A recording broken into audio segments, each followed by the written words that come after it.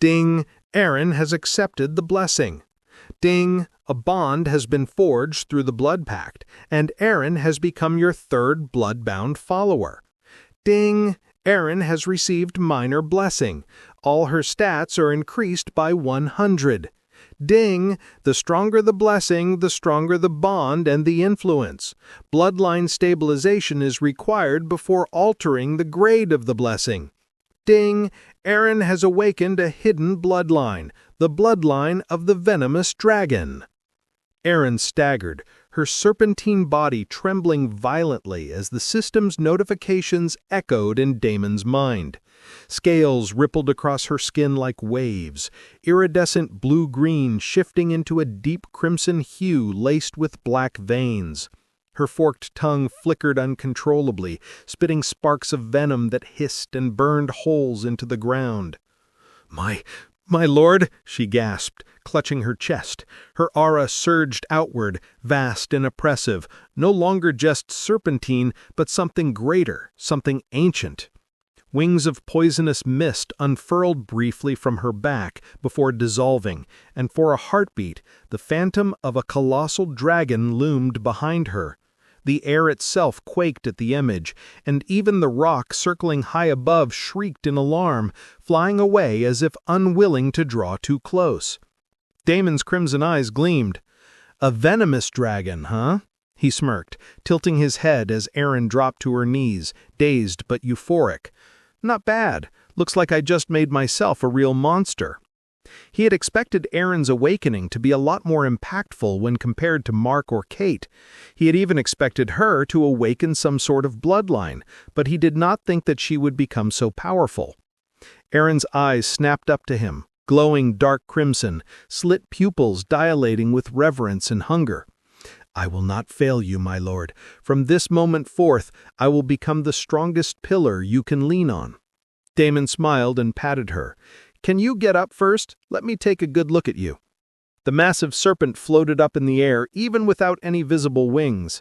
She rose with eerie grace, her colossal body no longer bound by the earth. Venomous mist coiled beneath her like invisible wings, each pulse of aura lifting her higher into the sky. Damon nodded his head, impressed. Aaron was still clearly in C rank. In fact, it looked like her levels had fallen after the transformation and bloodline awakening, and yet she was able to fly. This only showed how powerful her draconic bloodline was. He then examined the snake from top to bottom. Her scales were crimson with black patterns that sometimes looked like runes. Her head was now sharper, more draconic than serpentine, crowned with subtle ridges that hinted at horns yet to come. From her eyes blazed a cruel majesty, slit pupils deep and black as midnight, glowing within pools of crimson fire. Damon wanted to see the full power of her unleashed bloodline, but clearly now was not the time. Aaron's entire body was trembling as she was still undergoing some changes. "You should go and feed. There are plenty of demons for you to consume. Go wherever you want and have a feast. Your transformation should require a lot of energy." Aaron bowed her massive head in acknowledgement. Then she zoomed forward into the distance with an explosive speed, clearly showing off her newly improved stats and abilities. Damon smiled. He could already imagine the chaos she would unleash among the lesser demons. A single C rank, freshly awakened, flying and exuding such dominance would be enough to send entire packs scattering. But more importantly, it would feed her quickly, forcing her unstable bloodline to adapt, stabilize, and evolve further. She should be ready just in time for the action. The second Blood Hall purification raid was coming up fast, and this time they would be the ones to have a draconic beast fighting for them. Damon's gaze shifted to the egg that was still sitting awkwardly on his chest. He wondered when this little thing was going to hatch. After all, 2 dragons are better than 1 dragon. Maybe he could find another zone where the egg could absorb some abyssal energy. But to do that, he had to find such a place first. But none of this was his priority. The first and foremost thing he needed to take care of was Blood Rain. She needed to wake up already. Damon took out a weird crystal from his inventory. This was one of the items he had looted from LaRoche's many laboratories. It did not have a clear system description, and overall it looked very suspicious. Even Bloodrain thought so, which is why she wasn't very keen on using it. But now circumstances had changed. Bloodrain was yet to recover, and his aura was probably out for everyone to take a good look at. If he did not bring this under control soon, then it would be catastrophic. The crystal in Damon's hand pulsed faintly. Threads of murky light crawled beneath its surface in jagged veins, neither mana nor blood, but something foreign that resisted being categorized. He closed his fist around the crystal. This was definitely a gamble, but he had to take it. Otherwise, he would forever be waiting to run into something that could be useful for Bloodrain's recovery. The probability of running into something like that was high only in the land of vampires, but if he got there, then he would essentially be naked and vulnerable, which is not a good idea. Even if his primordial bloodline was shrouded, they might still be able to sense Bloodrain's soul fragment, and a legendary weapon soul fragment was enough to send the entire Bloodlands into a frenzy. A legendary weapon's power is not ordinary. A D rank could stand toe-to-toe against a C rank with just one legendary item. In the same way, a C rank could even survive the fight against a B rank, thanks to the legendary item. Every second his legendary item was exposed and he was not completely shrouded, there was a chance that things could become unnecessarily complicated. Damon did not want to take those chances. It was better to gamble with what he had in his hand. Besides, knowing LaRoche, that crystal should not be an ordinary thing.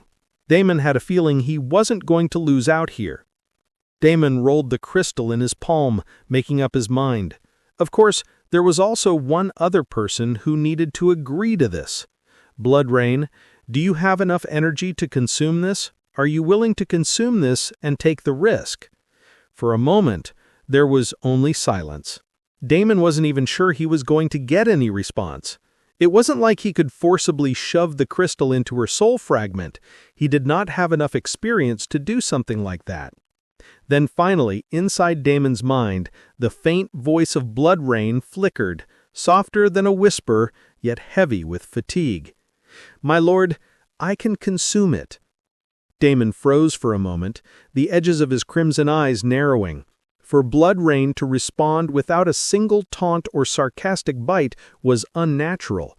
That spirit of his had always been snarky and troublesome, even when weakened. The fact that she accepted so meekly meant one thing.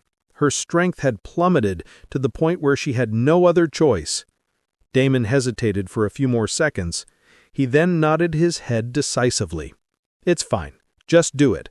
Whatever happens after that, we will deal with it together. I will not give up on you so easily." A low, wavering hum echoed in the back of his mind as Bloodrain stirred, her presence reaching toward the crystal.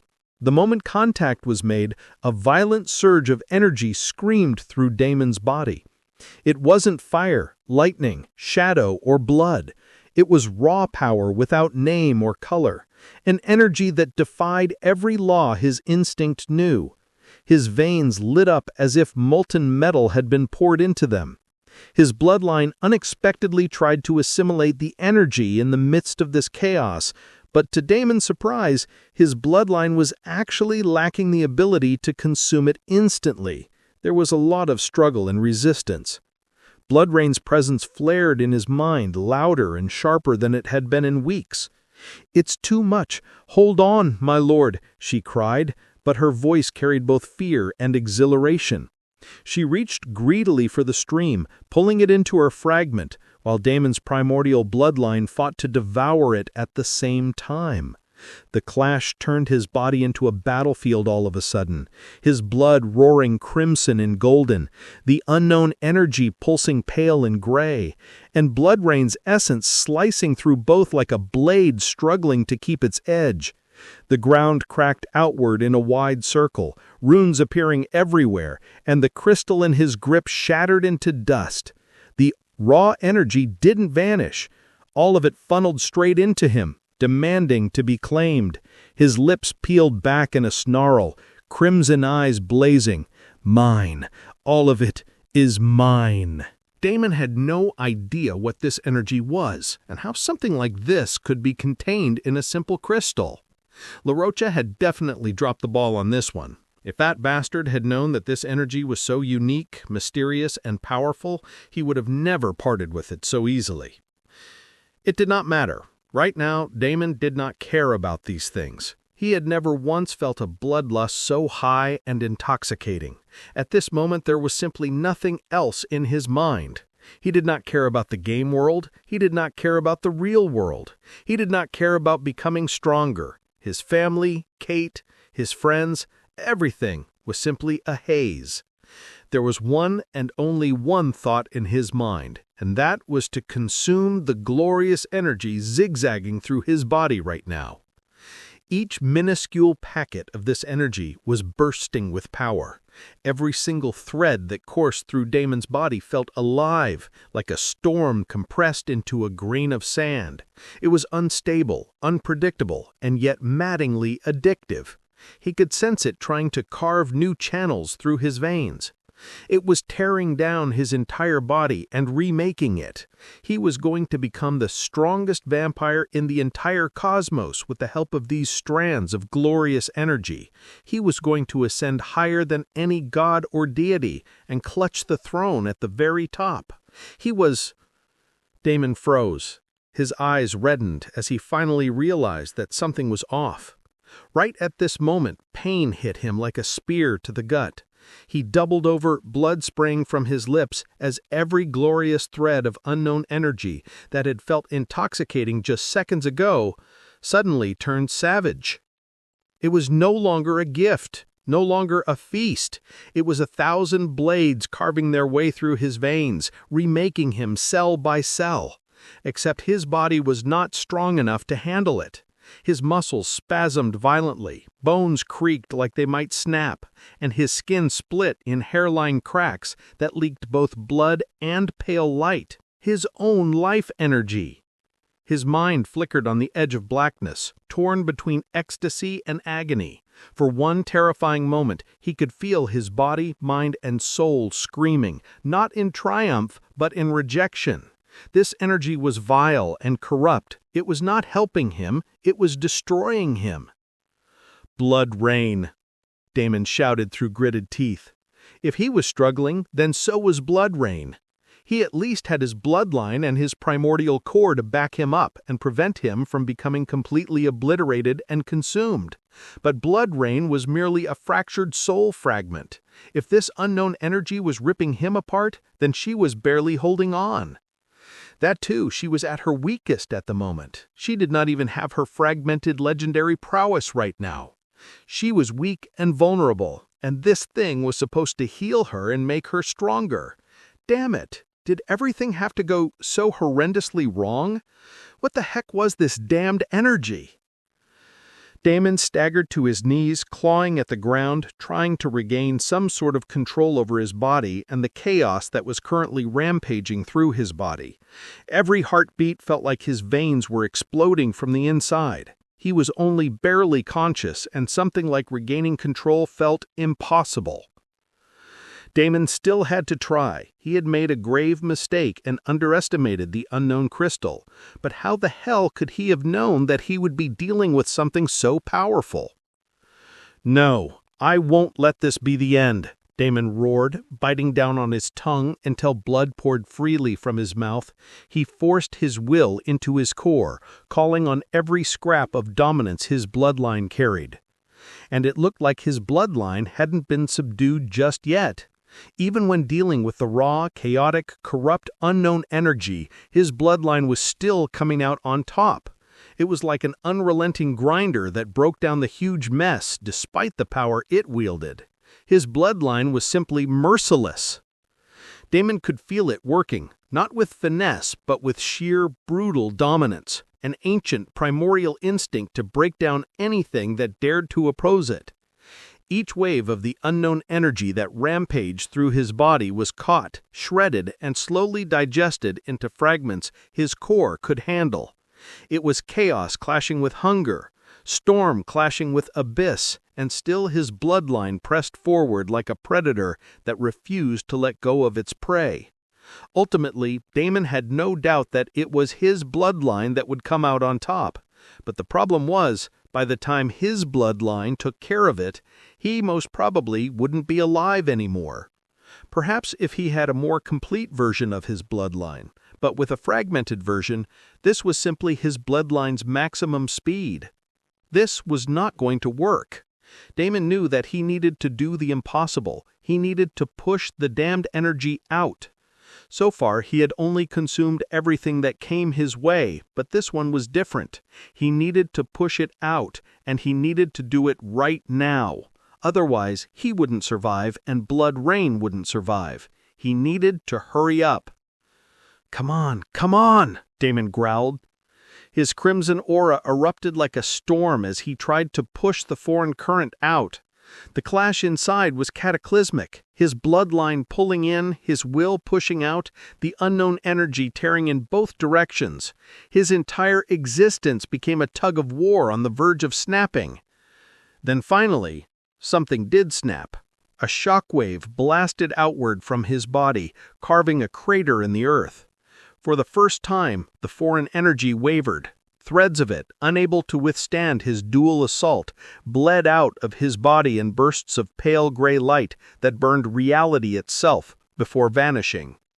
The rest rived violently, shrinking, breaking, being ground down into fragments, his bloodline hungrily devoured. Damon collapsed forward onto his hands, blood dripping from his mouth, his crimson eyes blazing like molten coals. He saw the unstable pockets of space in front of him, holes in reality that seemed to flicker in and out. Bursts of powerful energy surged from within these holes every now and then, this energy different from the one that had only just now unleashed devastation on him.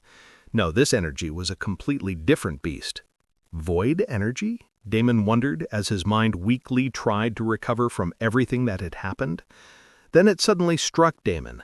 Blood Rain, can you still absorb the lingering, broken-down fragments of that thing in my body? No reply came, but Damon did not want to wait for it. If you can, then do it. Do it right now. Do it immediately. If he had more control over his bloodline, over energy manipulation, over soul manipulation, then he could have probably helped her. But right now, he had none of that. There was nothing at all he could do to help her. Damon clenched his fists in frustration. He was fucking inadequate in many, many things. His knuckles dug into the dirt as he forced himself not to collapse. Blood Rain, he growled again, his voice hoarse. Answer me. Take what's left. Eat the scraps. Don't let this shit go to waste.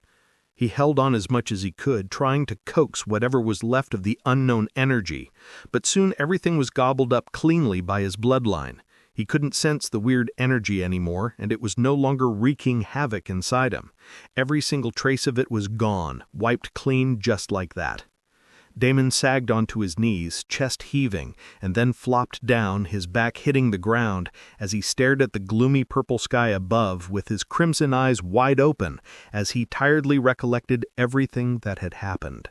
Things had spiraled out of control so quickly that he only barely managed to get out unscathed. Fuck. Damon cursed his own stupidity. Even after playing this game in 2 lifetimes, he had still underestimated an unclassified item. An unclassified, unidentified item could be a complete dud, and at the same time, an unclassified, unidentified item could be something ridiculously insane like the one he had just experienced. He knew this already. He had the common sense to think about it, but he just did not think that it would be so extreme. I am getting way more confident than I should be. This is not good. Damon covered his eyes with his hand as he tried to rest a little. He had been relying on his bloodline, his poison physique, and his abundant raw stats a lot lately. If he left this unchecked, it would definitely become his biggest weakness instead of his biggest strength. Blood Rain, are you still alive? Damon clenched his fist tighter, blood dripping onto the ground. Had Blood Rain burned out with the last of that cursed energy? Did this blunder cost him the very thing that gave him the second chance in life? Then, faintly, a voice flickered through the haze. I am alive. The words were weak, distant, but undeniably hers. The relief that surged through Damon was sharp enough to make his throat ache. She wasn't gone, not yet. The fragments, I managed to take some in, not much, but enough to stop the unraveling. My lord, that energy was something older. It carried no alignment, no law. I do not yet know what it was, but it left scars. On you and on me. But thanks to it, I was able to somewhat recover. Give me some time, and I should be able to return to you. Before I start recovering, I have once again shrouded my presence and your aura. Nobody should be able to sense us and the power within you. Damon let out a shaky laugh, half bitter, half victorious. He was still alive, blood rain still endured, and despite everything, they had gained something. His crimson eyes narrowed as he stared up at the purple sky. He would never repeat what he did today. They had somehow come out on top at the end, but if blood rain was correct, then these scars, which he couldn't even sense at the moment, were going to be a bit troublesome to get rid of in the future. It was fine. They would be the price he had to pay tomorrow to guarantee his survival and his climb today. Damon stared at the sky for some more time. All kinds of thoughts swirled in his mind. Finally, he let out a sigh and stood up. It was time to head over to the heart of Bloodlands. There was no need to wait around here anymore. Damon's crimson eyes hardened as he thought back to the scars Bloodrain had warned him about. He closed his eyes and once again tried to sense everything inside. He spent almost 3 hours standing in the same spot and examining everything, reflecting on everything, and yet he absolutely couldn't feel anything at all. There was nothing different about him. This only made him frown deeper. This meant that the unknown energy had done something at a level which he could not even understand. Then he shook it off. Whatever it was, he would face it head on. For now, first things first. He walked over to the mer people and asked one of the mermen to call their leader. Matralaja, the mermen tribe leader, soon came hurrying over. "My lord, you called for me." Damon nodded. "Over there." He pointed to the spot where the few blurs of reality were. Holes in reality that seemed to flicker in and out. Bursts of powerful energy surged from within these holes every now and then, this energy different from the one that had only just now unleashed devastation on him. No, this energy was a completely different beast. "Be careful of it. Best ask your people not to go near it. Could be dangerous." Matralaja nodded. "Also, there's something I have to ask you. The blood coral you gave me, I'm going to need more of that. A lot more. Can you send some people over to comb through the ocean and search for more of those things?" Matralaja immediately bowed his head.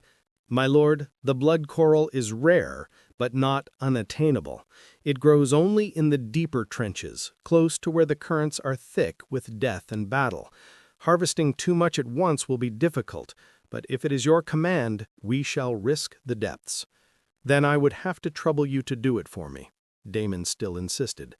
"Of course, my lord, it would be our greatest honor." The merman was more than happy to accept. After finishing his discussions with Matralaja and giving the tribe leader his final instructions, Damon informed him that he would be leaving the area soon. He then let his gaze sweep across the mer people gathered nearby, their reverent eyes following him. "Thank you for everything. I will always remember your hospitality, kindness, and loyalty. The Bloodlands call for me, and I cannot linger here any longer. Protect this territory. Guard the coast and yourselves until I return. If anyone threatens you, do not hesitate to call me." Matralaja immediately lowered his head, voice trembling. "Yes, my lord, the tribe will hold strong. When you return, the seas will welcome you with more bounty. This I swear to you." Satisfied, Damon bid them farewell and was about to turn away when the Mer woman tribe leader, all of a sudden, hesitantly stepped forward. "My lord, this is my daughter, Milana." A young woman stepped forward and bowed her head. She was a beautiful Mer woman with silver blue hair, cascading in soft waves down to her waist, and demonic eyes that were pools of violet rimmed with black, their glow faintly unnatural against her otherwise delicate features. Damon raised a brow, as he had never seen her before. Milana bowed her head low. "My lord," she greeted him. "Please, my lord," the tribe leader continued, "please allow me the honor of presenting you my daughter. She will be an excellent servant and serve you well, my lord. Please bless her by accepting her. She is the strongest of us and was born with promising potential. You will not be disappointed, my lord." Milana bowed again. "If you will have me, my lord, I will follow you without hesitation. I will follow you through hell and fire. I will face the strongest of tides for you and will give my life away at your will and whim. Please, accept me, my lord." Ding. "You have a new follower request." Damon nodded and accepted. He did not think much. It was common to be offered followers when taking control of a tribe. In fact, it was kind of odd that he was only offered one. But whatever. He had other important things on his mind at the moment. Damon bid farewell to the Mer people and then walked over to the outpost. He still hadn't accepted the official quest. He also sent a message to the others, asking them to assemble there. The outpost quest popped up as soon as he got there. Ding. The portal has stabilized. Ding. New outpost quest unlocked. Ding. Outpost quest. Objective: 1. Secure permanent defenses around the stabilized portal. Objective 2. Become a leader recognized by both the system and local forces. Objective 3. Declare the outpost under the banner of your faction. Damon scratched his chin as he studied the various requirements. If he was correct, then the first one should be a simple gold coin quest. He clicked on it, and immediately a notification popped up. Ding. Please select the defense tier you wish to build. A translucent menu unfolded in front of Damon, segmented into 3 tiers, each with escalating requirements and promises. Tier 1. Basic Defenses. Cost: 5,000 gold coins. Details: wooden barricades, spiked palisades, and trained town guards. Effective against low-level demons and stray players, but vulnerable to organized raids. Tier 2. Reinforced Defenses. Cost: 25,000 gold coins plus 50 mana cores. Details: rune-etched stone walls, automated ballistas, experienced town guards, and reinforced watchtowers. Adds a small blood altar at the outpost's heart to strengthen allied units within its radius. Recognized as a minor fortress by the system. Tier 3. Blood Fortress Defenses. Cost: 100,000 gold coins plus 200 mana cores. Details: a full-fledged fortress recognized by the system. Defensive walls with runes that adapt against both magical and physical assaults. Unlocks Blood Crucible, a structure that can convert slain enemies into temporary defense blood wraiths, marked on the world map as Faction Stronghold. Ding. Warning. Choosing a tier sets the foundation permanently. Upgrading afterward will cost double the initial requirements. Damon rubbed his jaw. Tier 1 would be nothing more than a token defense, barely acceptable if he wanted to stake his claim here. Tier 2 was fine, but it wasn't anything fancy. He had the money, and if the system accepted demonic cores, then he had more than enough cores as well. There was no need to be stingy here. Without hesitation, he selected the third option. It looked like the system accepted demonic cores. The next second, a few system notifications popped up. Ding. Construction of Tier 3 Blood Fortress Defenses initiated. Ding. All resources have been consumed. Minus 100,000 gold coins, minus 200 mana cores. Ding. Warning. Your outpost has been marked on the world map as a faction stronghold under the banner of the Dark Faction. Announcement pending not enough players. Immediately, the ground beneath Damon shook, crimson cracks spreading out, walls of blackened stone thrust upward from the earth, jagged and rune-carved, the runes igniting one by one with hungry red light. Spires grew like skeletal fingers reaching towards the sky, and iron gates locked into place. At the heart of the outpost, a blood crucible emerged, an obsidian construct shaped like a chalice, filled with hot, bubbling crimson liquid. Overall, everything looked extremely impressive, and it was just starting to be constructed. The entire setup would be completed in a few hours, and it would look even more impressive then. Damon closed all the system notifications and moved on to the next requirement. This was the most troublesome one, as he still did not have plans to jump into this madness yet, the madness of creating an actual guild. Just as Damon wondered how to manage this headache, Mark walked over. He whistled as he looked at the obsidian spires clawing their way into the sky. "This is insane, Damon. You really went all out, huh?" "Of course. Random raid parties and dungeon parties won't be able to even come near our outpost. They need to at least organize a coordinated full-scale guild assault to start a good fight." Damon smiled, and then smiled some more. Mark felt a creepy feeling crawl down his spine. "Why are you looking at me like this?" Damon was silent. He only continued smiling. Mark gulped. Since he had plenty of experience dealing with this villain, he was able to guess what was going on in Damon's mind immediately. "What weird plan do you have for me this time?" "You," Damon finally said. "You are going to be the face of our new guild." Mark blinked. What?"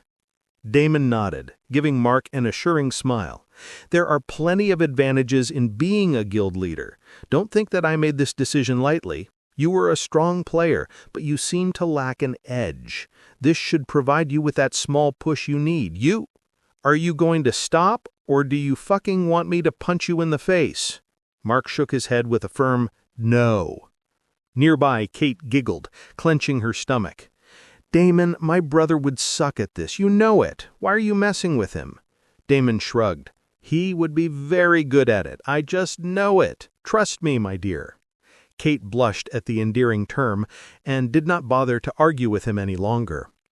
"I mean, if you say, it is definitely worth considering. Brother is indeed talented in—" "Oh, shut up." Mark was livid. "You two idiots better not dump this on my head. First, let me be clear about something. This bastard here just wants to pawn off all the shitty work that he doesn't want to do. There is no fucking way I'm taking the fall for this one. Besides, your name is the famous one. If you start a guild, then many people will run over to join the guild. Not me. My name is practically invisible." Damon threw a mock horrified look. "I am so shocked that you would accuse me of these things. Of course, my name will also be there. I will be the guild owner, and you will be the mysterious guild leader." He smiled. Mark's face twitched. "It doesn't change the fact that you are pawning off shit work to me." Damon froze, and then sighed. "Okay, you got me, Mark. You're my best friend. I'm never going to get one past you, I guess. I had to try, though. I'm just tired, you know? These days, I'm doing everything anyway. I defeated the birds, I saved the mer people, I again defeated a horde of demons, I paid the cores for these defense constructions, I tamed the rock. I also went through something pretty traumatizing recently. I am just so tired. I'm very sorry that I tried to—" "Damon, maybe I can help you." Kate stepped closer, worry softening her features. "Is it okay if I become the guild leader? I can help with the recruitment, the logistics, and the other things. I'm not sure exactly what I have to do as a guild leader, but I can definitely help." "Kate, you are falling for that? Have you lost your mind or what?" "Mark, it's fine. Am I not the one doing this? I don't care if he's acting or not. If you don't want to step in and share his load, then I will do it. What's wrong with helping him a little?" Mark's face twitched. He knew that he had already lost. These two had teamed up against him. There was no point in resisting anymore. "Fine, fuck it. I will become the guild leader, okay? Are you happy now?" Damon smiled gratefully. "Thank you. This means a lot to me. You have no idea how much. Dude, stop it, or I'm seriously going to punch that smile off your face." Mark flexed his golden muscles, and Damon quickly ducked behind Kate. "Dude, come out here. Don't you dare hide behind her." Even as they were playing around, Damon had already created the guild and used a guild token that had been lying around for a long time now to make everything official. Mark sighed as he saw the system prompt flash in front of him. "I can't believe I let you do this to me again," he grumbled, quickly accepting everything and selecting some options. "Oh, come on, you know you love me, and you owe me oh so much." Mark shamelessly grinned. Mark shook his head helplessly. I know, you practically own me, dude." I sighed. "So what should be the guild name? Do you have any preference? What should be the banner design?" Mark looked up to ask Damon some important details regarding guild creation when he saw that the asshole had silently disappeared. He was simply nowhere to be seen. Mark stared at the empty spot Damon had just occupied, his brows twitching. That son of the bitch. He dumped the entire guild creation on me and bolted. His hand hovered over the glowing system screen, still waiting for a guild name and banner. Kate coughed softly into her hand, the corners of her lips pulling into a helpless smile. "Don't be too hard on him. Cough, cough. He works so much. Let's cut him some slack. How about I help you out?" "You better." Mark sighed, and then made her the guild vice leader, quickly sharing everything. The two of them started discussing and filling in all the details when suddenly a new message popped out. Ding! The guild treasury has received 1,000,000 gold coins. Ding! The guild treasury has received 100 demon cores. Ding! The guild treasury has received the rare grade chest armor Golden Shield. Ding! The guild treasury has received the rare grade necklace Mistfire. Mark's face twitched. He sighed again, ignored the notifications, and continued working on the other details for the guild. Though he looked and sounded annoyed, he was doing everything with the utmost care. Soon there was going to be another huge uproar in the game world, and this time it would be because of them. But first they needed to be fully prepared. While Mark and Kate busied themselves with the guild work, the portal suddenly flared and out stepped a familiar face. Ghost stood with a big smile on his face. "What the hell is this? You bastards are always up to something." He looked around with genuine amusement and took the environment in. Even for Ghost, it took a second to get used to Bloodlands. "You got here faster than I expected," Damon grinned. "Does that mean you were joining my guild?" Ghost chuckled at Damon's words, running a hand through his messy black hair as his eyes swept across the jagged obsidian spires and the blood crucible bubbling at the heart of the outpost. "I will think about it. That's all I ask," Damon smiled and patted him on the back. He did not bother pressuring him, as he knew about the man's character a little too well. Even in his last life, Ghost always preferred moving alone and settling his things on his own. Ghost gave Damon a sideways glance, smirking and raising a brow. "That's it. That's the sales pitch I get." Damon laughed. "What else do you expect? A dinner date? At least a movie and a hot dog." Damon was about to say something when Kate and Mark walked over. "Who are you talking to?" Kate looked around curiously. This time it was Ghost, who disappeared without a trace. Damon shook his head helplessly. "Why do you always run away?" Mark gave him a look which Damon shamelessly ignored and shouted at nothing in particular. "Good luck in the Bloodlands." "Ghost?" Kate asked. "Yeah," Damon nodded. "Did he join the guild?" Mark was curious. "No, not yet." Damon looked in the direction where a few birds shrieked and flew away. It seemed like Ghost had selected a destination to first explore the place. "I hope you get your shit sorted out soon," Damon mumbled, and then turned towards Kate and Mark. "We should also get started soon. We don't have a lot of time before the raid, and I want to accomplish a few things before then." "The outpost?" It'll take care of itself. There is nothing for us to do with that thing for now. The defense should be up and running, and once the guild is established, we can tie up the Mer People faction with the guild and together bolster the outpost. That may be right, but we need some guild members first to start up the guild. Do you have anyone in mind? Mark opened up his system interface and asked. More precisely, they needed 10 starting members. Damon thought for a moment and then nodded. I will send you over a list of 20 names. See if any of them would join.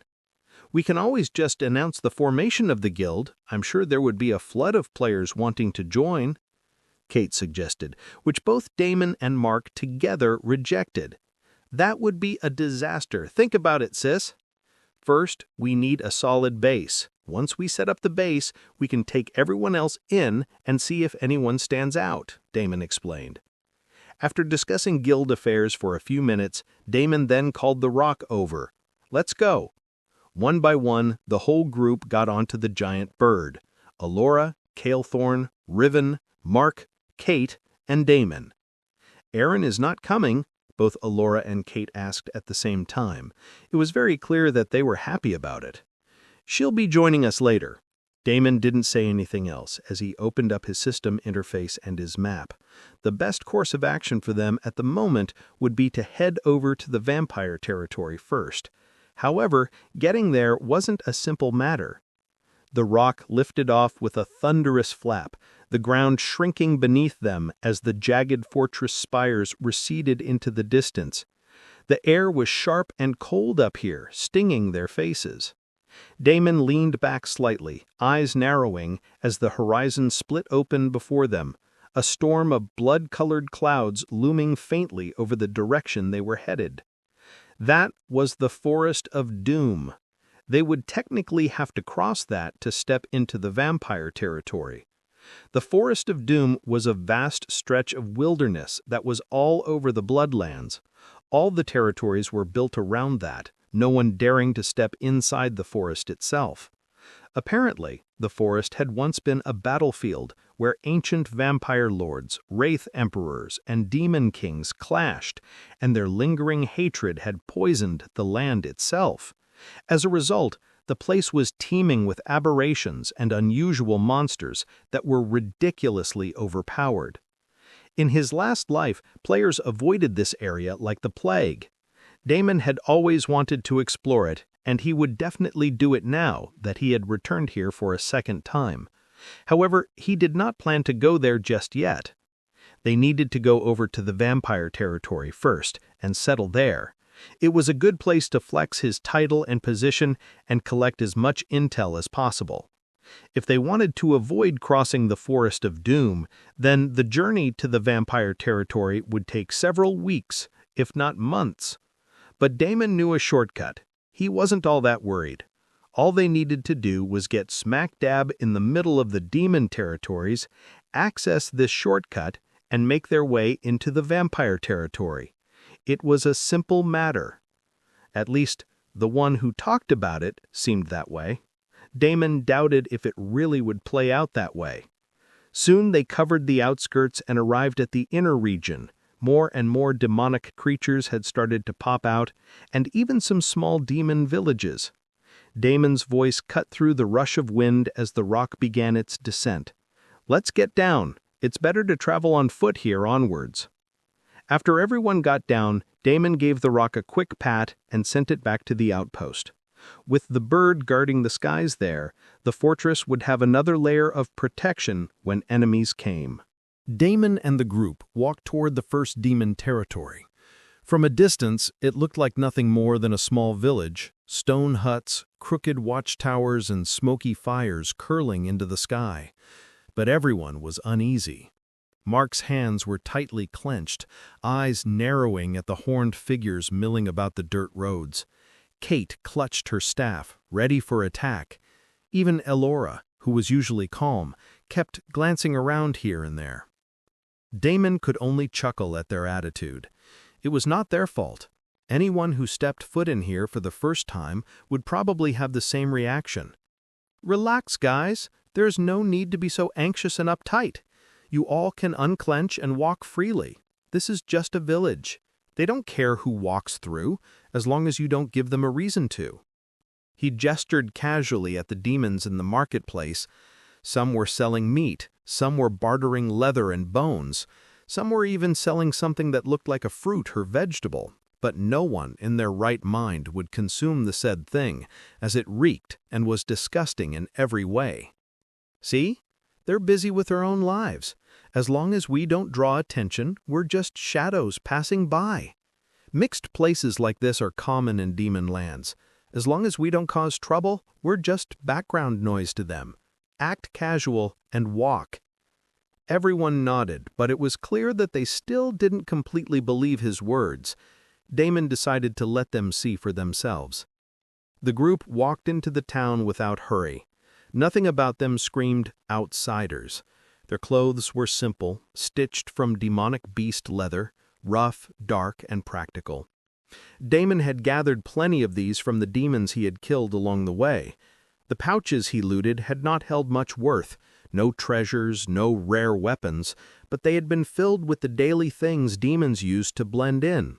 Worn cloaks, travel boots, crude belts, and odd trinkets carved from bone. It was just enough to pass unnoticed. No one bothered to spare them a second glance. Demons of all kinds moved through the dirt roads, a tall brute with tusks hefting a barrel on one shoulder, a horned woman shouting prices at her stall, a child with bat-like wings darting between legs clutching something shiny he'd clearly stolen. No one looked twice at Damon's group. The group crossed the marketplace, where half-skinned beasts hung from hooks and strange bubbling stews simmered in iron pots. A demon barked out a laugh, shoving his companion into the mud, while another cursed loudly about the price of bone dust. Just as Damon had said, life here went on, completely indifferent to a small group of vampires passing through.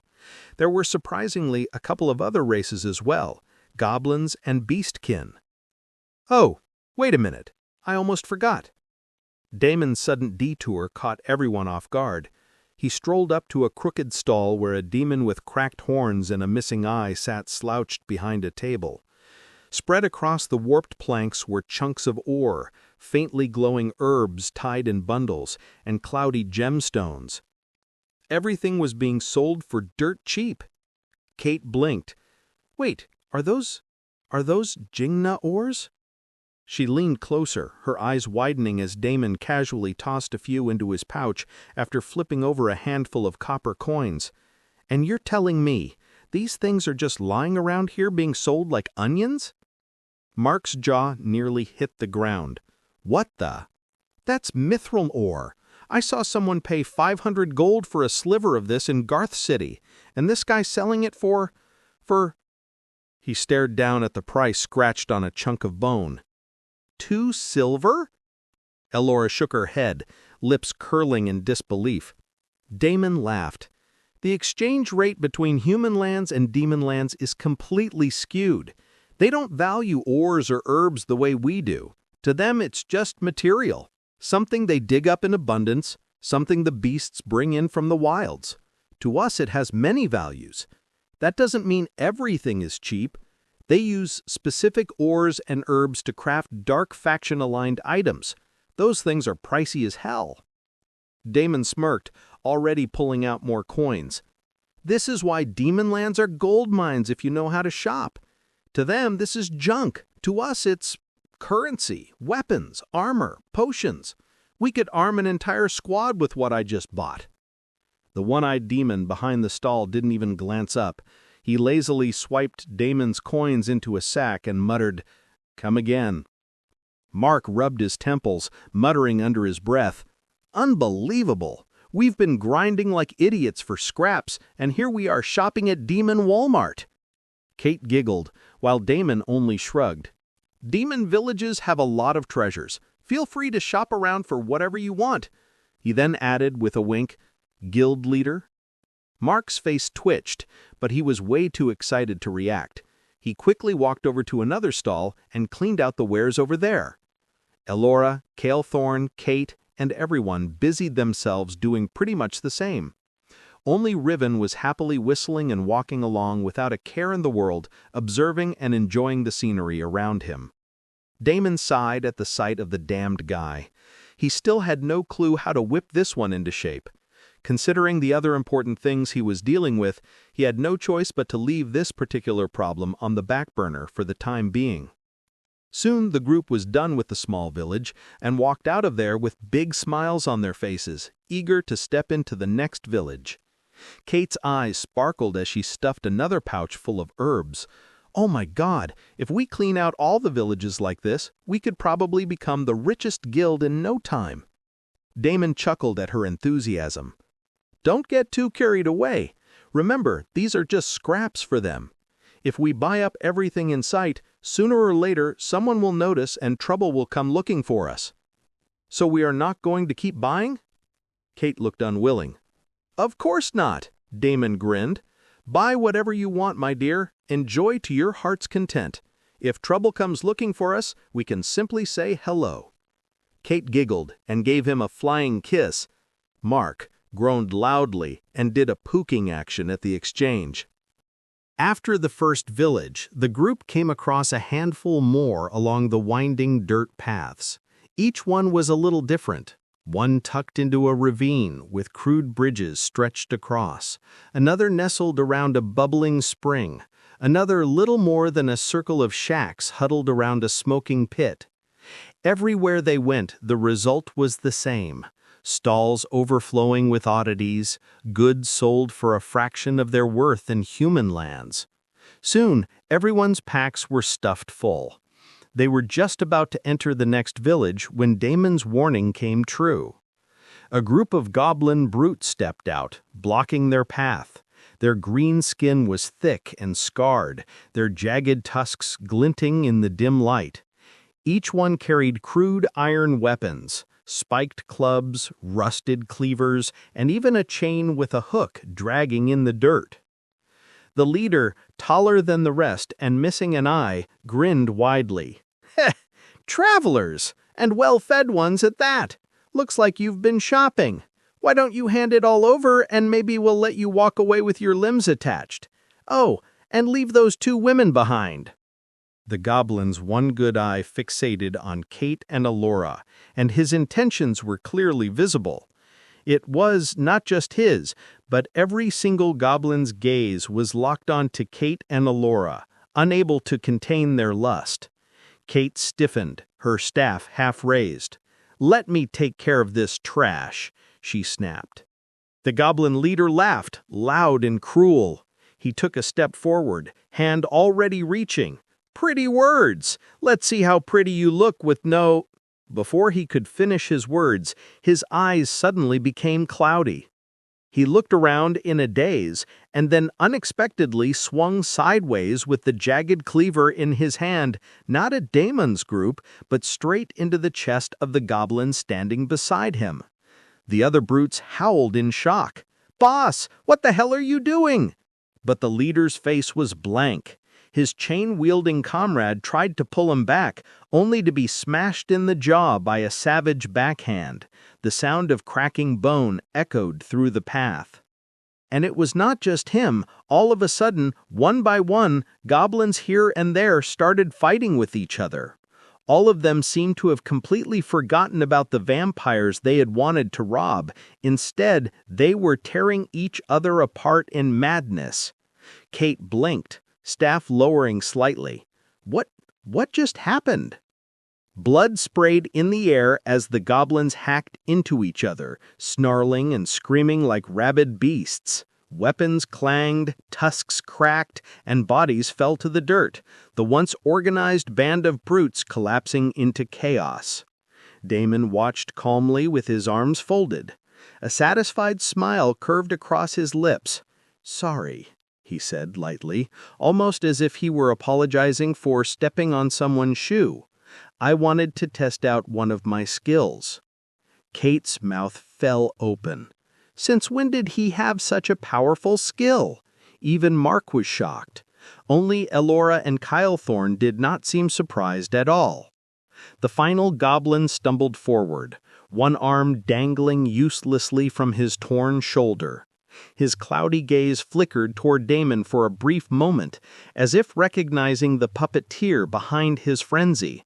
But before he could speak or even scream, his throat opened under his own blade. He collapsed face first into the dust, twitching once before going still. The path was silent again, littered with bloodless corpses. Ah, Damon winced. Goblin blood hands down tastes the worst. He turned away from the carnage and started walking casually, his cloak brushing against the dirt. Come on, guys, we don't have all day. I want to reach the closest city before the reset. Everyone started walking again, quickly forgetting about the goblins and focusing on what they could buy from the markets. The shopping spree began again, and the group went crazy, buying everything they could. Damon had half a mind to send Riven and Kalethorn around to bunch more demon villages to buy up everything, but he then decided against it. These things could wait. They had to keep their eye on the main prize. Otherwise, all they would have gained here would have been a bunch of gold coins. Another couple of hours went by in a jiffy, and the group finally arrived at the first demon city. All right, this time we really have to keep a low profile. You guys can still buy things, but make sure that you buy only a small quantity. Hit different shops at different times and so on. We will be staying here for a couple of days, so you have time. Everyone was surprised. We'll be staying here? Kate asked. Weren't we in a hurry? Damon smiled. Well, if we are lucky, then our 2 days here should shorten our journey by weeks, so it will be worth it. Kate did not understand. Let's go somewhere private before continuing our conversation. Damon ushered the group to the demon gates, where a few demon brutes were standing. One of them, a hulking creature with tusks jutting sideways and half his face covered in burn scars, sneered as the group approached. Why are you bunch of bloodsuckers here? Just crossing by. We'll leave in a couple of days, Damon smiled politely. The brute snorted, lifting his spear lazily. Entrance fee is 10 copper for a bloodsucker. He said it slowly, savoring the words as if he'd just named an impossible amount. His fellows snickered. Damon did not laugh. He allowed the little demon to have his day. He simply tilted his head, eyes gleaming faintly crimson, and handed over the coins without protest. The copper clinked into the brute's clawed palm. Damon then walked forward along with the rest of the group. The bunch of demon brutes snickered amongst themselves and shouted a few threats, but they did not bother them anymore. Now let's find a nice little inn and try the local cuisine, shall we? Kate's eyes went wide. When Damon had mentioned local cuisine, she definitely did not think this was what he meant. The random inn they had picked turned out to have a tavern attached, one that was far too wild and lively for comfort, if those were even the right words. Demon women, surprisingly not ugly or monstrous, danced on raised platforms between the tables, their black hair flowing and their slender hips swaying. There were barely clothed, draped in scraps of silk that shimmered under the torchlight. Every so often these scraps of clothes also slipped away from their body as another demon laughed and grabbed them. The demon women did not seem to mind at all, continuing to dance completely naked. A couple demons directly dragged the women from the tabletop and pinned them right on the tavern's floor. The group then went at it, right then and there, the event blowing up into a whole orgy. The other demons in the tavern howled with laughter, slamming mugs onto tables, egging the group on to fuck harder. Kate blushed and turned away, her cheeks heating up. What the hell was this place? The tavern itself was chaos. A group of horned brutes slammed their mugs together so hard the wood splintered. A demon with scaled arms gulped down a glowing green drink, then roared with laughter as fire licked the corners of his mouth. In the back corner, a pair of beastkin argued over dice, their snarls rising into a fist fight that ended with one getting thrown headfirst into a wall. Damon pulled Kate a little closer and whispered to her, "Is this making you uncomfortable? This is how the demons live. Excess, chaos, no shame, no restraint. To them, this is pretty much normal. They are either fucking or fighting. You'll have to get used to it. Demon cities are all like this. Mark, meanwhile, was pretty relaxed. He snatched a mug of whatever passed for beer here and gulped it down. He then leaned back against the chair, silently observing everything. Calethorn was also doing the same thing. Riven's eyes were wide open, watching one of the demon girls. His mouth was also wide open. Elora took another step forward and currently had one of the demon girls sitting in her lap with her neck tilted. "My lord, would you like to take the first drink?" she offered Damon casually, as if this entire debauchery around them was nothing more than background noise. The demon girl in her lap squirmed, letting out a soft laugh and tilting her neck even further, crimson veins pulsing just under her dark skin. Around them, no one batted an eye. A pair of demons laughed from a nearby table, one even slamming his mug down and shouting, "Drink her dry, bloodsucker!" before returning to his own brawl. Kate's cheeks flamed crimson. This is insane, absolutely insane. "Would you like to try one?" Damon planted a gentleman's kiss on her forehead. "Or maybe shall I have them send one over to our room where we can drink privately?" "What now?" Kate stared at him in disbelief, especially at the "I am a very good boy" polite smile on his face. All sorts of images flashed in her head, and she shook her head vigorously. Meanwhile, Elora finally pulled back, lips stained with crimson. The demon woman collapsed against her with a dreamy smile, looking dazed and satisfied. She licked her lips delicately, then turned her gaze to Damon. "My lord, she was delicious." "She was delicious, it seems. Are you sure you don't want to try?" He teased her again, which made Kate jump out of his grasp. I think I will be going up to rest first. Why don't you guys call me later if we are actually doing something?" She then quickly turned to Damon again and warned him with a stern look, "Don't you dare send anyone up." Damon leaned back in his chair, lips curling into a sly grin as he watched her vanish upstairs. He rested his chin on his knuckles. "She's adorable when she's angry."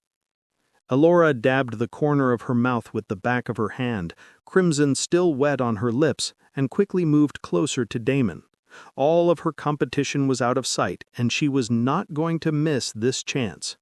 "My lord, I would be honored to share a drink with you, either here or privately." She moved in close and flashed her assets. Damon chuckled softly. "Maybe later." He patted her head, making even the devilishly seductive woman blush. He then stood up to get out of the tavern.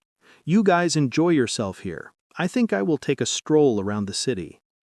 "I will come with you." Mark stood up and joined him. The two of them then walked into the streets and started wandering around the city. Not so surprisingly, the scenes they had seen inside the tavern was pretty much happening everywhere around the city. Demons were fucking each other in random places, not in the least bothered about the public display. Most walked around with liquor in their hands, and the rest walked around with bloody hands with blood still dripping. The entire place was way too lively and wild. Damon was already used to this, and Mark didn't particularly care. "There are going to be a lot more demon players when the news about this portal reaches others." "Yep," Damon laughed. This was precisely why everyone loved to join the Dark Faction. No rules, no order, just chaos. But there was also a downside to it.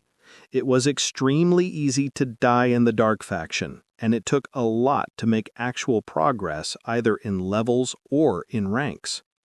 Damon only barely finished the thought in his mind when a brute shouted at him, "Bloodsucker, come, fight with me!" Bloodsucker, come, fight with me. The guy was massive, even for a demon, his shoulders like slabs of stone and his fists wrapped in spiked iron bands.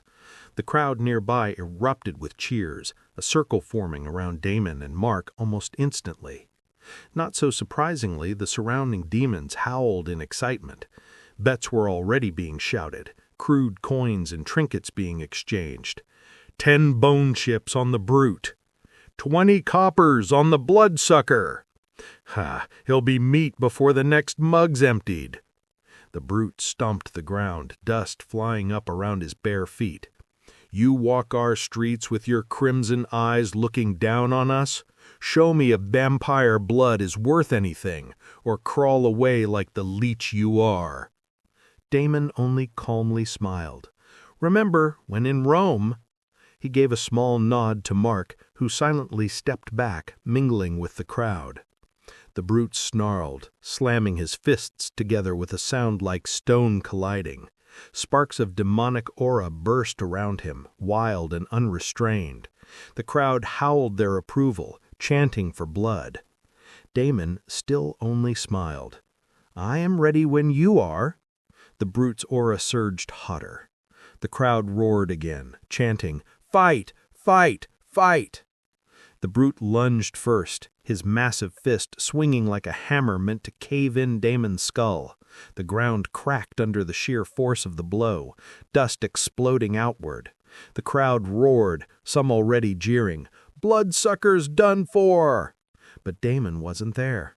He'd slipped a step sideways, almost lazily. His crimson eyes flashed. In the same breath, his hand shot out, fingers curling like a blade. A sharp crack rang as his strike drove into the brute's ribs. One precise hit, perfectly timed. The demon's roar choked into a cough. He staggered, mouth open, but before he could recover, Damon's knee came up, slamming into his jaw with brutal speed. The giant brute toppled backward, crashing into the dirt with a thunderous thud that silenced the entire crowd for a beat. Damon didn't even glance down. He simply dusted his hands. That's all? The crowd erupted in wild howls, half in outrage, half in awe, and already more demons were shoving closer, eager for the next fight. Another demon stepped forward, and this one's aura was a lot stronger. He cracked his neck, baring jagged teeth in a grin. Unlike the first one, his movements weren't wild. Impressive, but now try someone who actually knows how to fight. I have time for one more. Damon looked indifferent. Vampires had always been proud and aloof, and he did not have any problems playing the part. The demon snorted. He stepped forward, stomping the ground, but unlike the first one, his energy didn't burst outward wildly. Instead, it coiled around him tightly, a disciplined killing aura that made the nearby demons shiver. "You're not dealing with a drunken idiot this time, bloodsucker. I've killed vampires before." His grin widened, exposing teeth filed into points. "I'll enjoy adding you to the list." The crowd roared again, the chant resuming, "Fight! Fight! Fight!" But it was as if everyone already knew the result of the fight. "I'm going to taste vampire meat today. Dibs on the fucker's blood. Break his bones," someone bellowed. "Rip his fangs out and wear 'em on a necklace," shouted another. 20 more on the demon. The bloodsucker won't last a breath." The demon grinned and then made the first move. He exploded forward with a speed that didn't match his size. His fists swung like warhammers, every strike heavy enough to shatter stone. The packed dirt floor cracked under the weight of his charge, dust spraying into the air as the crowd roared in approval. "Crush him! Turn that leech into paste!" Damon still remained calm. The opponent was stronger this time, a level 120 demon, and even an elite one at that, exhibiting power beyond his level, but at the end of the day, he was simply not strong enough. Damon tilted his head, letting the first blow rush past his cheek, close enough that he felt the wind. His crimson eyes gleamed, calm, calculating. The brute's second punch came faster, sharper, but Damon twisted his body, stepping inside the strike. His palm met the demon's chest in a sharp, precise jab. The air shuddered with the impact. The demon's grin faltered as the force drove into him. Damon's claws dug into his chest, bypassing the thick hide as if it were paper. The demon's disciplined aura snapped. The brute staggered, eyes bulging in shock. Blood bubbled at his lips, his teeth still bared in that arrogant grin but trembling now with disbelief.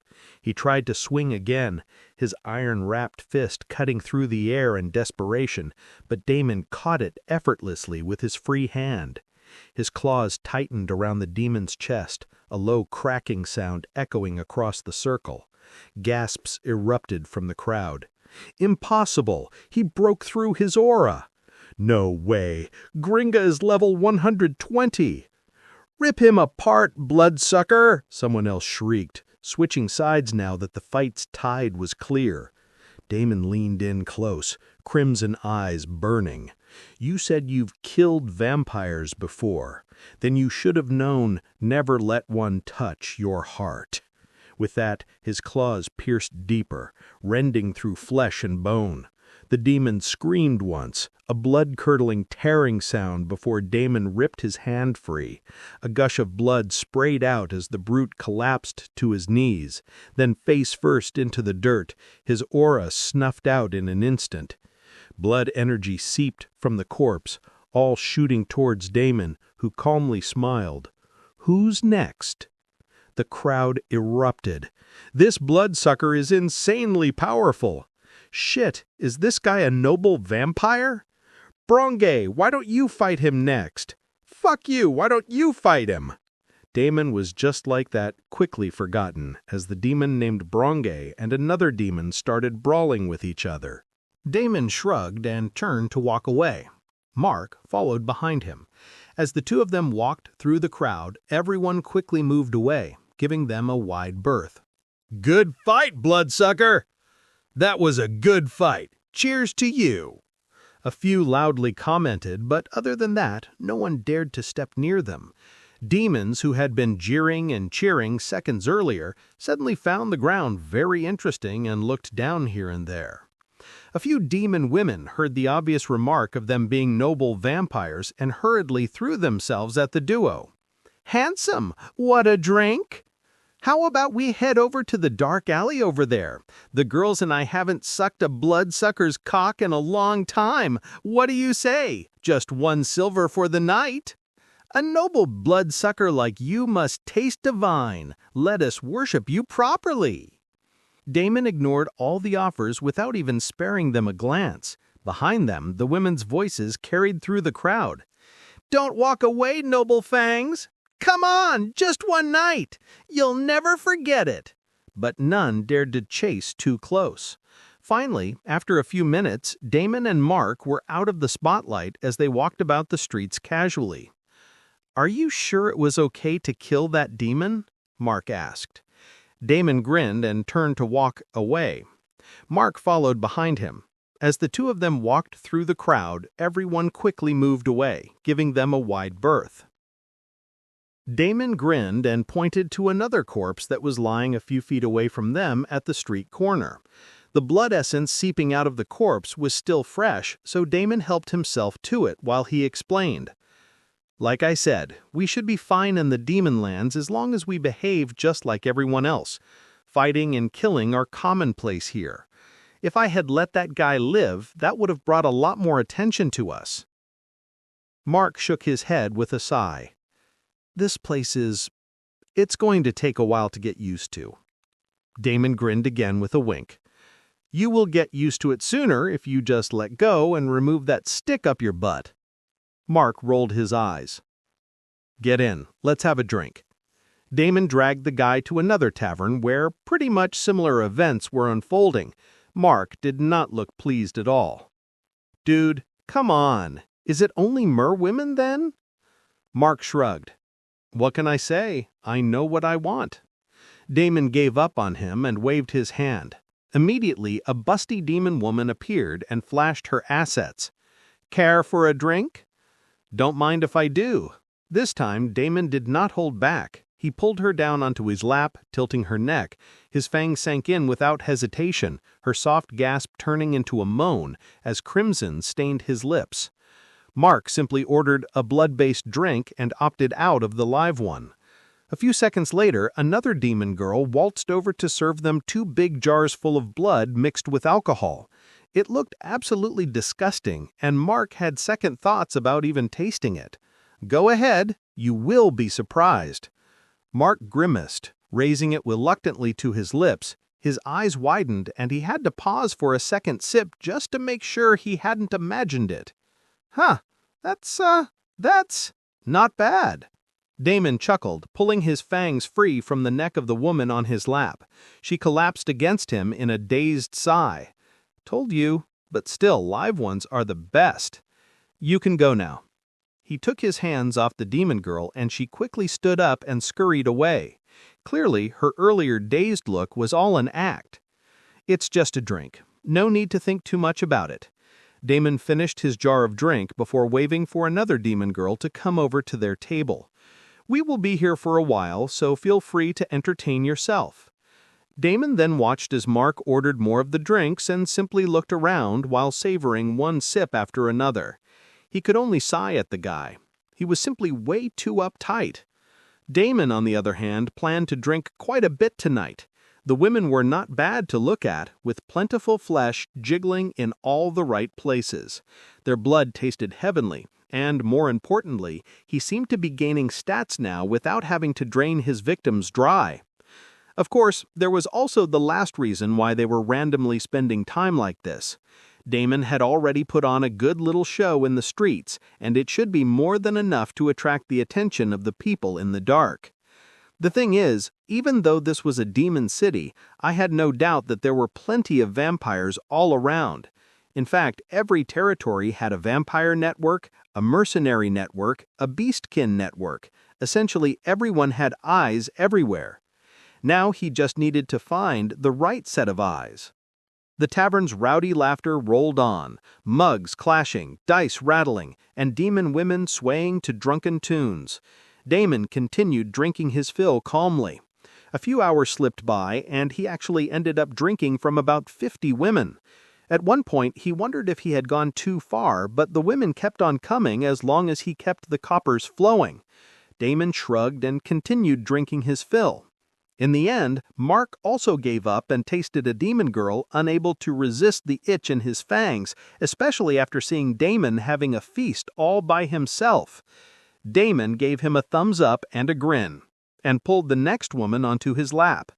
This one was surprisingly a level 60 demoness.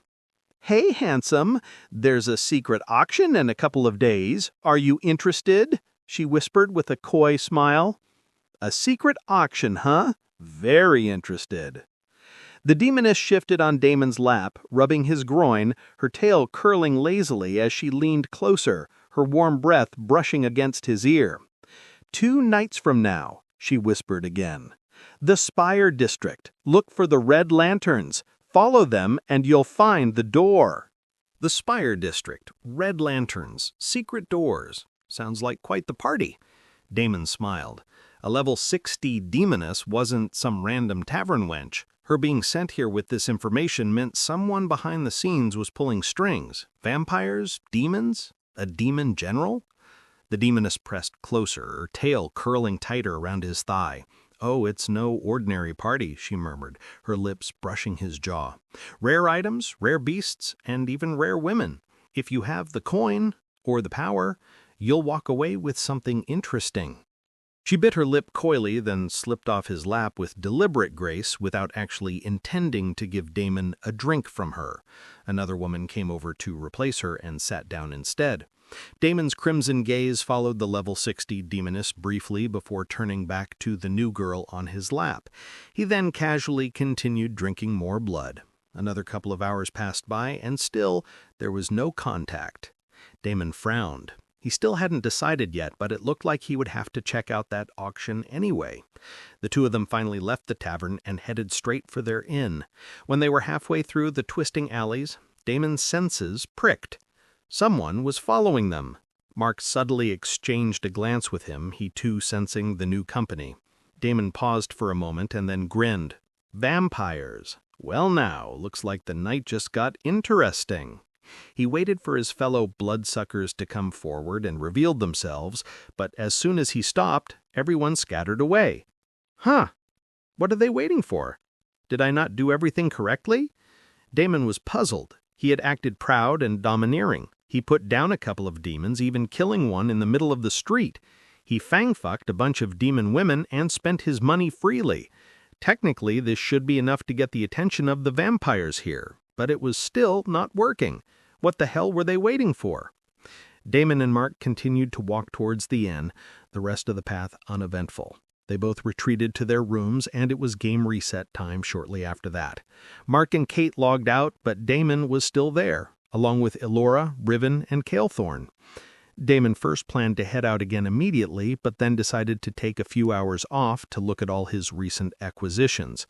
After fighting with the murder of crows and then the demon tide, he had gained a whole boatload of stats. He wanted to see his current progress. He pulled up his status screen. Blood God. Class: Primordial Awakening, class path unavailable. Species: Bloodborne. Race: Blood Acolyte. Variant: Bloodline: Fragmented Ancestral Bloodline. Status effect: Bloodline Instability, 156 days. Soul Weapon: Blood Rain. Locked. Mana Core: Primordial Mana Core, Blood-Forged Mana Core, Mana-Forged Mana Core. Body: Blood-Forged Body, Mana-Forged Body, Poison-Forged Body. Titles: Rabbit Killer, Banana Reaper, First Awakener, Brahmin Slayer, Solo Reaper, Founding Pillar of Blood, Bound by Fire and Blood, Slaughter Master, Purification Raid Winner, Divine Slayer, Holy Slayer, Heavy Drinker, Vampiric Lord, Noble, Lord of the Blood Castle, Primordial Mana Core, Bloodlands Pioneer. Level: 121. Faction: Dark. Health: 131,000. Mana: 1,033,000. Vitality: 1,250. Stamina: 1,610. Strength: 1,520. Intelligence: 1,350. Agility: 1,850. Luck: 29. Damon took a look at his stats and clicked his tongue. All the attributes have gone up by a couple hundred at least. However, he was nowhere close to reaching the cap of anything. There was a huge leap in power from D grade to C grade, and he still had plenty of tank to fill up. The only problem right now was his stagnant progress. He was unable to further evolve his race, and he was also stuck with respect to his mana core. Forming a pseudo-mana core was merely the first step. He now needed to unlock the true meridians in his body and forge them. This was a crucial step because his entire future would depend on the number of true meridians he unlocked. His true core would only be as strong as his true meridians. Also, any time now, his levels were going to stop increasing, and so would his stat gains. Right now, he might be a lead in many things, but that would all go away if he did not solve his problem soon. Damon then opened up his skills. He didn't bother looking at the other skills and only observed his newly acquired demonic skills. Demonic Fire, Demonic Frenzy, Demonic Endurance, Demonic Surge, and the list continued. Even though the skills weren't anything noteworthy, they were still significant when piled up together since their synergy was off the charts. He had also gained a lot of wind affinity skills from the crows, which gave him some more freedom and boost in his attack power. Right off the top of his head, he could think of many new skills he could use, some of them having the potential to become quite powerful. I need a place to practice. There should be plenty when we reach the vampire base. Damon rubbed his chin as his gaze went outside the window. It was time to take another trip outside.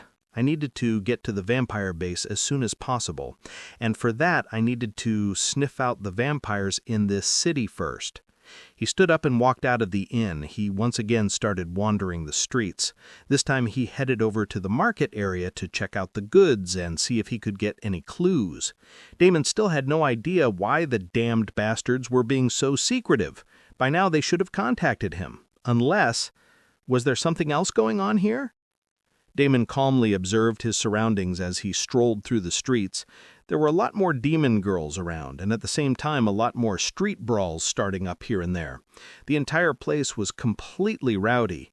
If someone did not know the ways of this world, they probably would not survive a night walk on the streets. Damon, however, did just fine. The only problem was, there were still no signs of even a single vampire. Damon arrived at the market and looked through various stalls.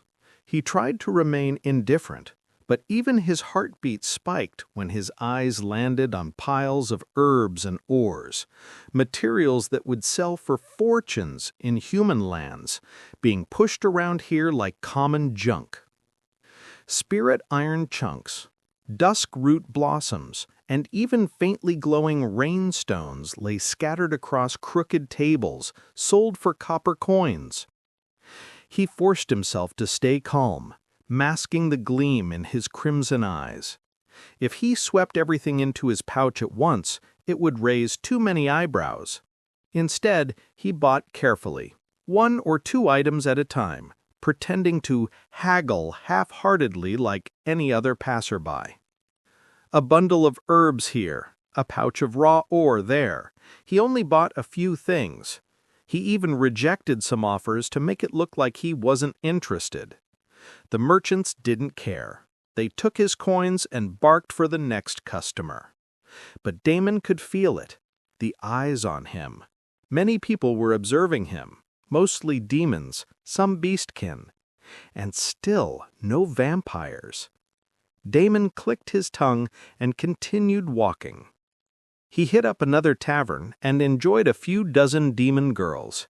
He then once again wandered, exploring all nooks and corners of the city. He even ended up visiting a brothel, though he only ended up drinking blood again. He tried to collect some information from the demon girl who served him, but it was of no use. It was just a dead end. It was almost as if all of the vampires from the city had suddenly disappeared. Everything looked a little too fishy. Damon quietly continued his stroll until he came to the center of the city, a place, no surprise, dedicated to more brawls and street fights. Damon silently leaned against an inconspicuous wall and closed his eyes. He then activated his primordial senses. It was not like a switch that he could flip on and off, but it needed a great deal of effort from him to completely activate the senses, to get at their full benefit. Damon was definitely not doing his very best, but he was surely getting better every time he practiced the skill. He slowed his breathing, pushing his awareness outward like an invisible tide. Immediately, the city blurred. The jeers of demons, the clash of fists, the clatter of coins, they dulled into a distant hum. His awareness swept over them as he got a vague idea, a blueprint of everything going on in the city. However, letting his senses go wild in the city was completely different from letting his senses run free in the wilderness. Here, there were more powerful entities living, beings who would become instantly aware of the fact that he was spying on them. Damon was not naive enough to foolishly use his primordial senses to such an extent. He kept it limited, just to a few streets in and around the common city area where only the general population mostly roamed about, creating ruckus here and there. He had a feeling that he was missing something, and bingo, it turned out that he was correct. In just a few seconds, he could immediately lock onto a few bloody auras. Vampires. He had no doubt about it. He sharpened his focus, narrowing his senses further, careful not to stretch too far and alert one of the bigger presences lurking in the city. He focused only on the building that was on the far end of the plaza, the spot where he had sensed the vampires momentarily. His awareness brushed over it lightly. Unlike the rowdy demon taverns or the smoke-filled gambling dens, this building was quiet. From the outside, it seemed like just another abandoned building, but Damon could clearly feel the blood essence leaking every now and then. His lips curved into a grin. Finally, the missing friends he had been searching for. He didn't probe further, not yet.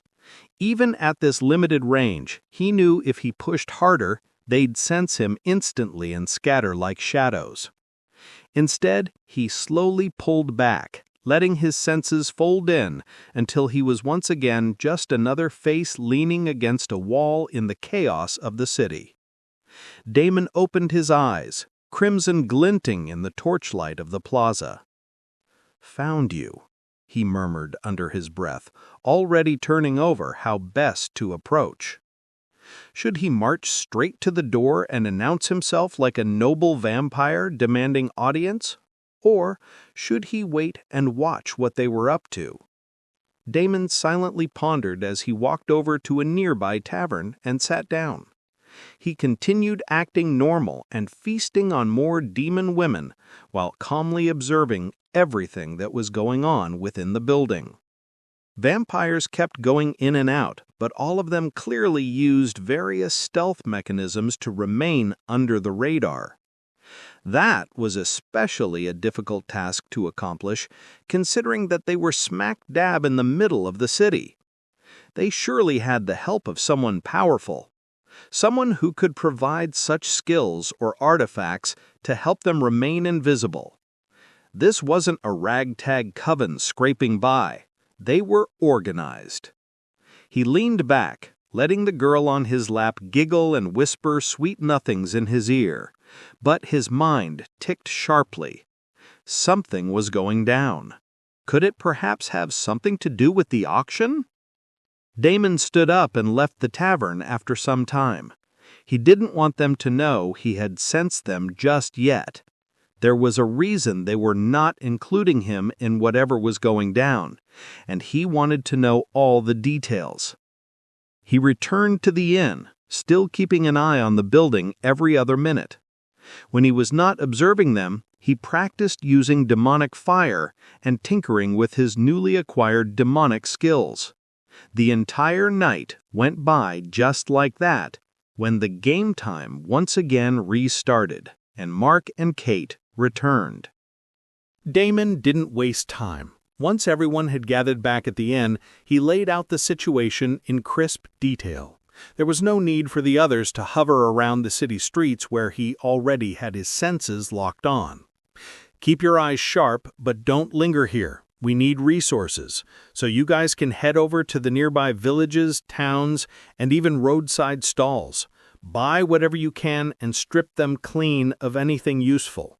Herbs, ores, rare beast parts, talismans, tools, weapons. Buy anything of value."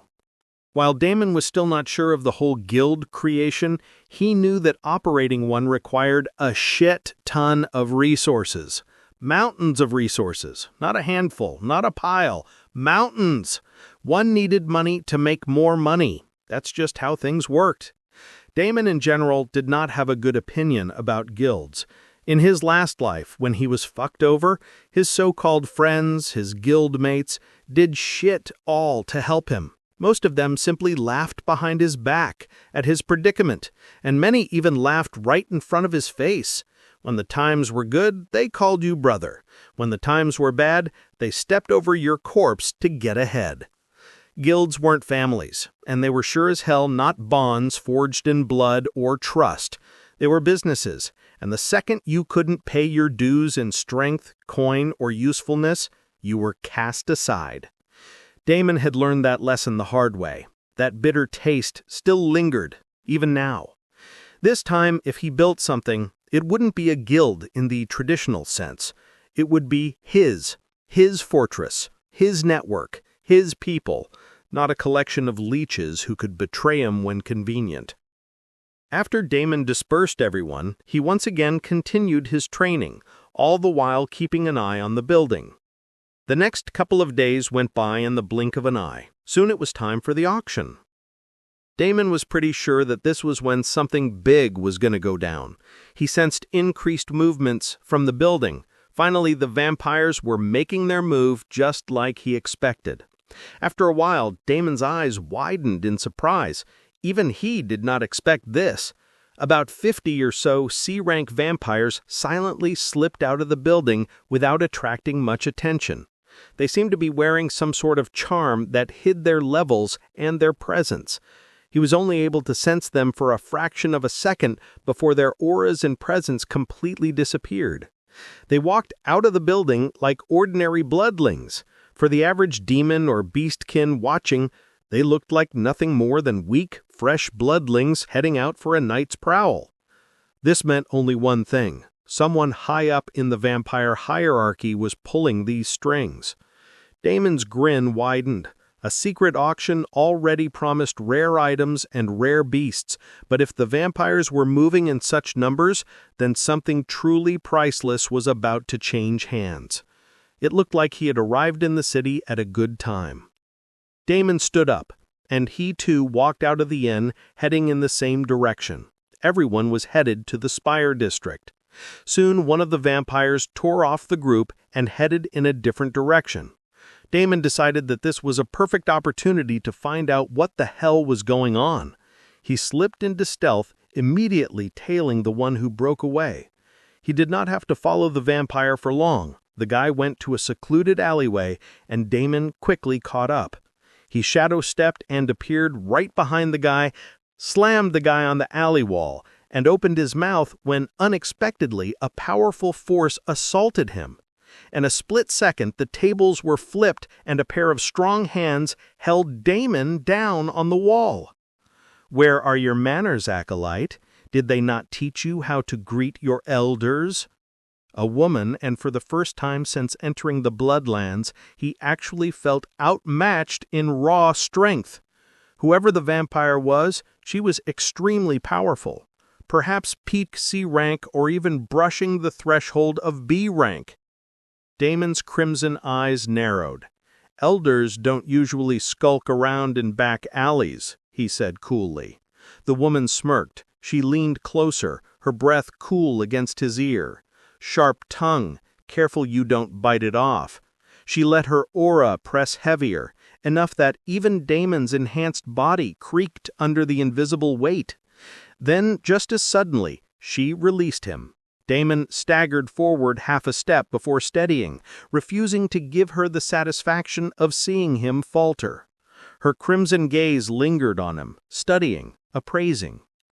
"You're not just some stray bloodling. You hide it well, but your essence is far too rich. Who are you really, and why are you sniffing around my people?" Damon couldn't really see the woman's face. She had some sort of illusion spell activated. In fact, he couldn't see anything about her, and yet her eyes seemed to see right through him. A noble. A Bloodhall lord. Where the hell is Nerea? The woman paused briefly before she spoke again. "You are not from here, are you?" Fuck. The damned woman had come to the right conclusion in under a second. For a second, Damon was anxious if she could see through more of him, but it looked like this was her limit. "I don't know who you are, or where you were from, but it would be best if you do not interfere with our matters tonight. We have no enmity with each other, and for your sake, I hope it stays that way." Damon smiled. "Sure, I was never really planning on interfering anyway. All I'm looking for is a portal to the Crimson Mountains. Like you said, I am not from here and would love to meet and greet my fellow bloodsuckers properly." The woman remained silent for a long moment before she turned and started walking away. "Stick around. Maybe after everything is over, I can bring it along with me." Her form blurred at the edges, swallowed by shadow.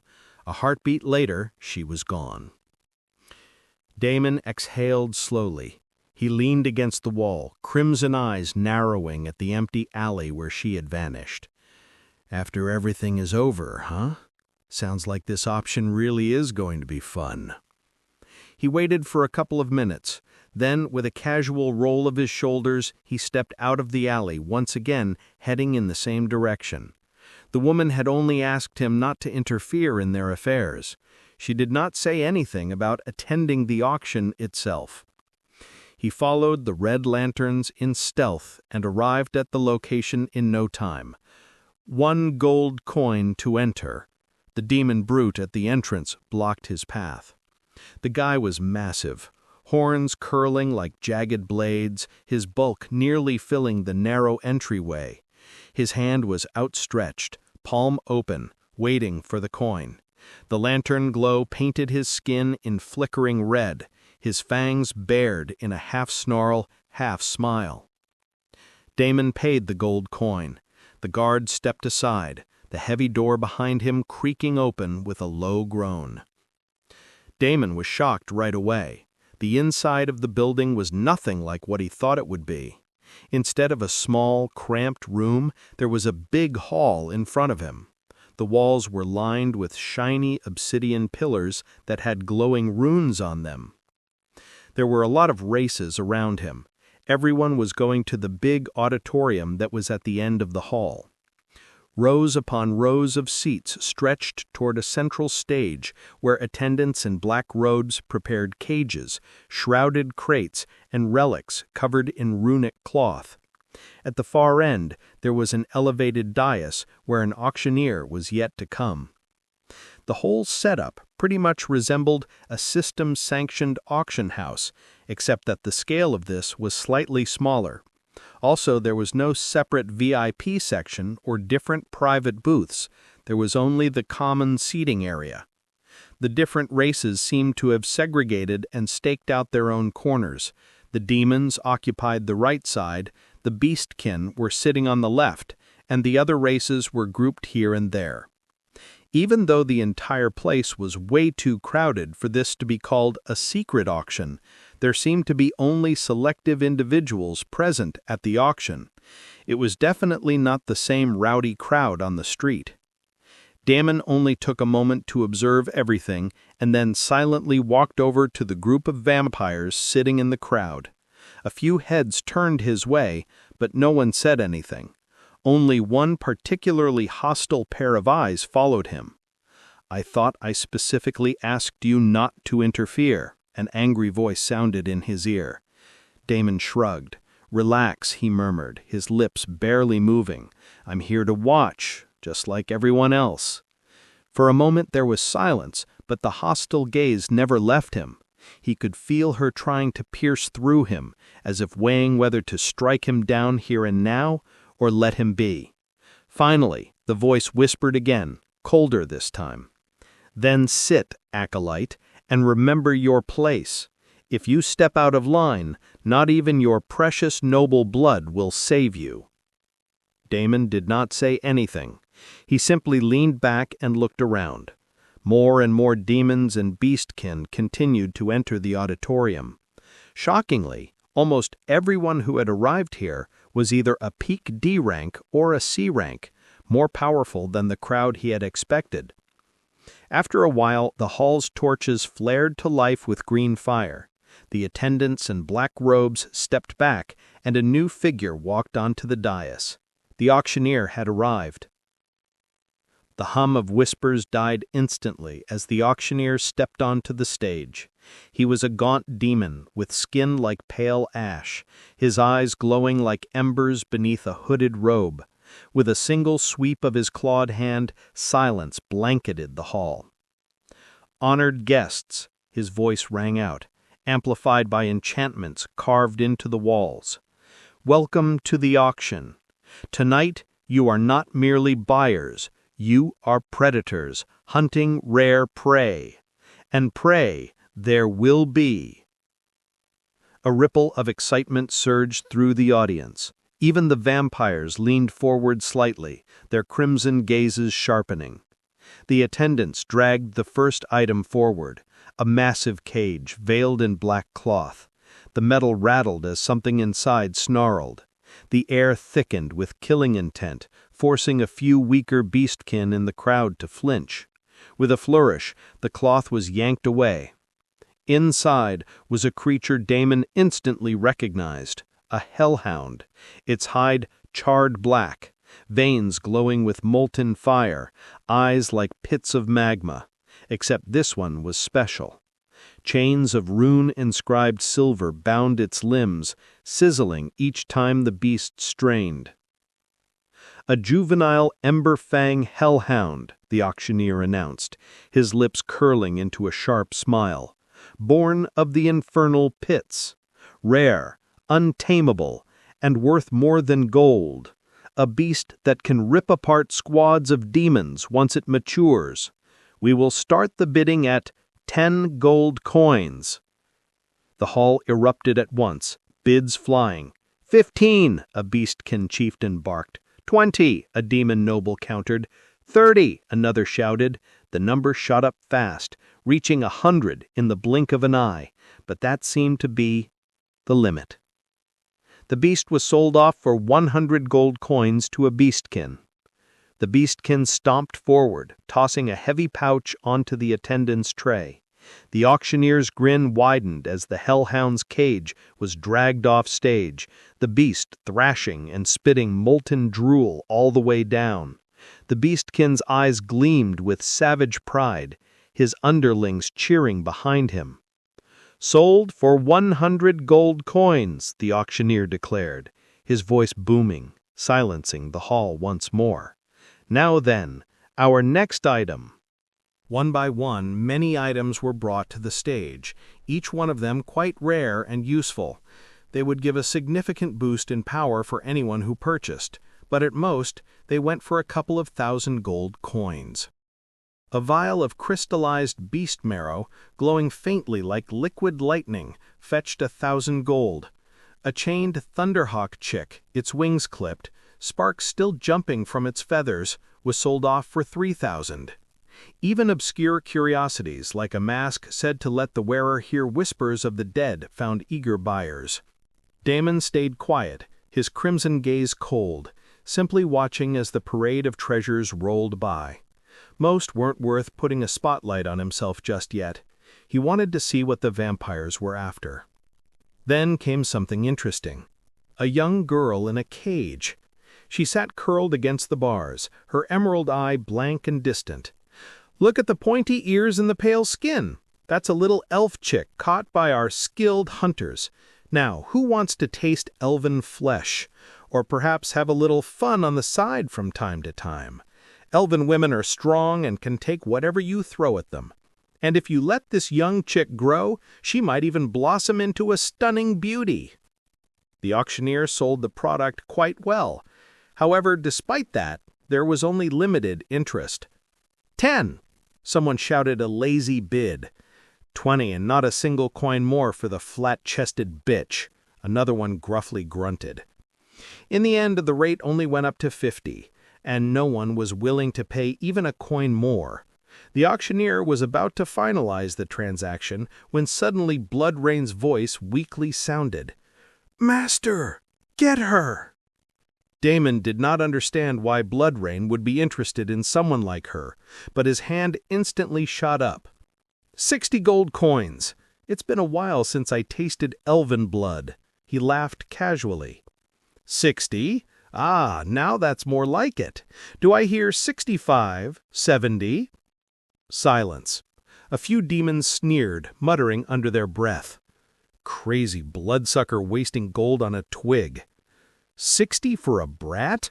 He must be starving for elf meat. No one raised the bid higher, not even a single coin. The elf girl's cage rattled faintly as she shifted, her emerald eyes flicking up just for a moment to meet Damon's crimson ones before she once again went back to her indifferent state. "Sold! 60 gold to the vampire," the auctioneer announced, and the cage was wheeled to the side, where attendants unhooked her and prepared for the transfer. Damon immediately received a new system notification. Ding! A new contract is available. Damon looked at the contents, and it was pretty much the description of a typical slave contract. The girl had to obey his every single command, and if she did not, he had the power to end her life with a mere thought. Runes would be branded on her body using the enslave skill, which would be activated if she disobeyed him, and the girl would be subjected to extreme pain and torture. The cage was brought to him when everything was completed and left by Damon's side. Damon accepted the contract, and the girl and the auctioneer moved on to the next item. No one really bothered to spare him another look. Only the mysterious vampiresis who had cornered him earlier shot him a glare before she turned her head back to the main stage. The auction continued without pause, the auctioneer clapping his hands and announcing one treasure after another. Damon frowned.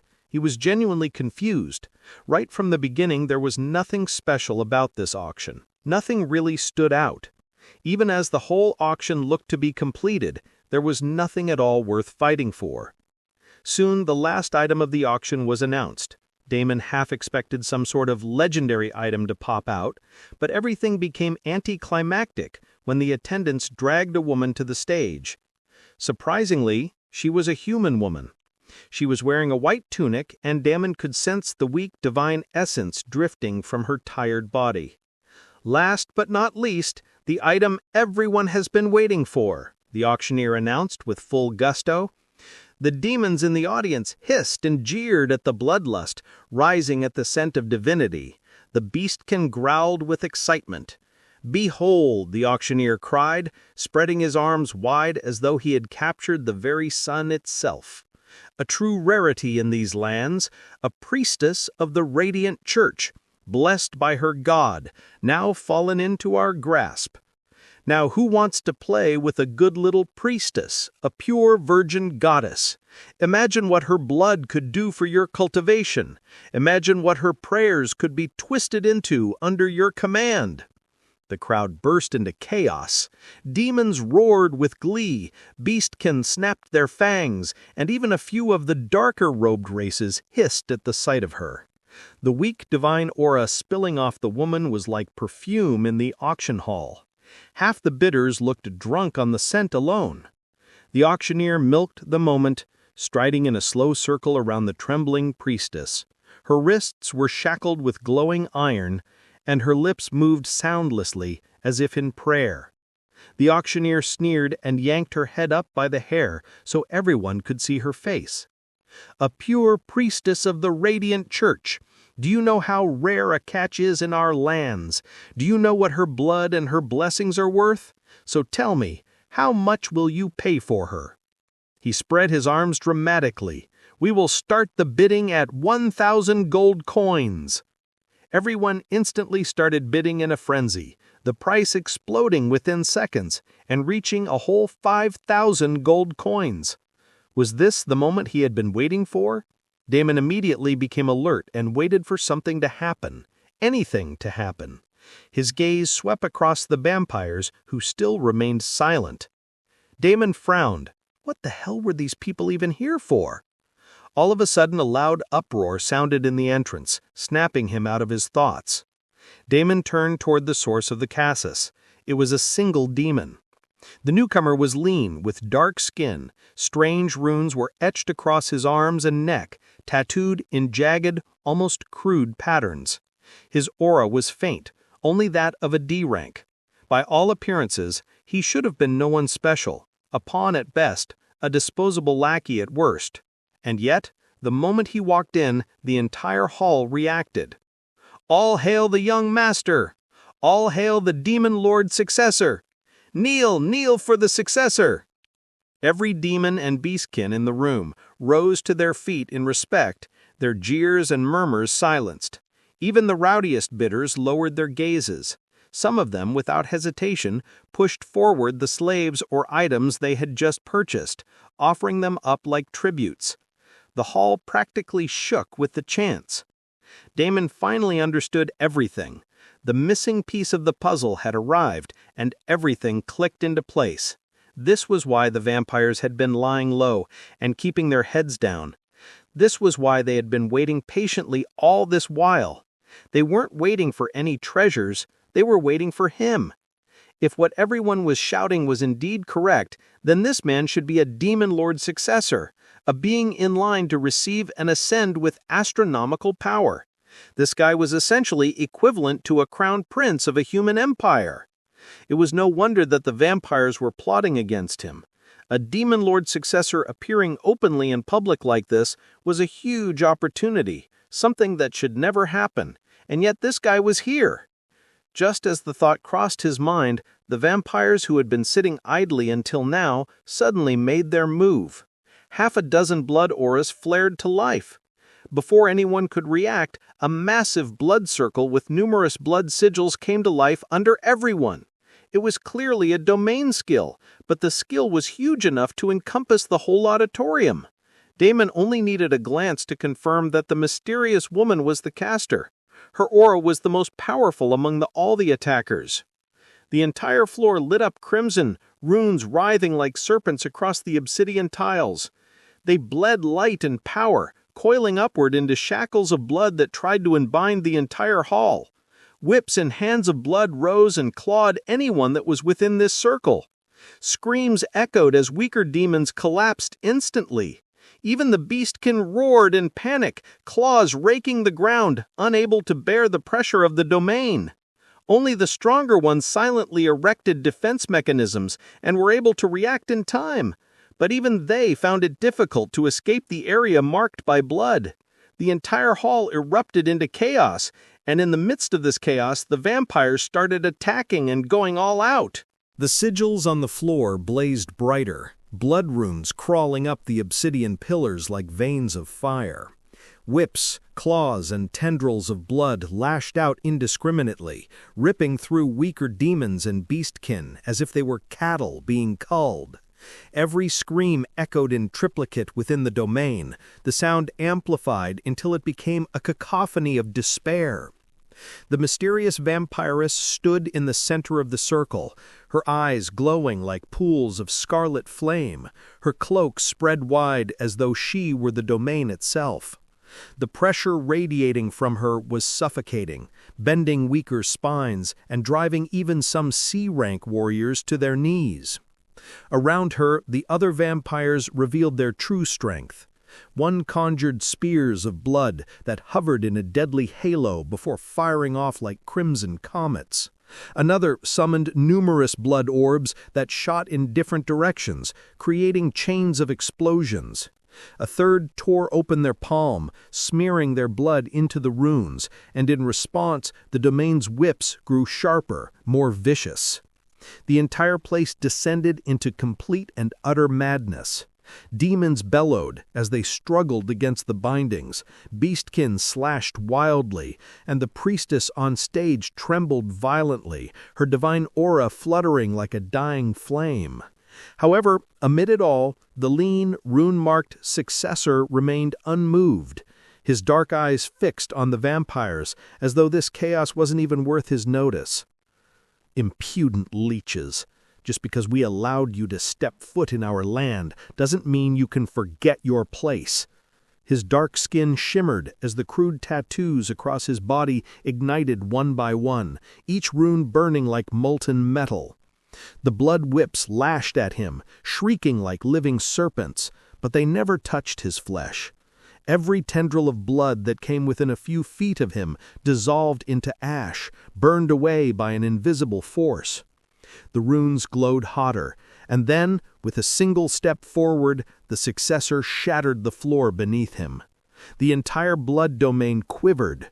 The crimson glow flickered as if terrified, and several of the blood constructs, chains, claws, whips, snapped apart like glass struck by a hammer, exhausted red wisps raining everywhere. The demon's cold gaze locked onto the vampiress at the center of the circle, her eyes glowing like pools of scarlet flame. "You dare bare your fangs at me?" He extended a hand lazily toward her, and the tattoos along his arm crawled and twisted, rearranging themselves into a glowing sigil that pulsed with authority. The vampiress trembled immediately, her scarlet eyes widening as she realized what it was. A lord's mark, a fragment of the Lord Demon's own authority, branded upon his heir. Impossible! How could this demon already possess something like this? This development was not within their calculations. The sight of the Lord's mark glowing on the demon's arm was something no one had expected. Her blood domain strained violently against it, the runes hissing and writhing as though they'd been branded with fire. The whips faltered, claws shattered mid-swing, and half the bindings on the weaker demons evaporated in a burst of steam. "Impossible!" she hissed, her voice reverberating across the collapsing circle. "The mark should only awaken after the ritual, after the coronation." The successor's lips curved into a faintest smirk, though his gaze remained cold. Rituals are for those who need permission.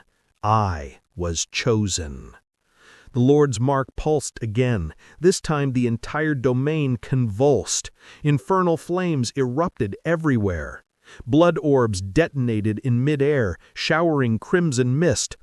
The vampire conjurer who had unleashed them screamed as his own body burst apart, veins rupturing one by one. The spears of blood hanging in the air shattered into shards and rained down harmlessly.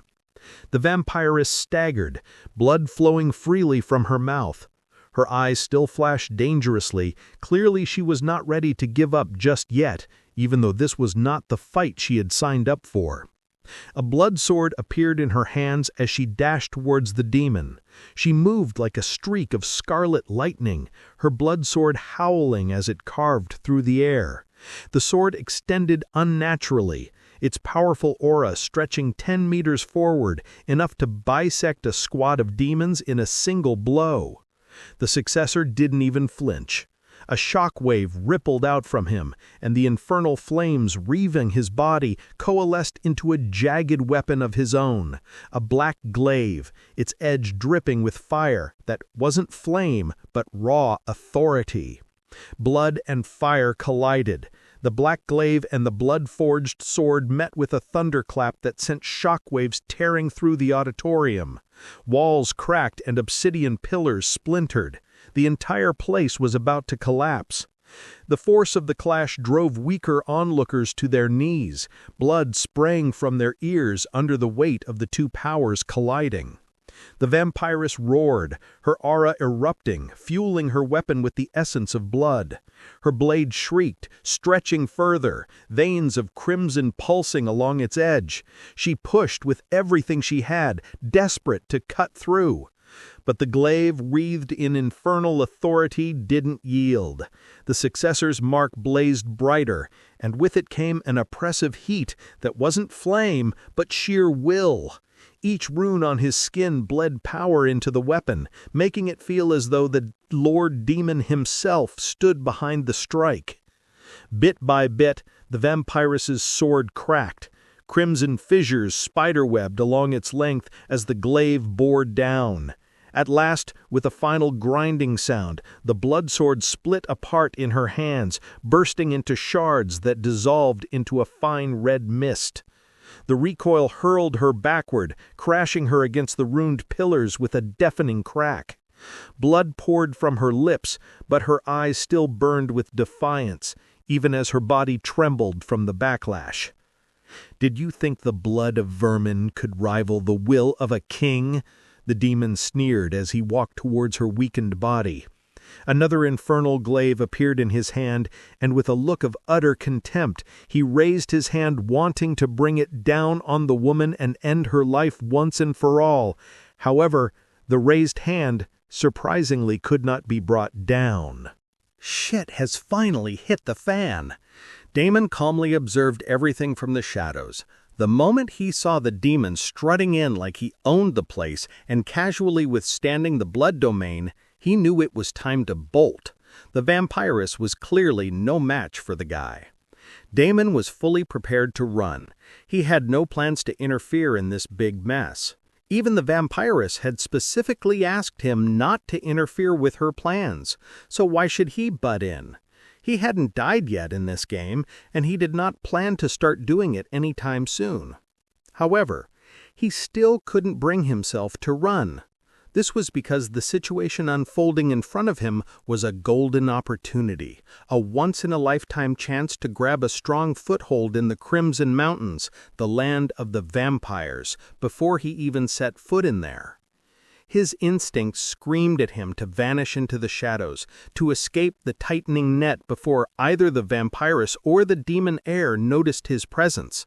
If he slipped away now, he would be safe, but he'd also lose this golden opportunity. Damon looked at the other vampires. Half of them were already dead. Meh. He did not care about these side characters. The woman was the only one who mattered. All he needed to do was make sure that he somehow escaped this place along with her, and everything would work itself out. But he was up against a fucking Demon Lord candidate. How on earth was he supposed to get her and escape when facing a monster like that? Damon was well aware of the whole demon lord and his successor concept, and he had a good idea just how powerful the guy standing in front of him was. If he did not leave soon, even his escape wouldn't be a sure thing. But was there absolutely nothing he could do? His bloodline, his primordial mana core, his poison body, wasn't there anything he could use against him? Damon racked his brain. Then he finally remembered something he could indeed use. A grin appeared on his face as he made the decision once and for all. Yep, he was going to do this crazy thing.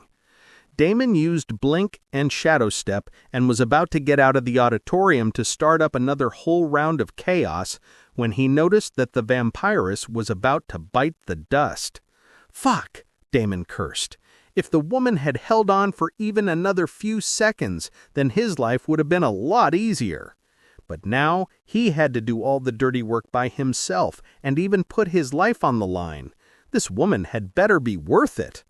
Instead of heading out, Damon summoned his shadow clone to do the job on his behalf, while he once again blinked back into the eye of the storm to face a monster who was undoubtedly on the path to becoming a god in the future.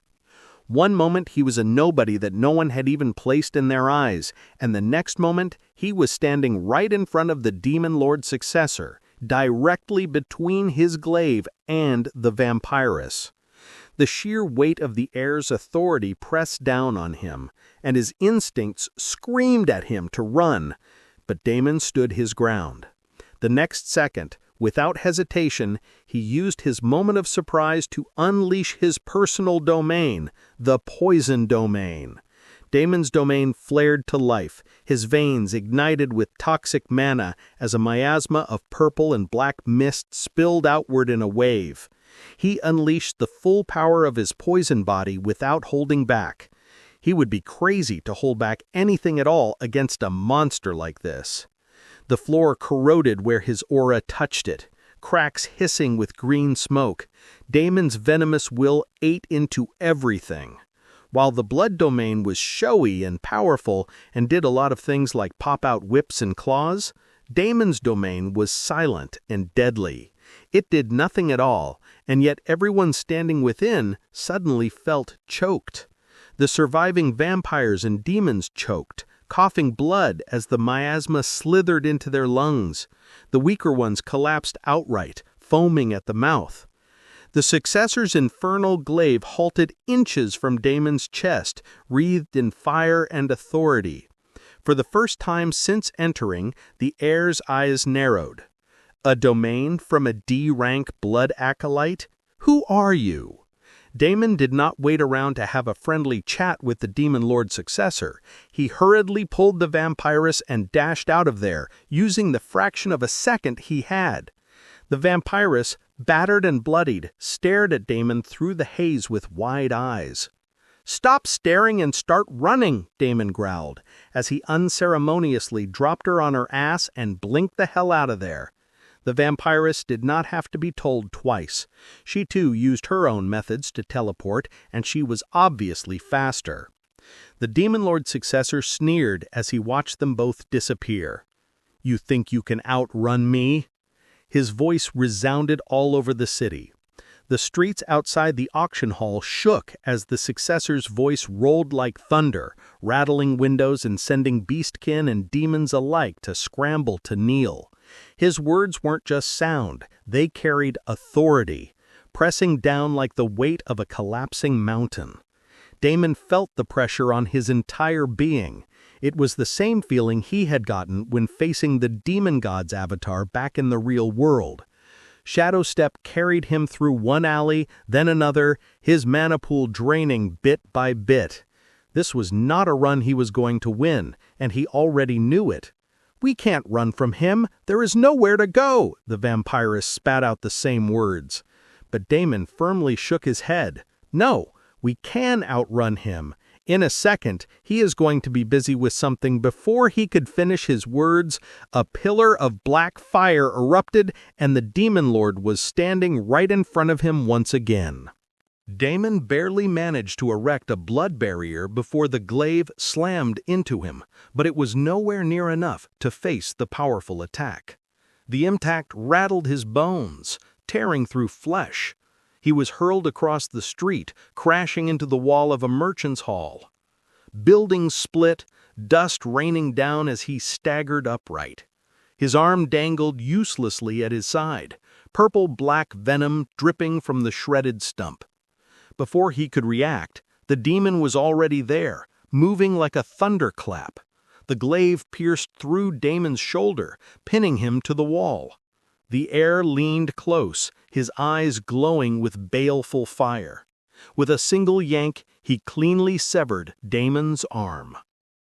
The demon then licked the blood that still clung to the torn muscles and veins, savoring it like fine wine. "You are a poison master, bloodsucker?" He licked the arm again. "Indeed, extremely talented. Your venom gnaws at me, slows me. It has been many centuries since a fledgling made me feel irritation." He smiled cruelly, fangs glinting in the shadow of the firelight. "I need to study you, piece by piece." On the side, the vampiress growled and came at the demon with her blood sword. But the heir didn't even turn his head.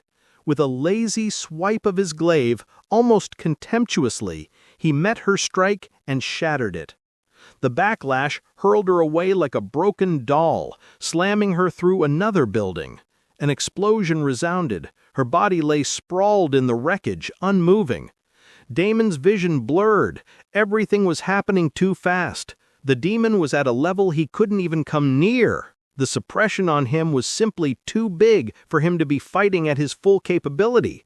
But fuck him! He was not going to simply be a punching bag.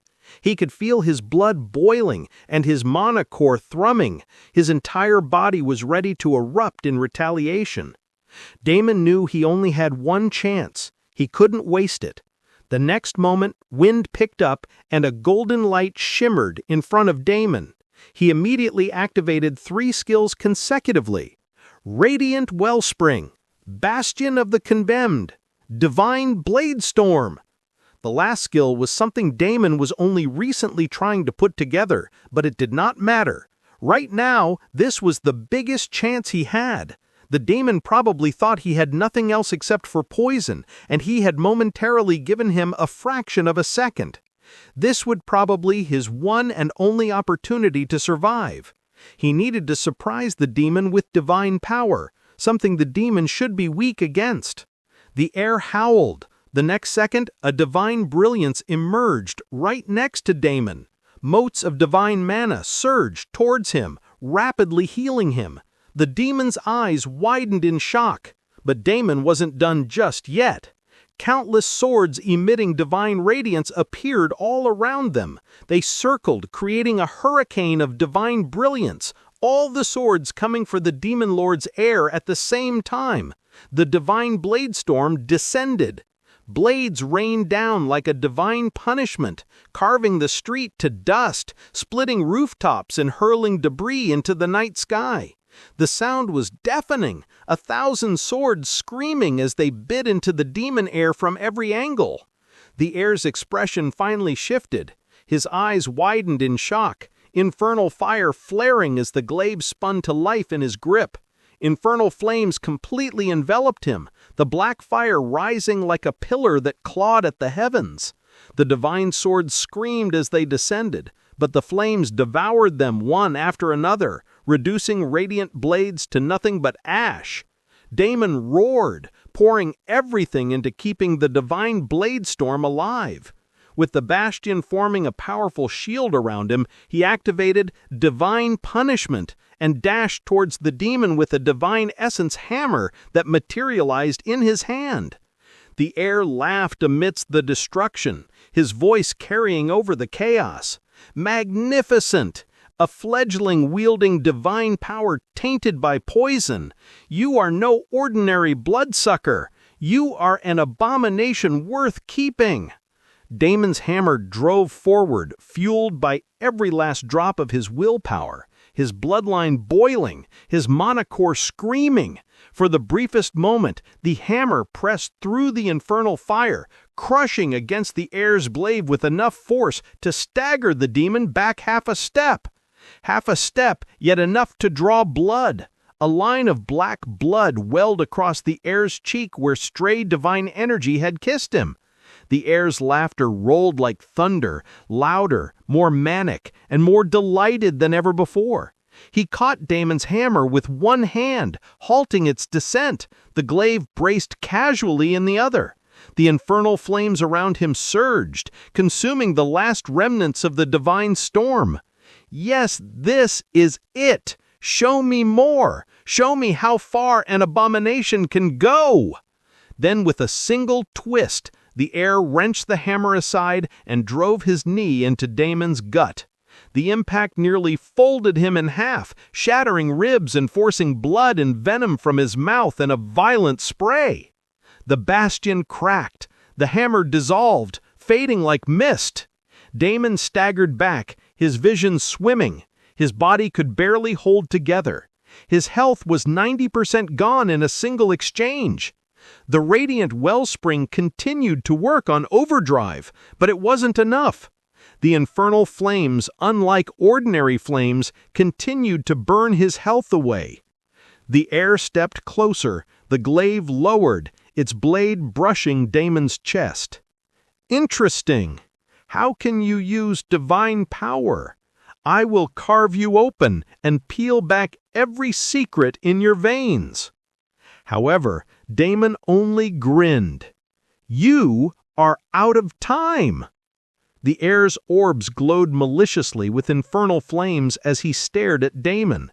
For a moment he paused, but then he indifferently proceeded to activate some skill. A burning shackle appeared on Damon's hand, searing deep into his flesh and bone.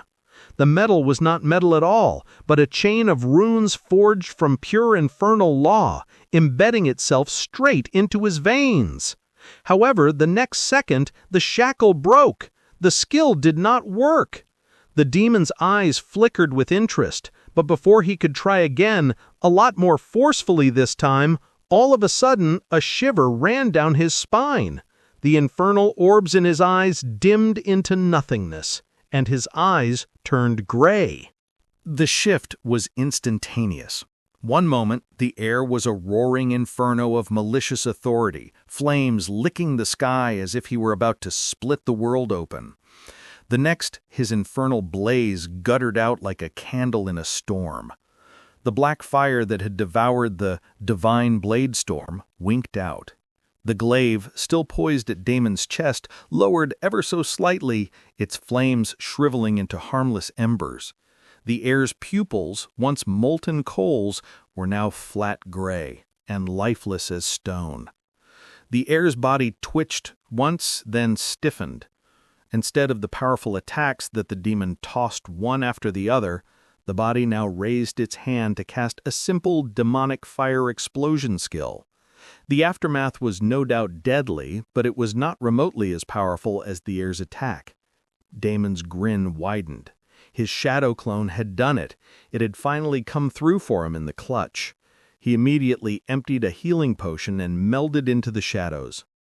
The explosion blossomed like a flower of black fire, swallowing the street in a thunderous wave. Stone cracked, walls collapsed, and the night sky lit up with a plume of smoke and flame.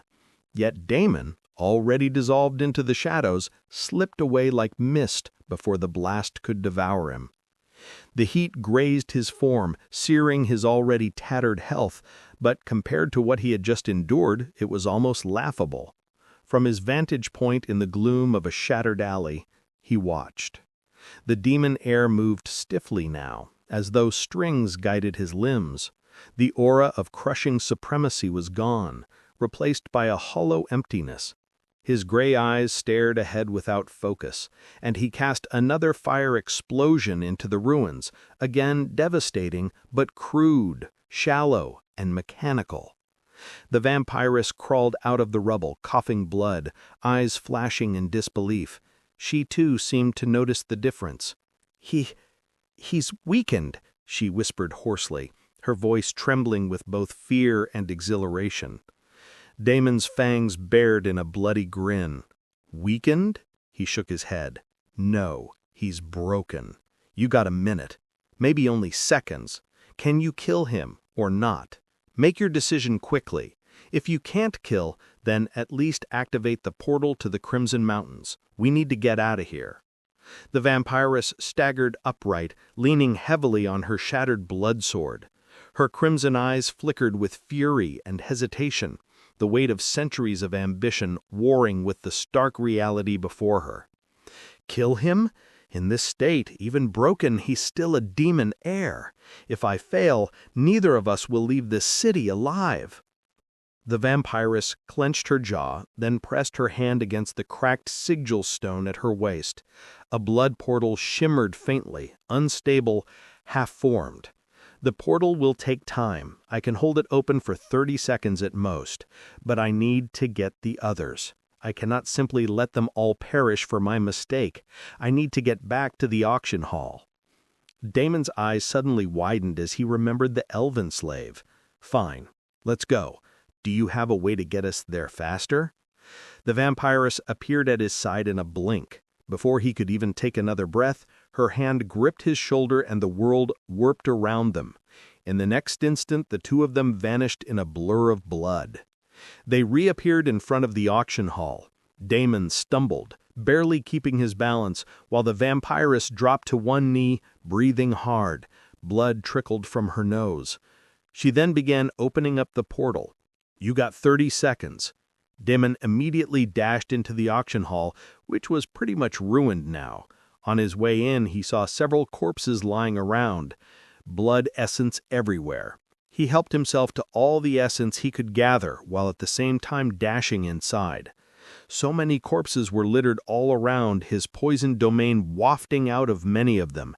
It looked like even though his poison domain did not work against the demon lord's heir, it still worked well enough against many of the other demonkin and beastkin. Damon immediately knew who was responsible for this. Amidst all the carnage, drained bodies were slumped all over the place. The vampire seemed to have made a comeback after his intervention, but unfortunately, even they were not completely immune to his poison. As he reached further inside the wreckage of the auditorium, he could clearly see even the vampires scattered around, some paralyzed, and some writhing from the effects of the poison. Damon thought for a moment, then quickly removed the effects of his poison essence selectively from their bodies. He then proceeded to look around hurriedly. Unexpectedly, he couldn't find the elven slave anywhere. Was she dead? Damon double-checked the interface and it confirmed that she was indeed still alive. Then where the hell was she hiding? If the elf was alive, she had to be close. He forced himself to focus, letting his heightened senses expand outward. At first he did not sense anything at all, except for the blood and gore everywhere. But when he tried for a second time, he sensed a weak aura coming from one of the collapsed heaps. Without wasting time, Damon immediately dashed towards the pile of rubble. When he was closer, he noticed the obvious anomaly. Inside the heap of rubble, there was a space where there was nothing at all. Everything seemed to be floating around this empty space. Rubble and debris should have crushed anything beneath, yet here, stones and splintered beams hovered slightly off the ground. Damon browed his eye. A faint shimmer lined the edges of the space, almost invisible unless you stared directly at it. Damon did not have the time right now to get into this. Come out. That is an order. All of a sudden, stones and debris clattered down, and curled in the center was the elven slave. Dust covered her hair, and her skin was streaked with blood and grime. Her emerald eyes, wide and frightened, locked on Damon. Outside, everything was in chaos. The city was burning, demonic flames everywhere. Shockwaves spread out here and there. Half of the city was already destroyed. The other demons and beastkin who lived in the city were running around like headless chickens, not knowing what was happening. Wherever the broken heir went, destruction followed. Many beings were indiscriminately slaughtered. Explosions rippled through the streets, destroying everything in sight. The other higher-tier demons residing in the city finally made their move and arrived at the scene. They appeared like storms descending from the skies, each one exuding their own powerful auras. Some of them had wings of demonic fire, others had horns of lightning. Each one of them were terrifying in their own way. However, they were all shocked to see the scene unfolding in front of them. Impossible! The Lord's heir is here? When did he arrive? What happened to him? Heir Supreme, please stop your slaughter! The powerful C-rank demons did not understand what was going on. None of them were even aware that the demon lord's heir was visiting their city. To make matters worse, his condition was extremely unstable, and he seemed to be under some sort of special curse. This frustrated everyone. While they had to do everything to stop their city from being destroyed completely, they also did not dare to injure the heir supreme. The chaos only became worse and worse as time passed. Meanwhile, Damon burst out of the broken building. He did not say anything to the elf. This was neither the time nor the place. He simply tossed a couple of healing spells at her, dragged her out of the wreckage, and dashed back outside the ruined building. The elven girl winced, simply staring at his back. Damon's eyes were only on the vampiress. She was crouched by the half-formed blood portal. Blood poured from her nose and mouth, staining her pale chin, but her hands didn't waver as she held the unstable gateway open. 10 seconds! That's all I can give! I am ready to leave! Damon sprinted straight for the portal, clutching the elf tightly. He had already sent the others back to the outpost. They were instructed to return to the blood hall through the portal and wait for further instructions. The mer people should have already retreated deep into the ocean, and they were also momentarily safe there. With everything taken care of, he was ready to leave this place. With one last surge of speed, he hurled himself and the elf into the portal. The vampiress threw herself into the portal as well, as everything snapped shut behind her. Now there was only the ruined city, and the demons and beastkin screaming in terror as the broken heir continued his rampage. On the other side, Damon stumbled out first. He was still holding the elf tightly in his hand. The girl was trembling, but otherwise she did not seem to be too badly affected. Suspiciously so. A few other vampires were lying scattered all around them, obviously tired and exhausted.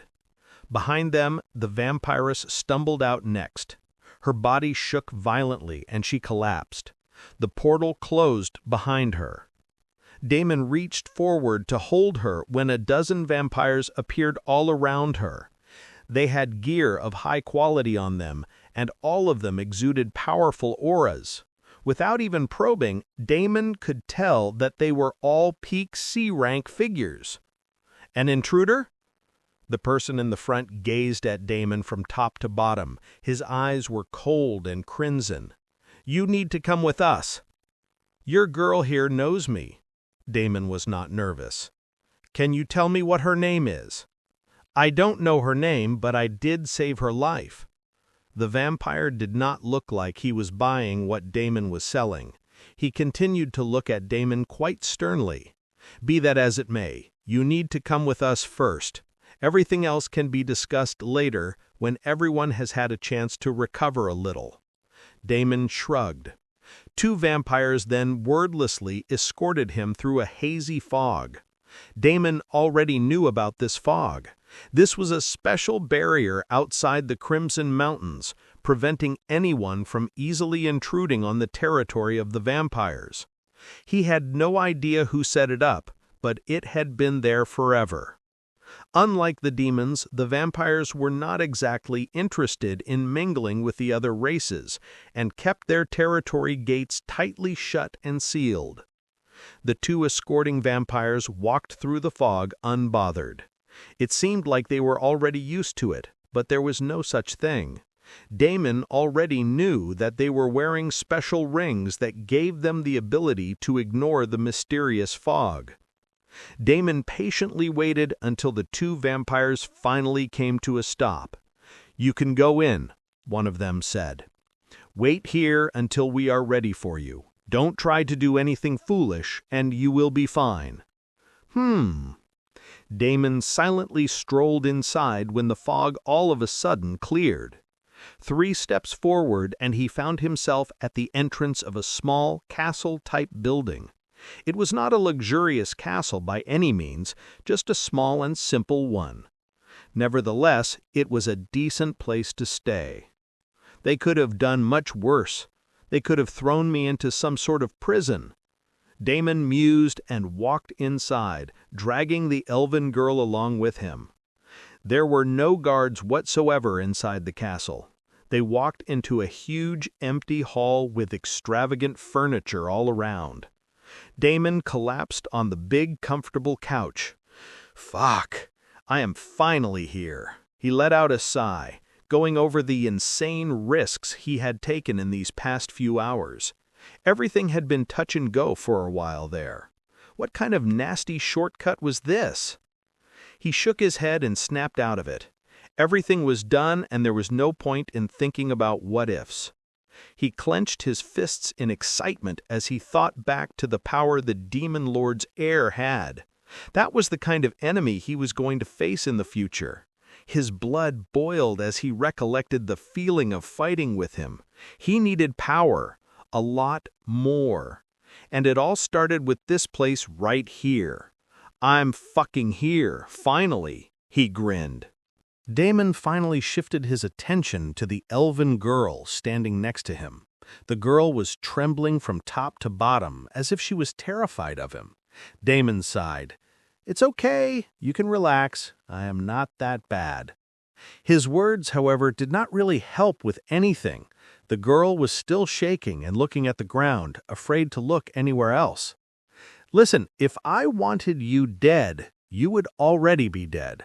I already have a girlfriend, and she is a lot more well-endowed compared to you.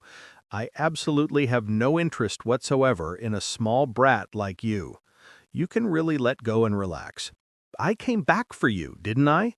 I mean, I agree, I forgot about you for a minute there and almost left you alone, but I still came back." Damon waited for a reaction, but there was absolutely no response. He sighed and decided to give her some more time to get used to things. "Now then." He stood up and looked around. There wasn't much exactly for him to do at the moment, so he went for a round around the castle. The elf stayed where she was. Damon wandered around by himself. The place wasn't large. The walls were simple stone walls, and most of the rooms were empty. There was a library of sorts, but nothing worthwhile was in it. Even the castle grounds were still foggy, which meant he couldn't really access those. Without much to do, Damon returned to the main hall. It was just him and the elf, and after taking a look at the nervous mess, he decided to close his eyes and reflect on the battle. He barely meditated for a few minutes when a set of rushed footsteps snapped him out of his thoughts. "I am sorry. Please forgive me. My clan members do not know anything. Otherwise, they wouldn't have treated you like this." Damon opened his eyes slowly. A woman stood in front of him. She had long black hair with thin crimson streaks. Her skin was pale and sickly, even for a vampire, and before she could finish speaking, she coughed up a splatter of blood. She doubled over, chest heaving, each breath coming hard and ragged. A young man came running up behind her. He had a powerful aura around him, strong blood essence that danced around, but not a single drop leaked. It might not be apparent at first, but if one observed it properly, it spoke volumes about his talent. He reached out and grabbed the woman's arm to steady her. "Hinata, you need to rest." He sounded worried. "You shouldn't be pushing yourself. Couldn't this wait another day or two?" When his eyes landed on Damon, the warmth in his face disappeared. His whole posture changed. The friendly helper turned cold as he stared down at Damon with clear contempt in his eyes. Damon remained calm. Some sort of drama was unfolding in front of him, and he allowed it to play out to see where things were headed. Hinata, on the other hand, did not seem to care about him at all. She only looked at Damon, genuinely apologetic. "Thank you so much again. Without you, we would have never made it out of there." The young man again interrupted. "You only barely came in one piece. Whatever happened over there was not acceptable. You were way too reckless. You should have told me before leaving, then things would have never come down to this." He once again shot a death glare towards Damon. "Stop it, Alaric!" Hinata finally snapped. "Why are you even here? You are being very disrespectful to my guest. Please leave." Alaric snorted. "And if I don't, do you have the strength to make me? You need to take some time to rest and recover." Hinata glared at him stubbornly. "Fine, have it your way. I will wait for you back at home." Alaric flicked his gaze once more at Damon, the contempt still there, then turned and walked out of the hall. 2 shadowy guards fell in step with him. The heavy door groaned shut behind them, and for a moment the castle felt quieter. Hinata sagged against a pillar, breathing hard. She forced a weak smile at Damon. "I'm sorry about him. He's an idiot." She tugged on the hem of her sleeve, trying to hide how pale she had gone. "Thank you again. For everything." Damon smiled. He was inwardly shocked to see the arrogant, mysterious Vampress turn into this friendly, nice person. "It's fine. My survival also depended on it, so I didn't really do anything for you. We just helped each other out. There is no need to be so formal." "Don't play humble," Hinata shook her head with a small smile. "You dragged half my people out of that inferno. I owe you more than thanks." Damon shrugged. "All right, I'll take all the credit then. Thanks. So for all this help, any chance you can get me out of here and actually get me into the Crimson Mountains? It sucks to be treated like an outsider by my own people."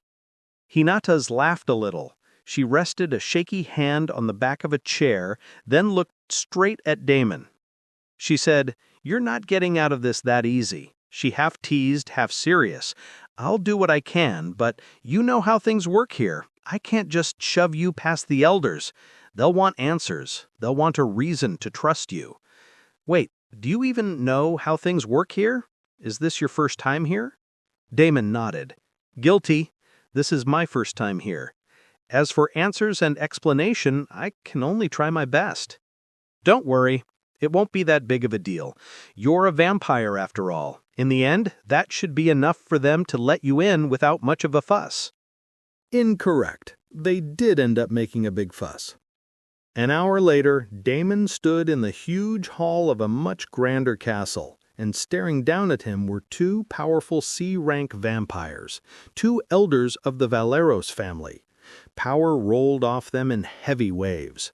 One was a broad-shouldered man in dark plate, scars running across his face. The other was a woman in a long robe, eyes cold. Of course, there was also Alaric standing next to them. From the looks of it, he belonged to the same family. The Valeros family controlled this particular mountain in the Crimson Mountain Range, and Hinata mentioned that she was also a member of the same family. Since Damon had entered the Crimson Mountains through their family's territory, they were by default the ones responsible for his admission into the mountains. The 2 elders watched him like animals watching a new piece of meat.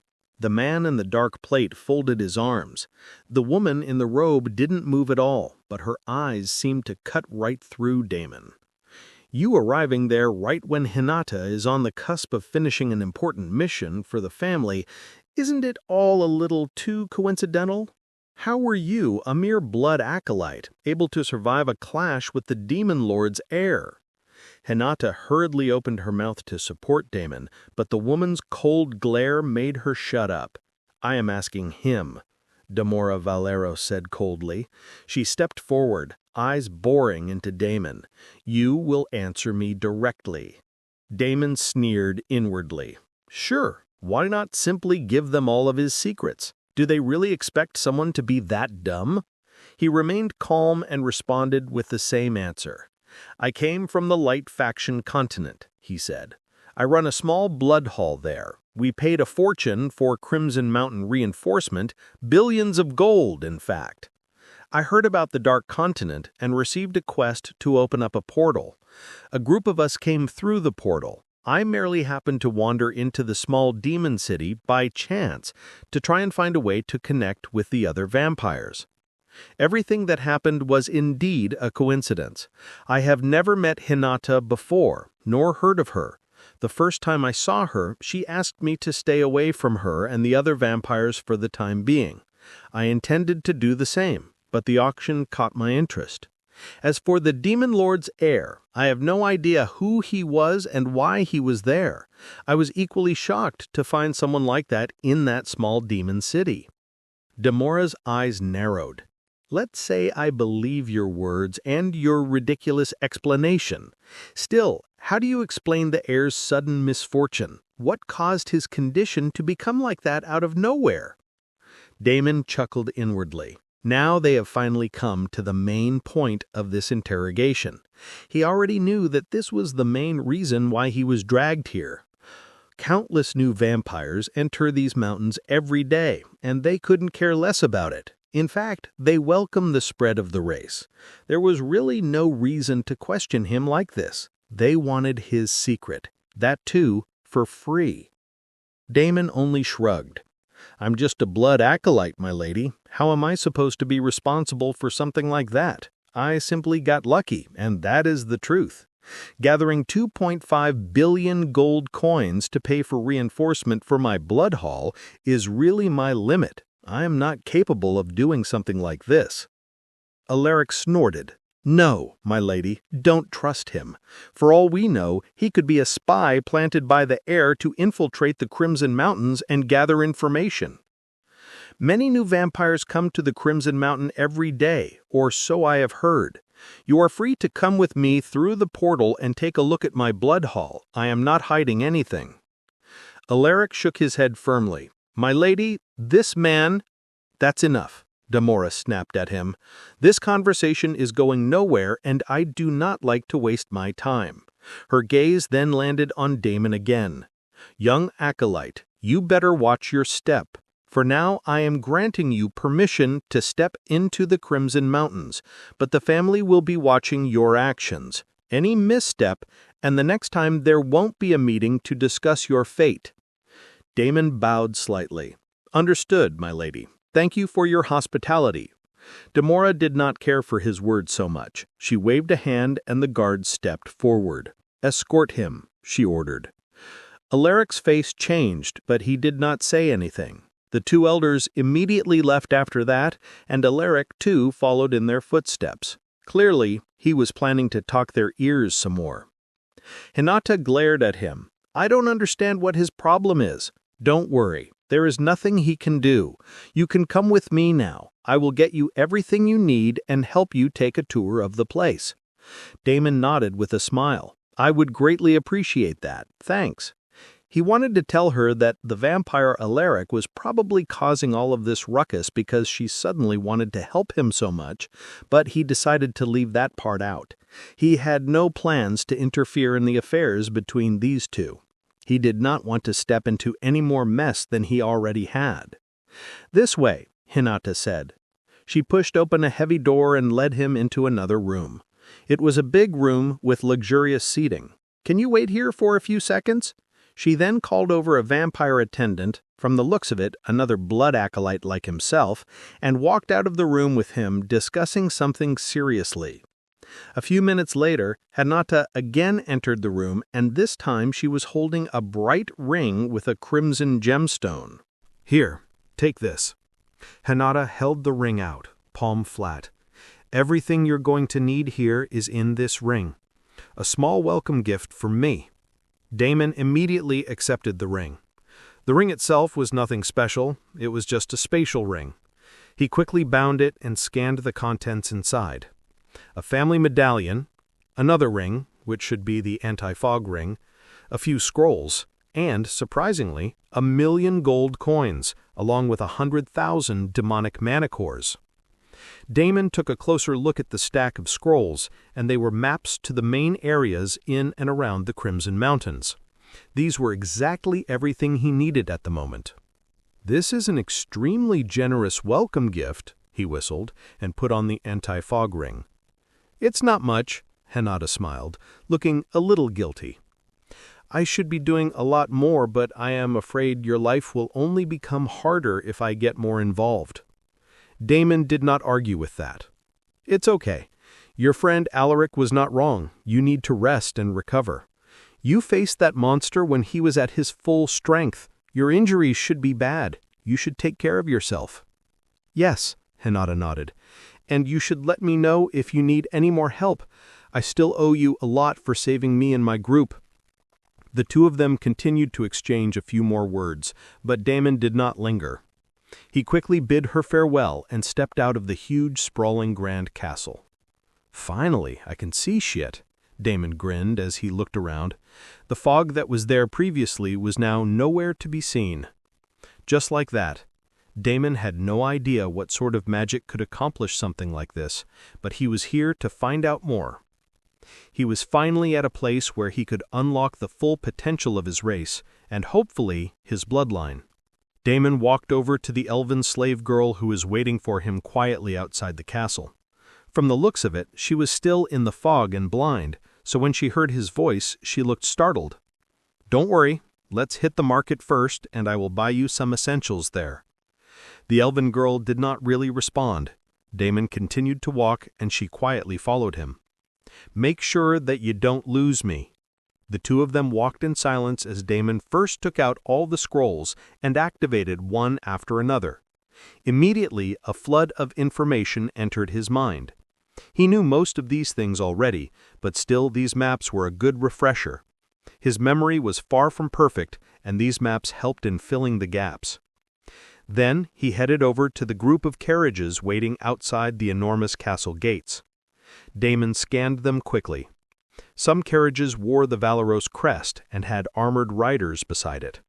Others looked slightly less luxurious. He picked one of the less luxurious ones and walked over. "I need a ride to the market." The coachman gave him a simple nod. 1 gold coin. Damon bitterly smiled. It was a ridiculous amount for a simple carriage ride to the marketplace, but that was the norm in the Vamplands. Everything was a fucking rip-off. This is why even the vampires preferred to shop in the demon territories. Everything was basically a fucking rip-off. Damon paid the gold coin and got into the carriage. He then helped the elf climb up as well. As the carriage rolled out, he glanced back at the castle.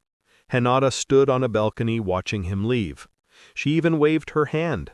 The vampiress had really come a 180 on her personality. Damon returned it with a half-smile and a wave. The ride to the market was short. The carriage soon stopped at the market entrance, which was practically deserted. Only a few vampires were walking about, and they were silent, minding their own business. Everything about the place was disciplined and regal, unlike the demon market areas, which were basically rowdy with public orgies and street brawls. This place was like some sort of official area. Damon shook his head helplessly. He was currently in the Valeros family market, which is why everything was this bad. The common markets in the other smaller mountains were much less stiff. In fact, he would be getting cheaper stuff if he headed over there immediately, but he did not want the elven girl to be blind all the time. He walked over to one of the general shops and soon purchased a few more anti-fog rings, just in case his became damaged. "Here, wear this and you will be able to see." He handed over one to the elven girl. He also handed over a spatial pouch to her with a bunch of clothes. She was currently dressed in plain clothes, and they did not look comfortable at all. He stretched his hand out with the ring and the pouch, but the elven girl didn't really accept it. Damon sighed. "Take it and wear it. This is an order." The girl flinched, and she lifted her trembling hands to accept it. Damon didn't want to be rude to her, but he was also short-pressed for time. Now that he was actually here, there were a lot of things he wanted to do. The next raid was going to happen in a couple of days, and there was a lot he needed to prepare before that. Looking around, he walked over to the skill shop first to take a look at their collection.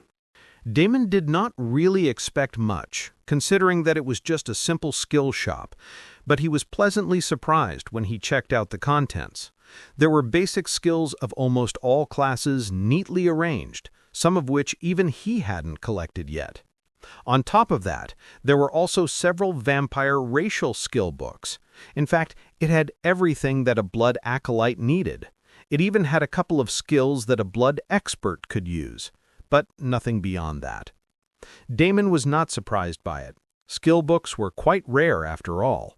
The fact that there were these many skill books available was in itself very surprising. It had to be because this was the special clan marketplace for the Valeros family. If he was not wrong, then this marketplace shouldn't really be accessible to the general public. Only friends and members of the clan should be able to shop here. Thankfully, Hinata had given him a family medallion. He flashed the medallion to the shopkeeper and then went on a shopping spree. He picked Blood Sense first, as the skill had extremely good synergy with his primordial senses, and he had a feeling that it could be amplified further when combined with it. Then he picked Night's Grace to get a passive 10% boost in all attributes at night, a no-brainer must-have skill for all vampires. There was Blood Reservoir, which he already had, but he picked up 2 books for Kate and Mark. Now that he thought about it, they probably needed the other skills as well. He doubled back and picked 3 copies for everything. He then made it 10 just in case Alora, Kale Thorne, and Aaron lacked any. It was always good to have some backups considering he would be making more followers in the future. Then there was Blood Spike, Blood Whip, Blood Shield, Blood Mark, and Blood Bind. The first 3 skills could essentially be obtained from blood manipulation, but Damon decided to buy them anyway to see if he could get extra mastery in blood manipulation. As for Blood Mark and Blood Bind, they were rare skills that would definitely come in handy. Blood Mark was an interesting skill with many uses, while Blood Bind was an amazing control skill. Both were must-haves. There were also Blood Spray, Blood Blink, Night's Shadow, Blood Whisper, Blood Mirror, and Blood Lens. Blood Spray was an AoE damage skill. Blood Blink conveniently improved the range of the Blink skill. The same went for Night's Shadow. He now had so many shadow skills that he was on the verge of creating a powerful shadow skill. Blood Whisper was an amazing utility skill. If he was not wrong, he would be able to talk to Kate, Aaron, and Mark right now through this skill, whispered directly in their ears. Blood Mirror was a defense skill that deflects partial damage, and Blood Lens was another great utility skill, which helps him finding out hidden traps in enemies. Most of these skills had amazing synergy with his existing skills and his bloodline abilities, and Damon's eyes lit up with excitement. He couldn't wait to try them out. In his last life, he had to struggle and grind a lot just to obtain one of these skill books. There would either be insanely long chain quests, or there would be a brutal monster grind to get the low-probability skill book drop. Even then, he had never managed to get all of these amazing skills. Whenever he had watched other top players use these skills casually, he could only drool over them. Obtaining one was next to impossible without allocating at least 3 or 4 months to it. And now, everything was completely different. All of these amazing skill books were simply laid out in front of him. Damon was like a kid in a candy store. His fingers went crazy as he started emptying out shelf after shelf in the skill book shop. A woman walked over to him, eyeing him suspiciously. "Excuse me, Acolyte, might I remind you that each of these books costs 1,000 gold coins?" Damon laughed. "That's fine." The woman did not look convinced. She looked at his ragged appearance and then clicked her tongue. How about you first pay for some of these books before continuing to browse the other collections?" Damon grinned like an idiot. "All right," he said. "Count me in. Wrap them up." The woman still looked doubtful. "How many have you picked out so far?" Damon pointed to a stack of skill books on the side. It started small, but right now the stack was almost touching the roof of the shop. The attendant's face twitched. "You are telling me that you have the gold coins to pay for all of that?" Blood magic sparked around her. "You are going to have to stay back and clean up all of this mess, understand? Stop messing around and stop wasting time. I'm not sure if you are new here, but there are severe consequences for unruly behavior in the Valeros family's territory. This is not a commoner's marketplace where you can do whatever you please. Here, you need to act with discipline. You need to follow the rules. Otherwise, I'm going to have to report you." Damon was about to explain to her when someone else interrupted her. "What is all this commotion? Do you need any help, Marianne?" A man walked over and gave a quick look at Damon. Of course, he too jumped to the same conclusion. "Who are you and why are you causing trouble here? Shall I call the guards?" The vampire had been working here for a long time, and he already knew all the high-ranking members of the clan. He could also tell that Damon was a newcomer. He took it as a good chance to show off his authority and score with the woman. "Just because a shop attendant is good-looking, you cannot come waltzing in here and harassing her. Are you going to leave, or shall I call the guards?" The guy put on a lofty expression and spoke arrogantly, while at the same time checking to make sure that the woman, Marianne, was pleased. Damon sighed. Clearly, talking was not going to work with these two. He silently took out a spatial pouch, transferred some gold coins into it, and tossed it onto the table. "There, I have paid for the first 100 books. Now, can I continue browsing?" "Huh? What 100 gold coins? Pooh-ha! You can't even buy a single page with that measly amount. Do you even know how much a single skill book costs? Who let you inside the clan market? Are you a stray?" The guy scoffed and continued his rambling. His eyes then quickly darted to Marianne to check if she was still pleased with his response. But unexpectedly, she stood frozen like a statue. Her mouth was open and her eyes were widened, and she stared at Damon without blinking. Did you just say you paid for 100 books?" she stammered. She hurriedly grabbed the spatial pouch and confirmed the contents within. Her body started trembling, and she looked up, swallowing nervously. "I am so sorry, my lord. I was stupid just now. Please forgive my impudence. I will immediately pack these books up for you. Please feel free to continue browsing, and let me know if I can assist you in any way." Damon nodded. He was not in the mood to make this silly thing a big deal, so he casually waved his hand and continued looking. 1,000 gold coins was indeed a lot of money, but it was nothing compared to the usefulness of these skill books and the time it would save everyone on his team. He browsed through the shelves and started pulling out more and more skill books. Meanwhile, the other guy looked unhappy. He thought that he had finally obtained a chance to impress Marianne, but everything backfired on him. Still, he was quite confident that they did not have to be so nervous. After all, money was not everything. "Excuse me, before you start taking out any more skill books, please wait. Just money alone is not enough to make a purchase in this shop. Moreover, you can only buy 1 or 2 books at most. You cannot come in here and buy whatever you want, even if you have somehow managed to procure the gold coins." This time, Damon did not even bother looking at the guy. He took out the medallion Hinata had given him and showed it. "Is this enough, or should I call Hinata personally to come here and vouch for me?" Damon did not hesitate at all. He freely used her name and threw her weight around. This was precisely why he had taken such a big risk and entered the Valeros family, so he did not plan to shy away now. The trick worked like a charm. Hearing Hinata's name, both the attendants looked utterly dumbfounded. They were even more shocked to hear her name than at the pouch of coins. For a full second, both attendants simply stared, mouths open. "Hinata? Hinata Valoros?" Marianne blurted. Her earlier bossiness drained away like water. The other man's bravado vanished in the same heartbeat. His shoulders dropped, and he looked suddenly small. "Yes," Damon said casually, slipping the medallion back into his spatial ring. "She gave it to me." "My lord," the two of them immediately prostrated themselves in front of him. They did not even dare to open their mouths anymore. They were visibly shaking and trembling.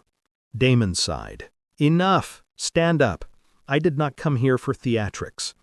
Both of them scrambled to their feet like they had been electrocuted, faces flushed and obedient.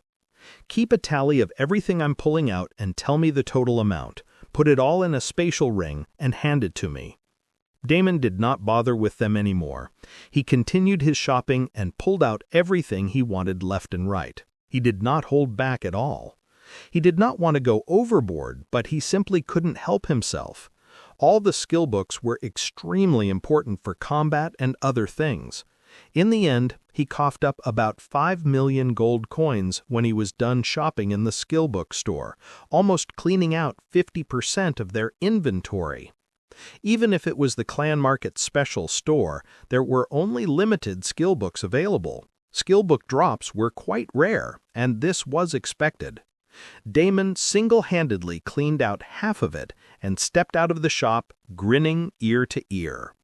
Having devoured skills from many monsters, he had amassed quite a bit of skills from the other classes and races, but he had always felt that his personal development in the blood department was lagging behind.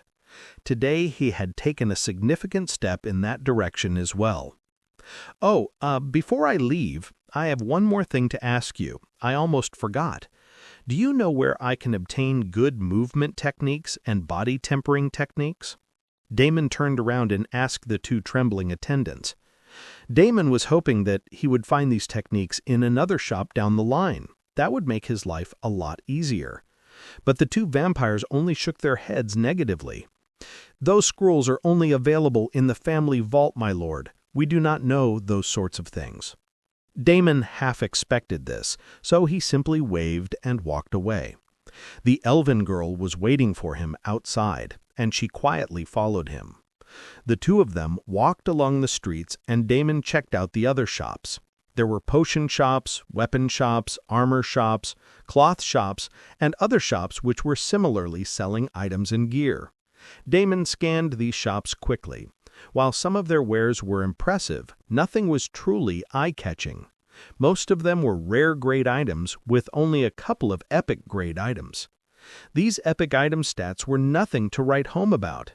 Damon skipped buying anything in these shops. When it came to equipment purchase, he had another shop in mind. Damon stopped by the potion shop next and stocked up on a few high-grade health potions, mana potions, and recovery potions. Each of these was being sold for ridiculous prices, 100 gold coins a pop, so he did not buy too much, just 10 of each. Instead, he bought about a dozen scrolls in these shops. Scrolls containing recipes were dirt cheap. These recipe scroll drops were equally rare as skill books, but not many vampires were talented in alchemy. This was why recipe scrolls were sold for next to nothing, while potions were sold for sky-high prices. Damon had already planned to make these purchases in the common market, but the Valoros clan market had much better quality recipes and a huge variety of potion recipes. He purchased as many as he could and continued browsing. But it looked like this was the last of the loopholes he could take advantage of. He tried to procure some recipes for his blacksmiths, but that turned out to be a dead end. The vampires were not bad at everything. It turned out that the weapon recipes and item recipes typically sold like hotcakes and would be emptied out as soon as they showed up in any shop. Heck, it was only a rare occasion for any even to pop up. This was why most of the market was filled with item shops, as many were into forging, leatherworking, and tailoring, creating more gear than what the market demanded. The most common shop was the rune shop, where rune masters engraved enchantments on everything, boosting all attributes of weapons and armor. Damon browsed for some time and wandered through the market before he finally prepared to leave. Coincidentally, he came across one last shop. It was a scroll shop. All sorts of scrolls were sold inside the shop, including teleporting scrolls. Similar scrolls were available in the Light faction as well, but the scrolls here teleported vampires to the Crimson Mountains, just like their counterparts teleported humans to selected cities. The only condition was that they had to be on this continent. The activation also took about 5 minutes, which was a big inconvenience. The scroll was also pretty easily interrupted. Overall, it had a lot of drawbacks, but the usefulness of the scroll was still off the charts. With this, Damon would easily be able to get the others here. It would also save him a lot of travel time while exploring the areas in and around the Crimson Mountains. With this previous life knowledge, and with the information he had received from Hinata's maps, Damon already had a good idea of all the places he needed to rush to. He needed to grab as many cheats as he possibly could before they were scooped up by someone else or some other situation.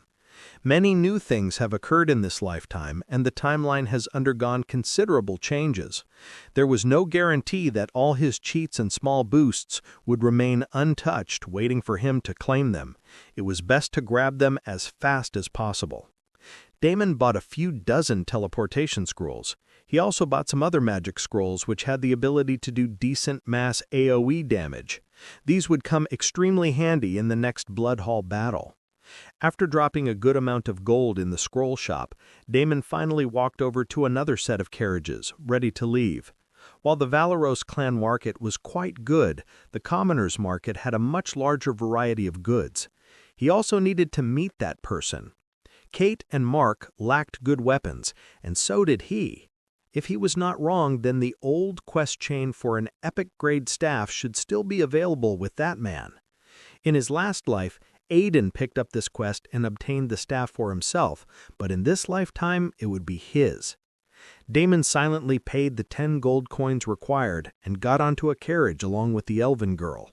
The carriage driver gave him a look when he mentioned the commoners' market, but after getting paid, he was more than happy to take them wherever. Damon let out a sigh as the carriage picked up speed and left the Valeros gates. All the carriages were usually driven by blood manes, tamed demonic horse-like beasts that had blood-red manes. They were quite fast, and Damon had always liked them. Their rhythmic movements were very calming. Damon leaned back and looked outside. A lot of things were on his mind. Now that he was here, he suddenly had a lot more to do and accomplish.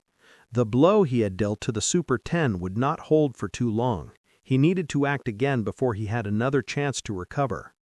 Since he was on the Dark Continent currently, he was not able to access the world chat and such, and wondered what was going on the Light Continent right about now. Had the big shots already started making their moves against the Abyssal Zone? His mind wandered as he thought about nothing in particular, gazing at the familiar scenery outside the carriage. The Crimson Mountains were just like the other parts of the Dark Continent, with the dull purple sky and the barren lands all around.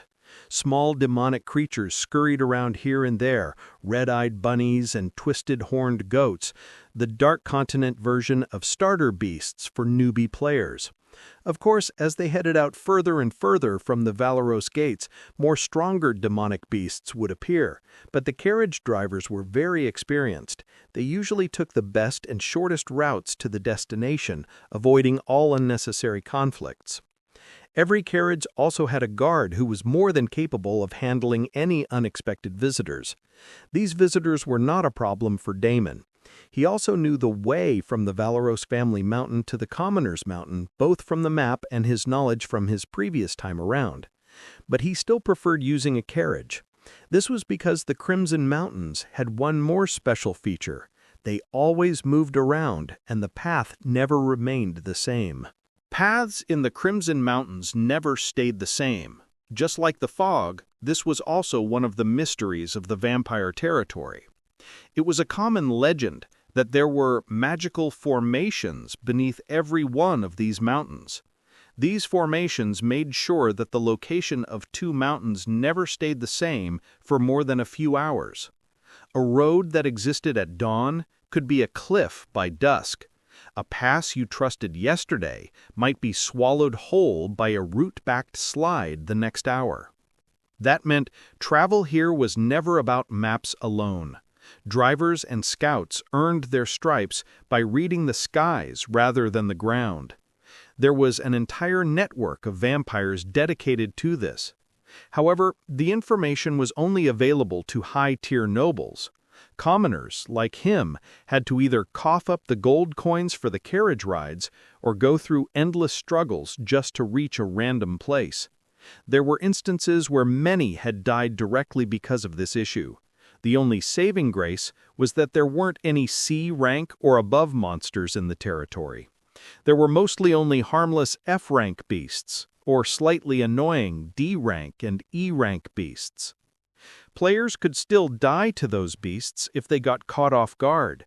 A wrong step, a collapsed path, a surprised burrowed thing, and one was done before they could blink. Damon had died many times like this in his last life.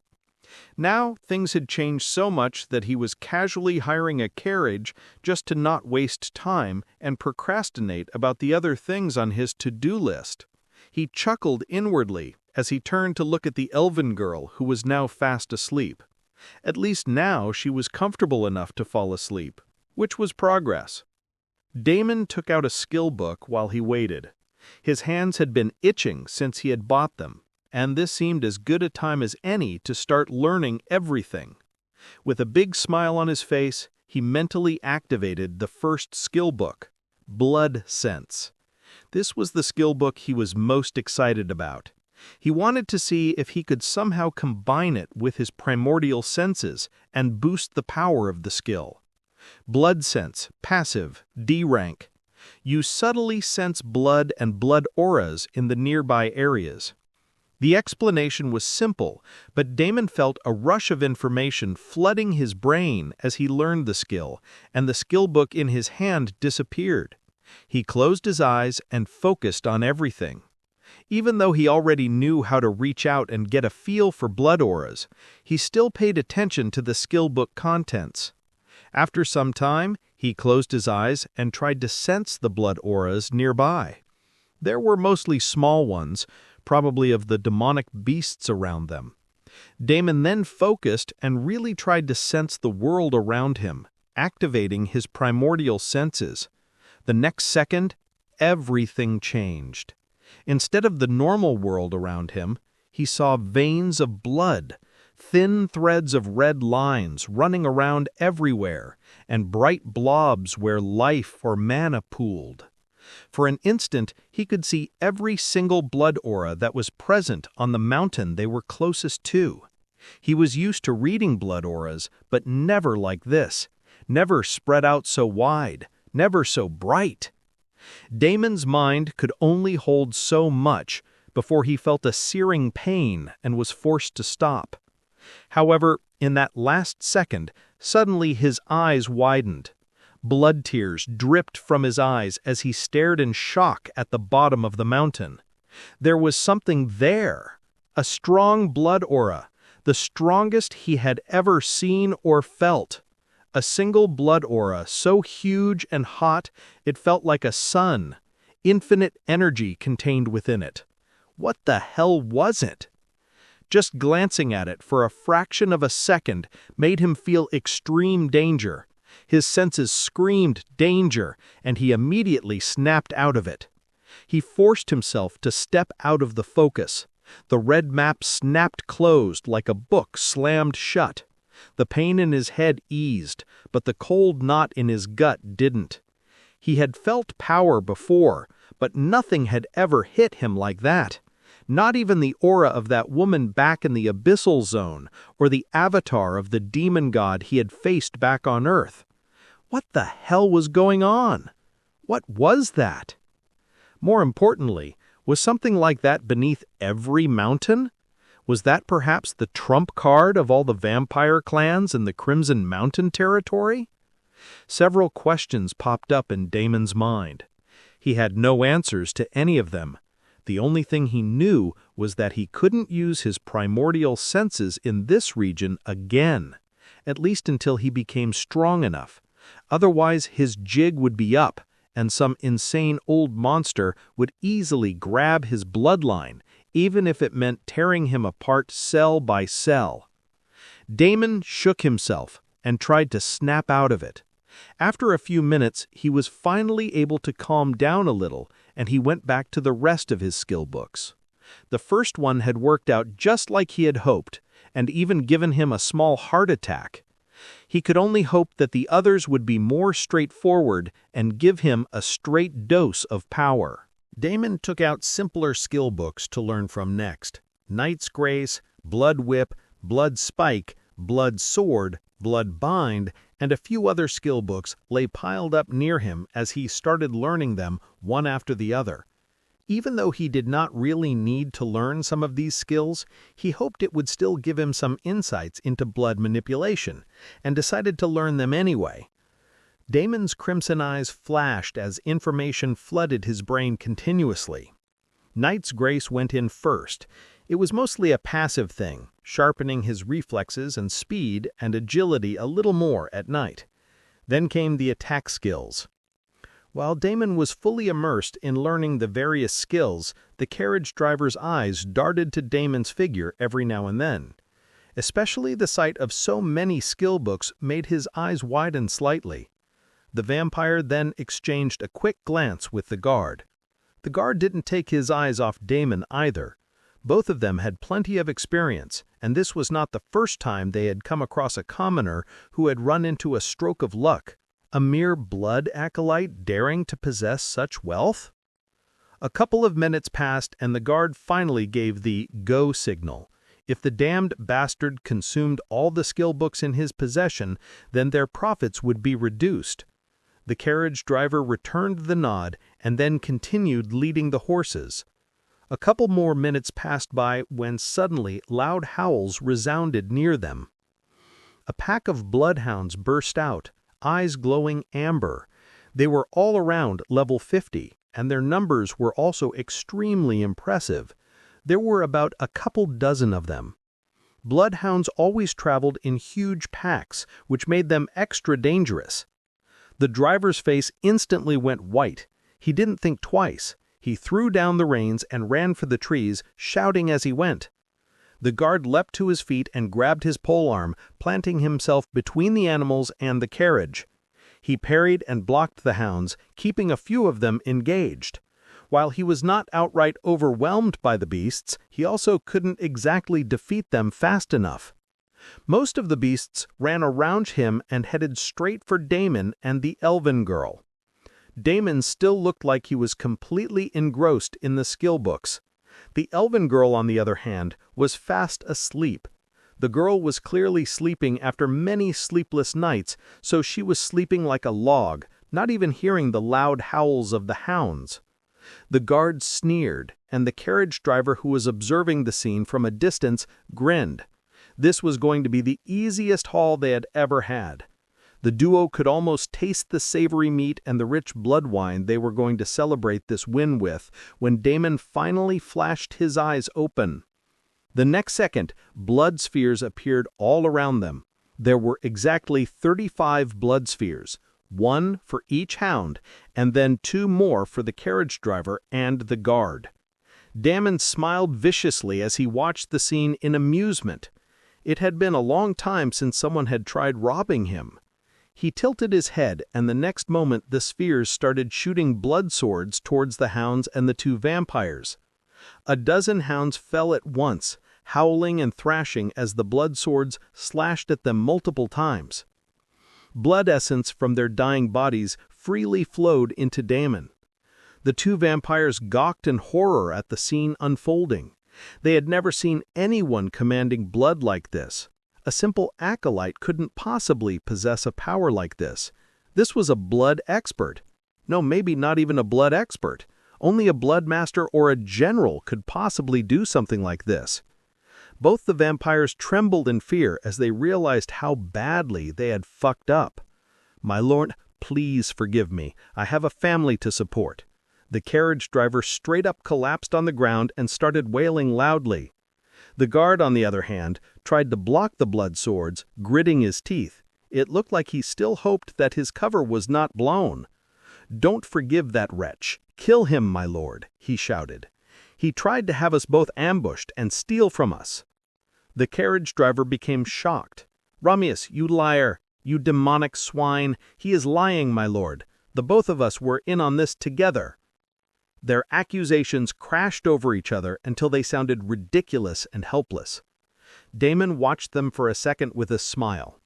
He then lazily waved his hand, ending the both of them with a mere thought. "Sorry about that. Usually I am not this petty, but I do need something from the two of you." He chuckled. The next moment his shadow wavered and a clone appeared, walking towards the two corpses. The clone swiftly picked up all the belongings and returned to Damon. It then went back to pick up all the drops from the dead hounds. Most of them had demonic cores. There were also some hides and teeth that had dropped. Damon was more interested in the personal belongings of the duo. He rummaged through them until he found a crimson crystal in the carriage driver's spatial pouch. The guard did not have any, but at least the carriage driver did not disappoint. Damon bound the crimson crystal, and immediately a map flashed in front of him. It was the current map of the Crimson Mountains, given out by the scouting network. With this, he easily had the path to wherever he was headed. "There we go. Now we can be on our own without any drama." He tossed the crystal back into his ring and then jumped out of the carriage. The elven girl was still sleeping, completely oblivious to everything. Damon shook his head helplessly and picked her up. He then dashed forward on the narrow winding path at top speed with a smile on his face. However, in just a couple of seconds, the smile on his face froze along with his body. Damon was unable to take a single step forward, no matter how much he tried. Damon tried a lot. He tried moving forward, he tried moving back, he pushed with both his legs. Nothing. He put the elven woman in his hand down and tried using blink and shadow step, but nothing worked. He was able to activate his mana, his blood essence, and his primordial mana core, but when it came to using the mana on his movement skills, nothing was happening. He was able to conjure both his defensive blood barrier and offensive blood lance, even a wind arrow easily. He was able to cast whatever skill he wanted, but moving out of that spot seemed to be simply impossible. Spells that should lift him or fold space just hit an invisible wall. Damon rubbed his chin. His magic was working. That meant that he should technically be able to activate his teleportation tattoo. Could that work? What about the teleportation scrolls? Once again, everything ended in a failure. The teleportation tattoo activated, but he was still in the same spot. Teleportation scrolls similarly were activated, but it kept getting interrupted. He wasted 5 scrolls before giving up. Teleportation was out of question, movement was out of question, while magic of every other kind worked. In a way, this was good because at least he was not completely locked without any means to protect himself. But why the hell was he spatially confined? Damon frowned. It meant someone had set up a very specific kind of trap. Before he could wonder what was happening, a system notification flashed in front of him. "Ding! You have been afflicted with a curse." Damon's eyes widened in shock. What now? A curse? What the heck? He looked around and found absolutely no one. He used his newly acquired skill, Blood Lens, and a bloody aura covered his eyes. He once again looked around and found nothing at all. No one hiding around him in stealth. Sure, his skill could possibly have some loopholes, but he was in the middle of nowhere in the ever-changing Crimson Mountains. There was no chance that somebody had been following him all the way here. The only one who could have reached him was Alaric, but the vampire only barely knew him. There was some friction between them, so maybe he was responsible for this. But knowing the guy so far and his proud personality, he wouldn't be hiding in the shadows cursing him. He would have directly confronted him, attacked him with full force. It just did not make sense. What the hell was happening? Could it perhaps be connected to the Demon Lord heir? He had used a secret method to take him out, after all, but as far as he knew, there shouldn't be any consequences for the method, especially since he used a shadow clone. Damon looked around, waiting for the enemy to reveal themselves, or, for that matter, something else to happen. But nothing did. There was no one else around him. He and the elven girl were all alone. So what now? He sat down and let out a sigh. Even with his experience of 2 lifetimes, he was simply stumped as to how someone managed to do something like this. To not even be present near him and to be able to cast a curse like this? They would have to have contacted someone very powerful to pull this off. Or if it was a player, then they would have to have a very unique class and skill, a very high tier one, perhaps even an S-class. Damon could think of only one group who could possibly possess a powerful player like this and be interested in meddling with him. As for the purpose behind all of this, Damon smiled. He already knew that very well. Why should someone do something like this right now? The Blood Hall battle. That had to be it. That was the only reason he could think of. Here he was making final preparations before heading back to the Niera City Blood Hall, and all of a sudden he was afflicted with a strange curse that prevented him from moving. Someone was definitely trying to stop him from returning to the Blood Hall. The Super 10? Aiden? Did they not get enough from the Abyssal Zone? Or perhaps they had already recovered from that blow? Did their powers run even deeper than he had assumed? Damon clicked his tongue. They weren't like they could keep this on forever. All curses had a limit, after all, especially a powerful one like this. A curse that had the ability to lock him in place. Damon's guess would be about 48 to 72 hours. That should definitely be the upper limit of the curse. He was positive about it. That would also be a few hours after the Blood Hall battle started and probably ended. Someone had planned everything thoroughly from start to finish. He closed his eyes and focused, pushing away all of the unnecessary thoughts from his mind. A curse, huh? The plan was good. Preventing him from stepping in could give the other side a lot of advantages. His presence might even change the outcome of the battle. But he still had a lot of tricks up his sleeve. He was not going to lose this second battle so easily, over a fucking curse. He opened up his system interface to send out some messages, only to find that his system communications were also locked up. A vicious grin crept up on Damon's face. They had truly locked him from every which way, didn't they? The curse looked like it was an extremely powerful one. Not only did it block him location-wise, it had also cut off his communications. It had completely locked him down. But just how powerful was it? Was it powerful enough to stand toe-to-toe with his bloodline? Damon took out a skill book that he was yet to learn. Blood Whisper. Damon activated the skill book and a flood of information immediately rushed into his mind. Blood Whisper, the skill he can use to communicate with people marked by his blood. Now it was time to see if the almighty curse could block even this skill, a skill that used his very blood to communicate. Damon closed his eyes, activated the skill, and focused. The next instant, he found himself in a dark place in the middle of nowhere. No ground, no sky, just empty dark. It was as if he were standing in a void. But he was not alone. Threads sprang out from him in all directions. Thin red threads, black threads, and even some that were golden in color. No, not some, many. Once the golden threads started appearing, they simply took over the whole space. Damon was utterly shocked. There were millions of these threads. He felt as if his mind was going to break from the sheer number of them. His entire being suddenly felt shaky and weak. The more he looked at these threads, the more the pain. He only barely managed to reach out to one thin red line before everything snapped, and he was kicked out of the void. Damon gasped, still feeling the effect of the skill. What the fuck was that?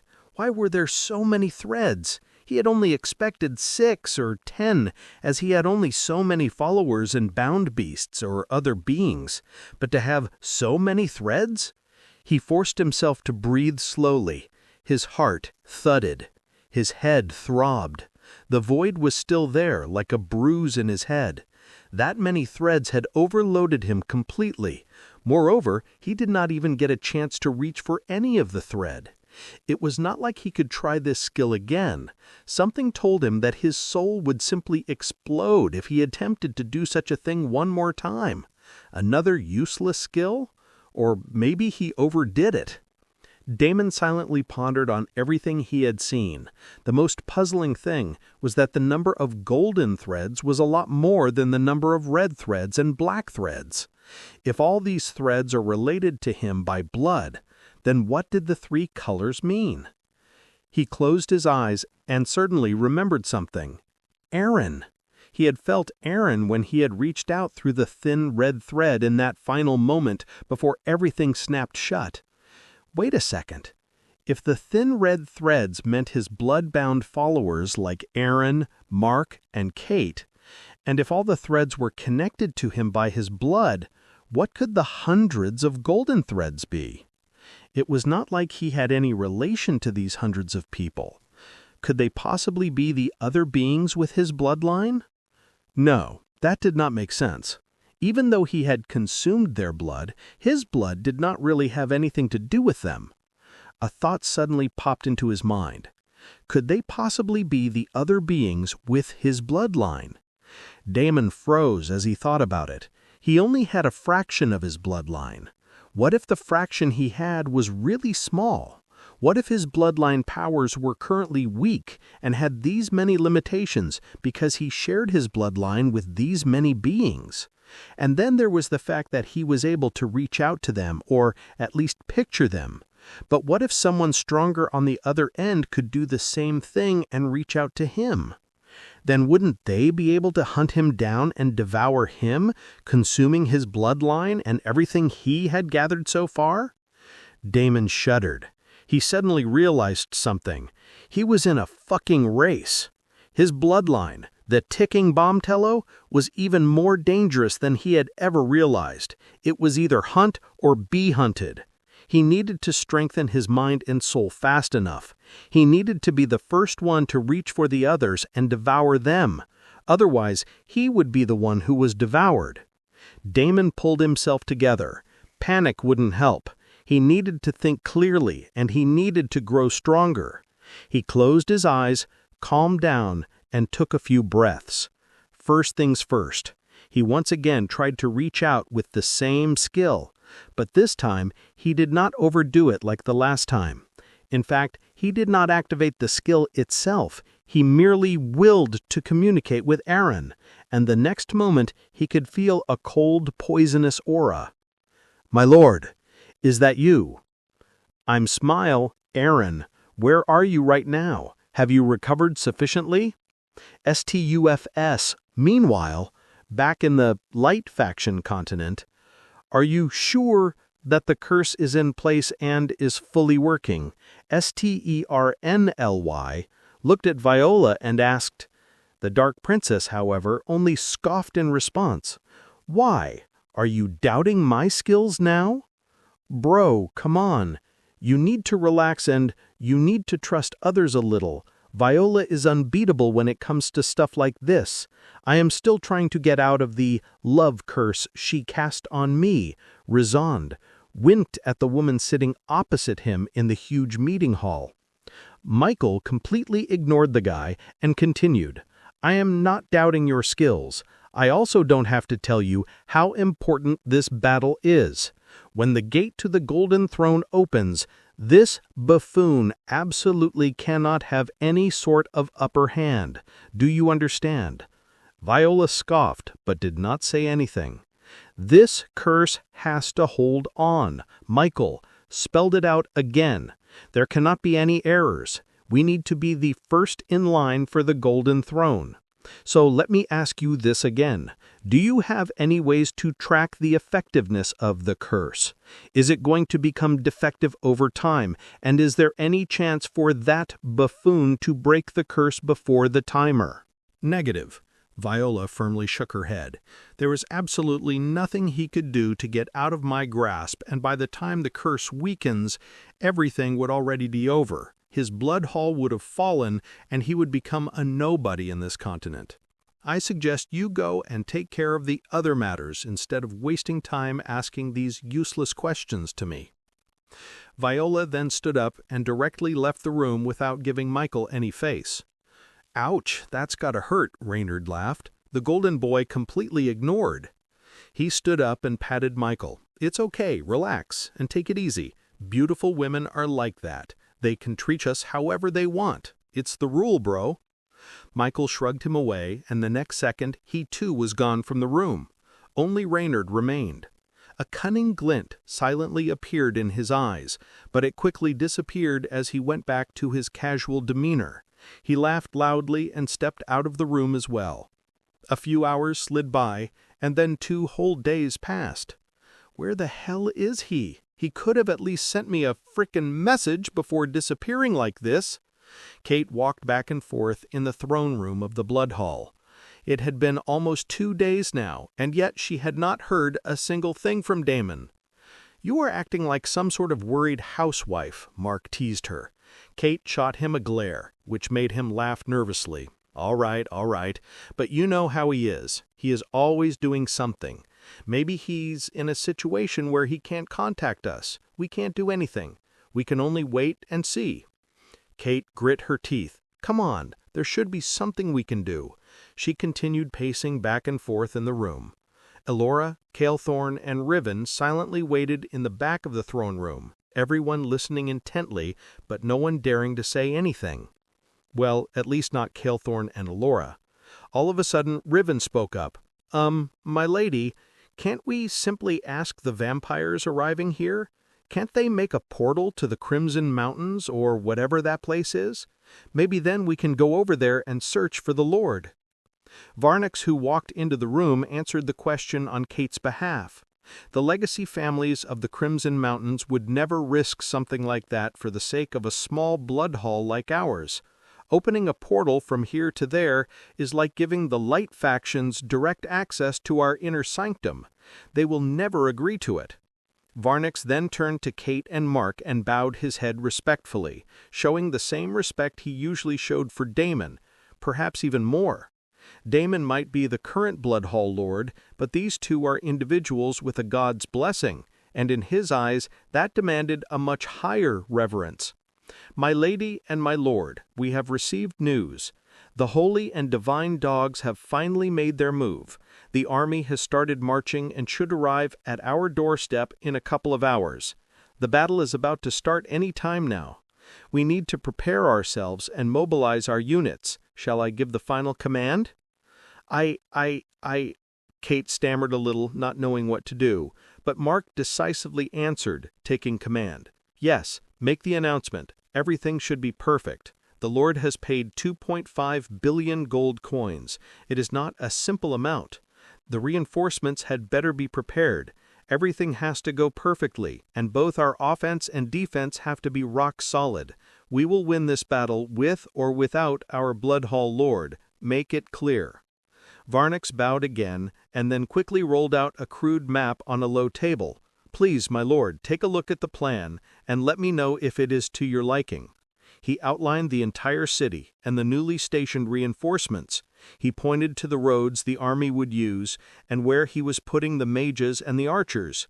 He outlined all the big details of the battle setup and waited for Mark's response.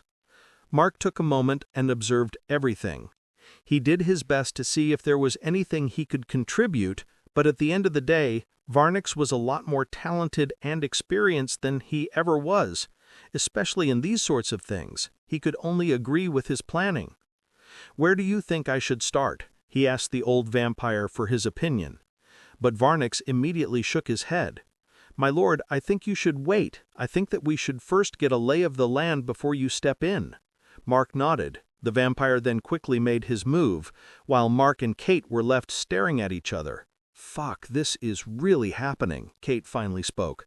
"How are we going to win without him?" Mark also had a grave look on his face. "We have to win no matter what. There is simply no other choice." "What do we actually do first?" Kate was very nervous. The last time around, they were merely fighting as part of the army, but this time, everything was different. Mark calmly pointed to the main roads on the map. "We lock the gates, we set the archers on the rooftops, and the mages where they can cover the lines of advance. The army holds in reserve behind the eastern ridge. If the dogs break the front, we funnel them into the kill zone by the old market. Mages here and here, healers separated into 3 groups, and the rest we would have to see and arrange based on how everything progresses." Elora stepped forward.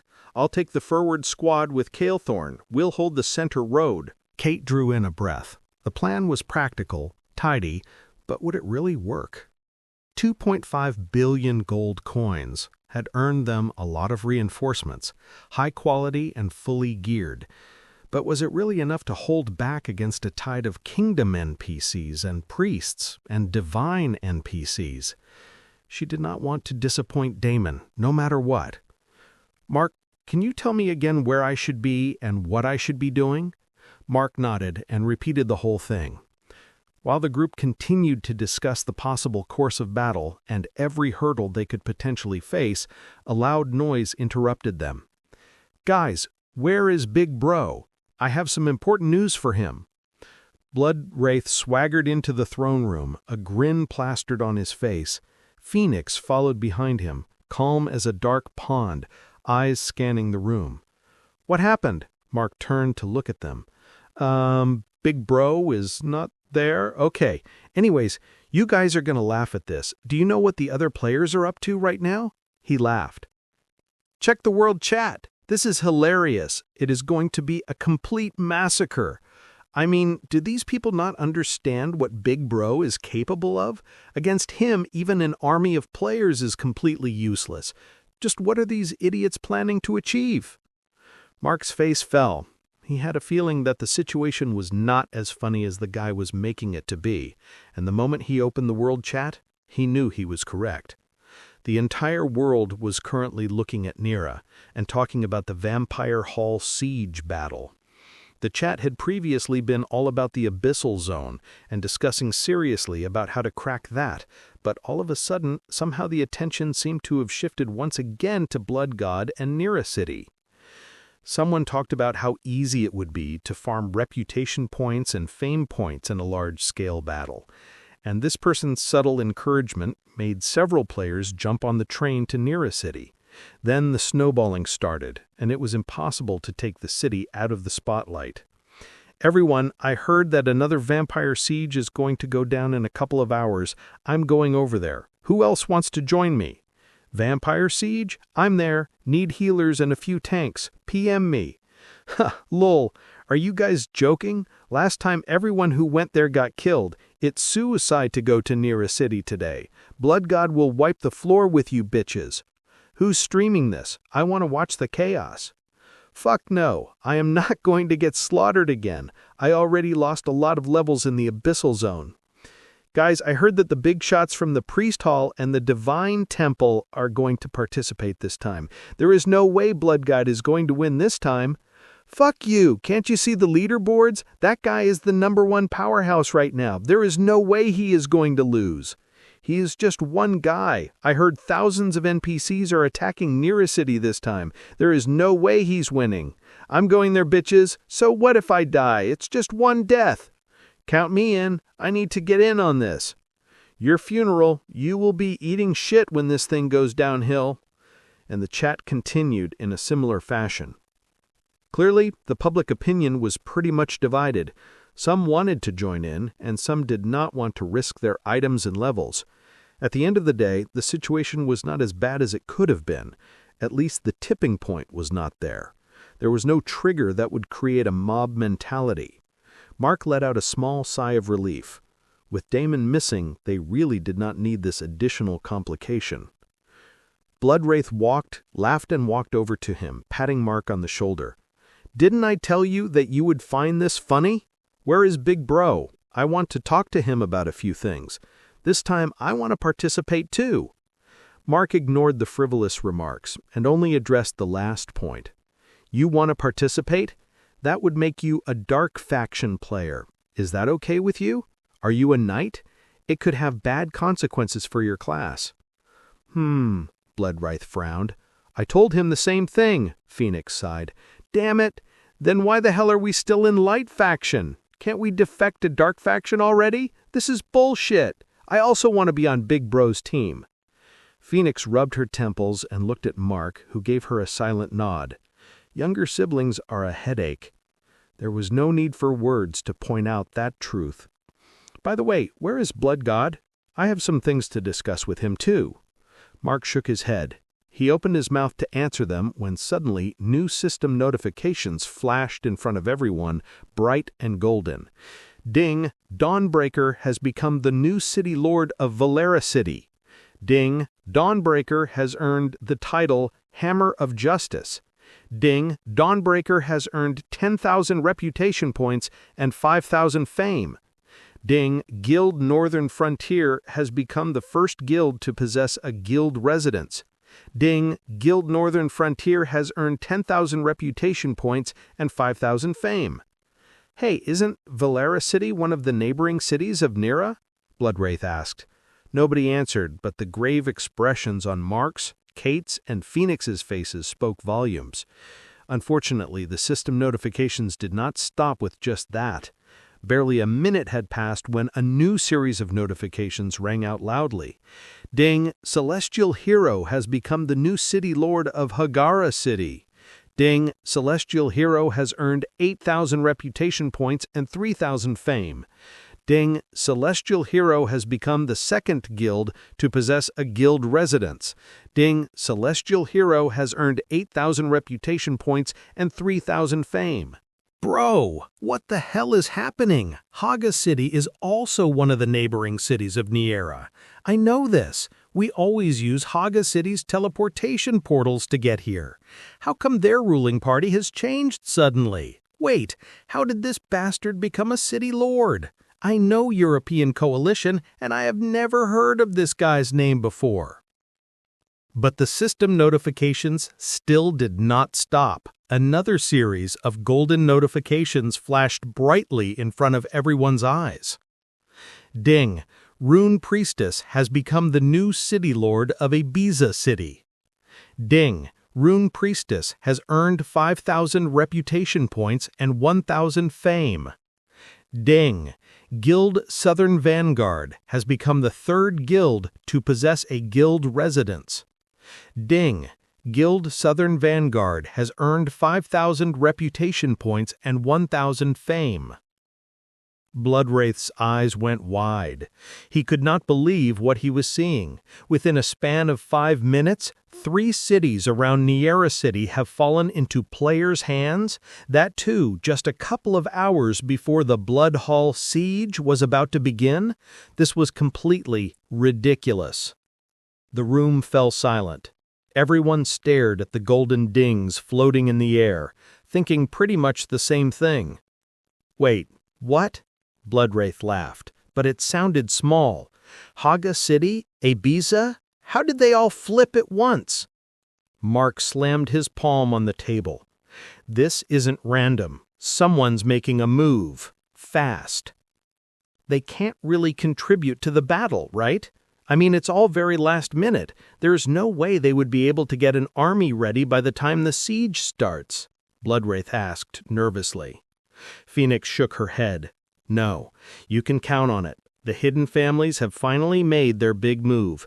These 3 cities are definitely going to participate in the Blood Hall siege along with the main army coming from the Kingdom, the Priest Hall, and the Divine Temple." "Hidden families?" Mark asked. "Right, you don't know about them." Bloodwraith became serious as he tried to explain as best he could. "These hidden families are extremely powerful and influential families in our real world.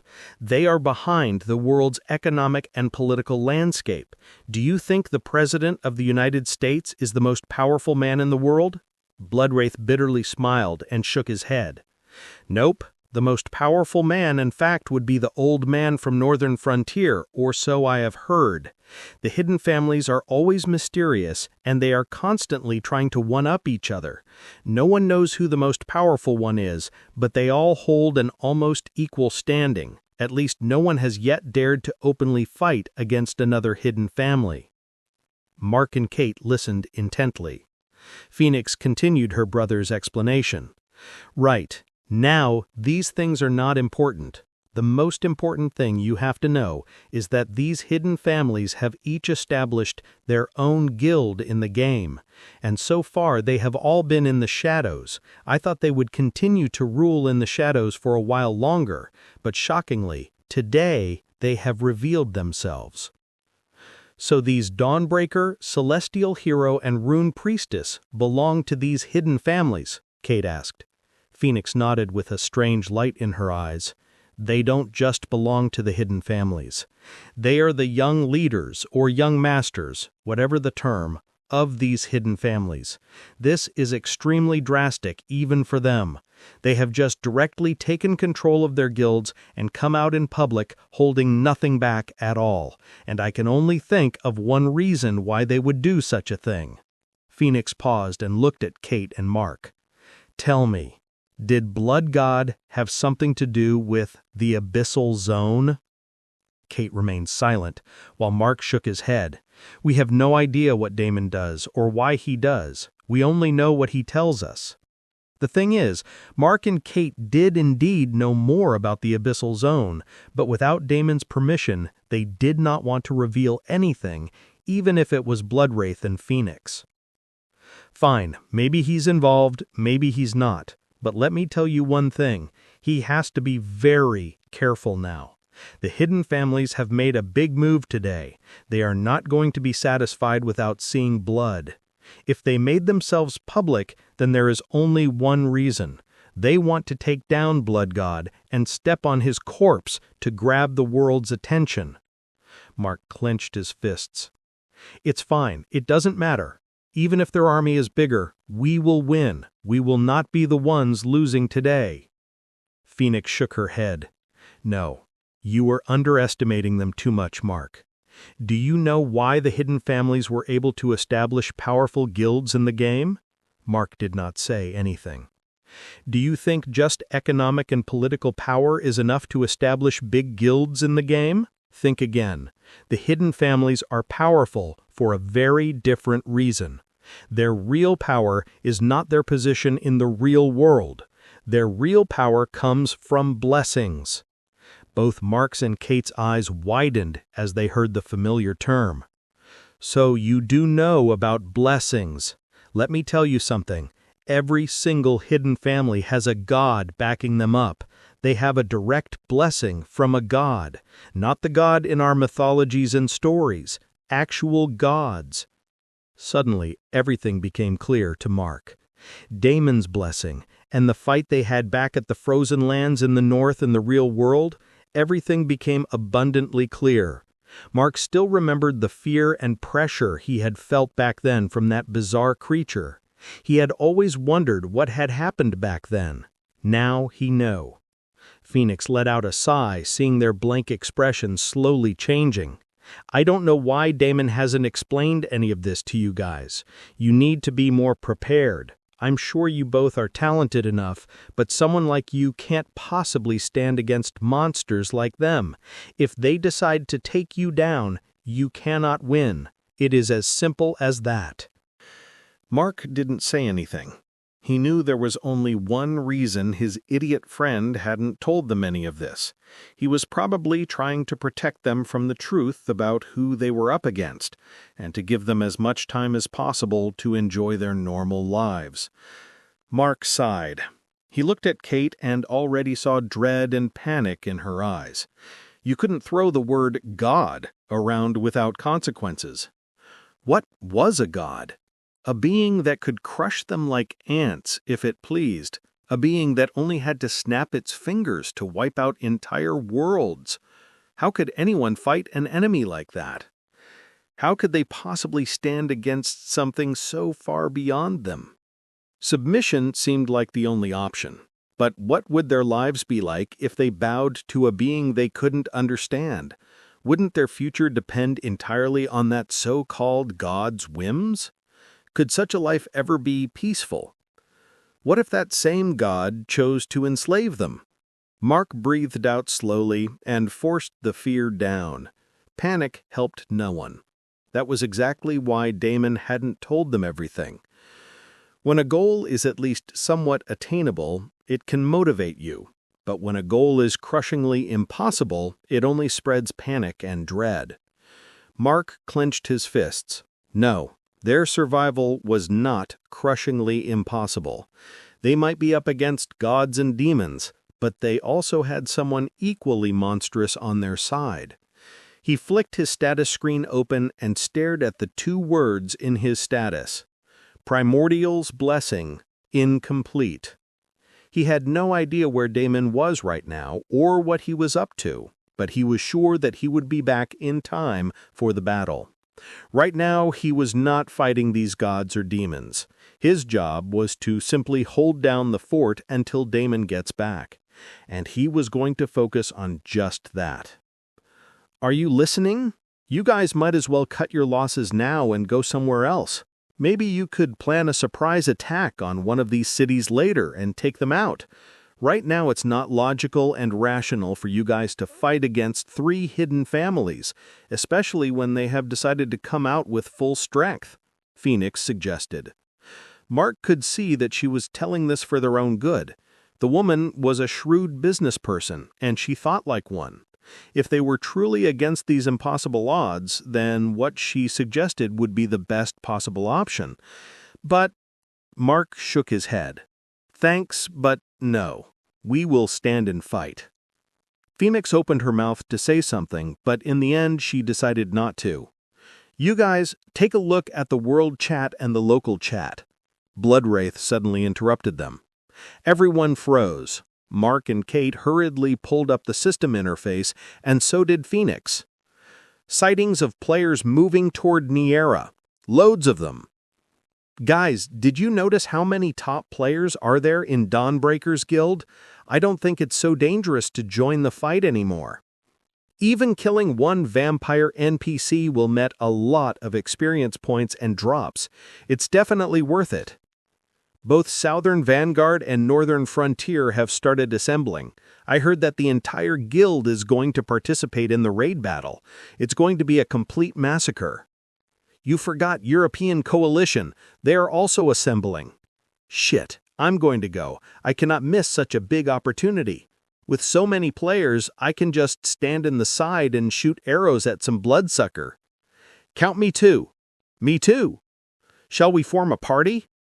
Add me. I'm level 56 tank and I have good gear. Let's go and rape that bastard blood god. ... The world chat, which was previously undecided, suddenly became completely lopsided in one direction. The several players were no longer hesitant to join the battle. Everyone seemed to have gained a boost of confidence. People shouted, argued, and signed up. Offers to join the fight poured in. Some were honest volunteers, some hoped to grab loot, some wanted to watch a show. A few trolls wrote nothing but emojis. But overall, the players interested in joining the battle suddenly exploded exponentially. Players from all parts of the world were suddenly flocking to the teleportation centers to get to Niera. Everyone was extremely frustrated with the Abyssal Zone, and this somehow came at a perfect time to take the brunt of that frustration. Kate's face went white as she read. Mark felt his stomach tighten. Phoenix let out a sigh, and even Bloodwraith did not seem as confident as before. By the way, where is Big Bro? Is he seeing all of this? Should we do something about all this? Mark did not say anything. Is he here, right? Bloodwraith asked again. This time, instead of Mark, Phoenix spoke. He's not here, is he? He'll be here soon. Mark did not say anything else, but Phoenix was way too intelligent not to notice things. For your sake, I hope he does. She nodded. In the meantime, if there's anything you need, tell me and I will try my best to do it. Thanks. I will now get back to the arrangements. Mark quickly finished their conversation and walked over to Varniax to update him about the situation. He wasn't sure if the vampire NPC knew about these developments on the player's side. If this many players were joining the battle, then it was going to be a significant setback for them, one that might even cost them this battle if they did not plan accordingly. "Damon, where the hell are you?" Mark silently muttered under his breath. More importantly, he wondered if his friend was caught in some sort of troublesome situation he couldn't get out of. Knowing his friend, there was no way Damon wouldn't be here if he couldn't. His name being grayed out made nothing better. Maybe he was truly stuck somewhere and needed their help. Meanwhile, back in the Bloodlands, a few hours earlier, "Dream on, dream on, dream on. Dream until your dreams come true, true, true, true." Damon swung his hips and danced around as he sliced another horde of demonic beasts that lunged at him. Blades of blood flashed, limbs flew, the beasts hit the ground in a spray of dark blood. Damon laughed and kept dancing in the same spot as he absorbed all the blood essence spilled all over. The elven girl who was sitting on the ground near him, holding her knees and trembling, stared at the scene in shock. There was fear in her eyes as she eyed the monster corpses all around her, but there was even more shock and horror when her gaze fell on Damon and how casually and effortlessly he was dealing with everything that came his way. "What are you looking at, Green Eyes? Is this your first time seeing someone fight or what? It's not like I'm gonna kill you next." Damon wryly chuckled. He liked it much better when the girl was sleeping and didn't stare at him with those judgmental eyes that seemed to hate violence.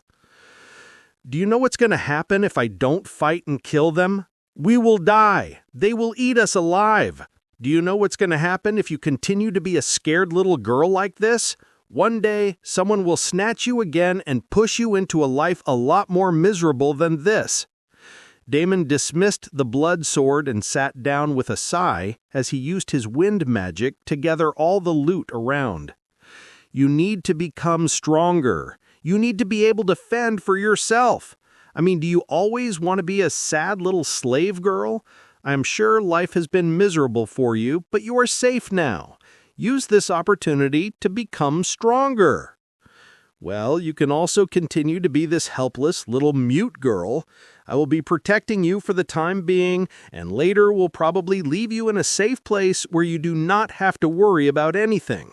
But at the end of the day, unless you become strong, I don't think you will ever feel safe.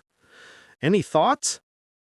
The elven girl only continued to stare at him dumbly. Damon let out a sigh and did not bother talking to her anymore. He had tried talking to her in a bunch of different ways. He had already done the sympathy role. He tried to be understanding. Short of promising her freedom, he pretty much did everything else, and still there was no response. "Ah, fuck!" Damon scratched his head and sat down beside her. He had already told her that unlike him, she was free to move around, but the elven girl showed no signs of moving. Instead, the world around them started moving. Damon's eyes lit up. Whoever placed the curse on him surely did not take into account the fact that he was sitting in the middle of complex formations that changed the very space he was in. The whole place rearranged itself every few hours, and it looked like that time was finally here. So what was going to happen now? Age-old freaky formation set up by some old monstrous vampire or his curse? Which was going to win? Well, technically, the curse could still win. It seems to be an extremely powerful one just from what little knowledge he had about curses. So he couldn't just let Jesus take the wheel and hope for the best. He needed to ensure that he used this chance properly and gave it the push it required. He had been spending a few hours sitting idly now, and he managed to rummage through his brain and think of something. There were many different types of curses in Earth Online, and many different types of professions could use them. However, a curse as powerful as this one was probably stuck to his very soul. Not his body, not his mind, but directly his soul. That had to be the reason why he was unable to even log out and get back to the real world. However, dealing with one's soul was completely different from dealing with one's mana core. Even if they were moderately talented, one would be able to easily reach for their mana core and learn how to use it. But the same couldn't be said for the soul. One needed to be truly talented to get a sense for their soul like that old man Artemis or Silvara, and even more talented to be able to use soul energy. Damon was pretty sure that those Ice Clan guys had only a third-tier soul cultivation technique in their possession, and hence their current condition was pathetic. But everything would change if they truly came into possession of techniques of a higher caliber. The same goes for the other Super 10. If all these guys managed to get their hands on anything related to soul, Damon would be fucked over. This was also one of the reasons why he wanted to get his hands on a soul-strengthening technique and catch up to them. Of course, there was also his injury and the fact that his primordial mana core could potentially explode from the inside out at any given instant, blasting him and his soul. Considering all of this, one could say that this was not his first brush against his soul. Maybe there was a way he could reach for his soul and even take everything a step forward and identify the mark of the curse, or at least the presence of it on his soul. If by chance he ended up doing something like that, then there is a very real possibility he could simply erase the damn thing from within him.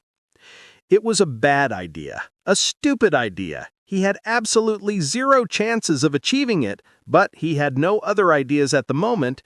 It was time to give this one a try. After a few minutes of intense focus and concentration, Damon opened his eyes. He was no longer sitting on the random dirt road on the path to the Commoner's Mountain. Instead, he was on a cliff this time. The elven girl was still next to him, but everything else had completely changed. Of course, just as luck would have it, they were not exactly alone.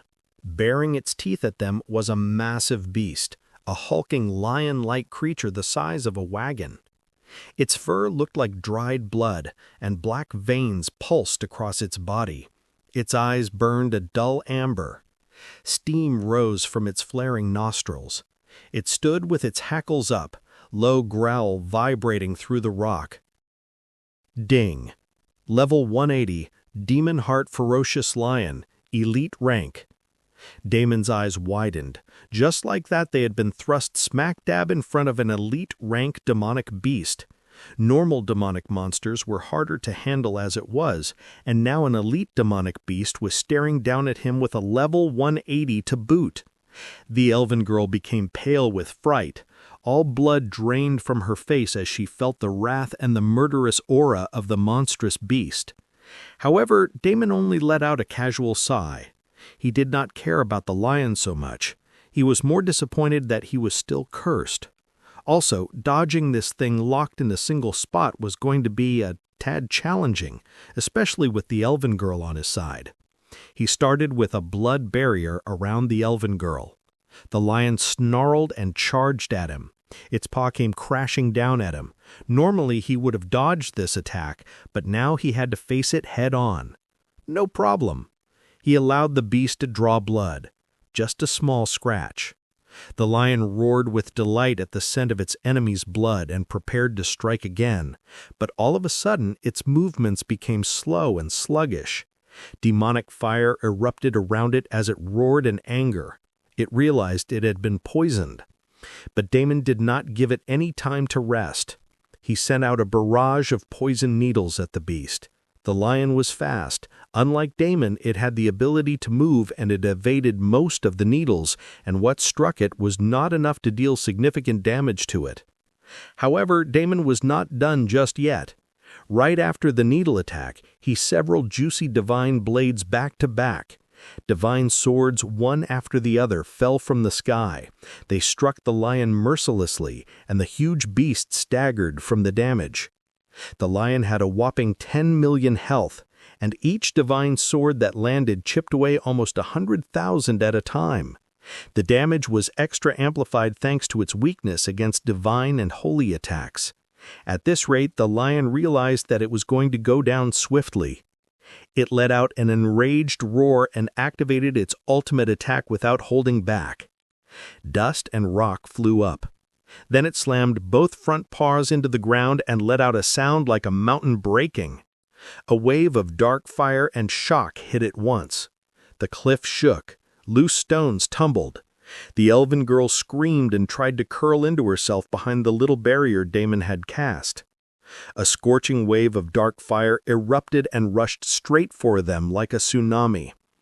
Even with Damon's high fire resistance and affinity, he could still feel the attack's intensity. He instantly knew why was the case. Hellfire. The lion's attack contained traces of hellfire. Damon slammed the bastion of the condemned up around them like a brick wall. The barrier shuddered. Damon poured everything into it. His hands shook. Mana burned through him like cold fire. The barrier held long enough for the worst to pass, but it was cracking. Hairline fractures spidered across the surface. The lion didn't stop. It leapt forward, claws aimed at the barrier. Damon did not give it a chance. He followed it up with Divine Bladestorm and Radiant Wellspring. Radiant Wellspring weakened the already sluggish beast, and Divine Bladestorm tore through its huge body, draining away the rest of its health. The divine blades kept falling until the lion could no longer stand. It staggered, muscles twitching, then folded. A cloud of dust and a shower of black blood covered the cliff. The beast lay still. Damon let out a long breath, immediately absorbing all of the blood essence that he could. Several system notifications flashed in front of him. Ding. You have killed a demon heart ferocious lion. Ding. You have gained experience points. Ding. Bloodline extraction successful. Ding. You have extracted the ability Roar. Ding. You have gained +1 strength. What shitty luck! Damon's face twitched. I'm pretty sure that the beast had a lot more powerful skills, but it looks like I got the worst of it. On the plus side, at least I did not meet anything powerful enough to slaughter me. Then suddenly something struck him as odd. Where weird one. Shouldn't the Crimson Mountains only contain low-level demonic beasts? What's with this lion? Where did it come from? He thought about it for a while and shrugged. Well, whatever. There is probably 1 or 2 of these guys around. I don't need to think about this. I should be working on this fucking curse. I can't believe it's still stuck with me, even with the rune formation of the Crimson Mountains. Just how strong is this curse? Damon was about to try to reach his soul one more time just to get a feel for it when his senses prickled. He instantly summoned a rain of poison needles and sent them out in all directions. However, it was of no use. The next second, 10 demon heart ferocious lions appeared roaring loudly. They spread out in a circle and charged towards Damon and the elven girl. Damon bitterly smiled. It was true that he wished for more of these lions so he could get at their unique skills, but he was fine if his wish was not particularly fulfilled. For the next couple of minutes, Damon poured everything into the fight. He pushed his body and his mana to the limit and fired off every powerful skill he had. Divine Bladestorm tore the air into silver rain. Radiant Wellspring kept him breathing while Bastion of the Condemned took the worst of the hits.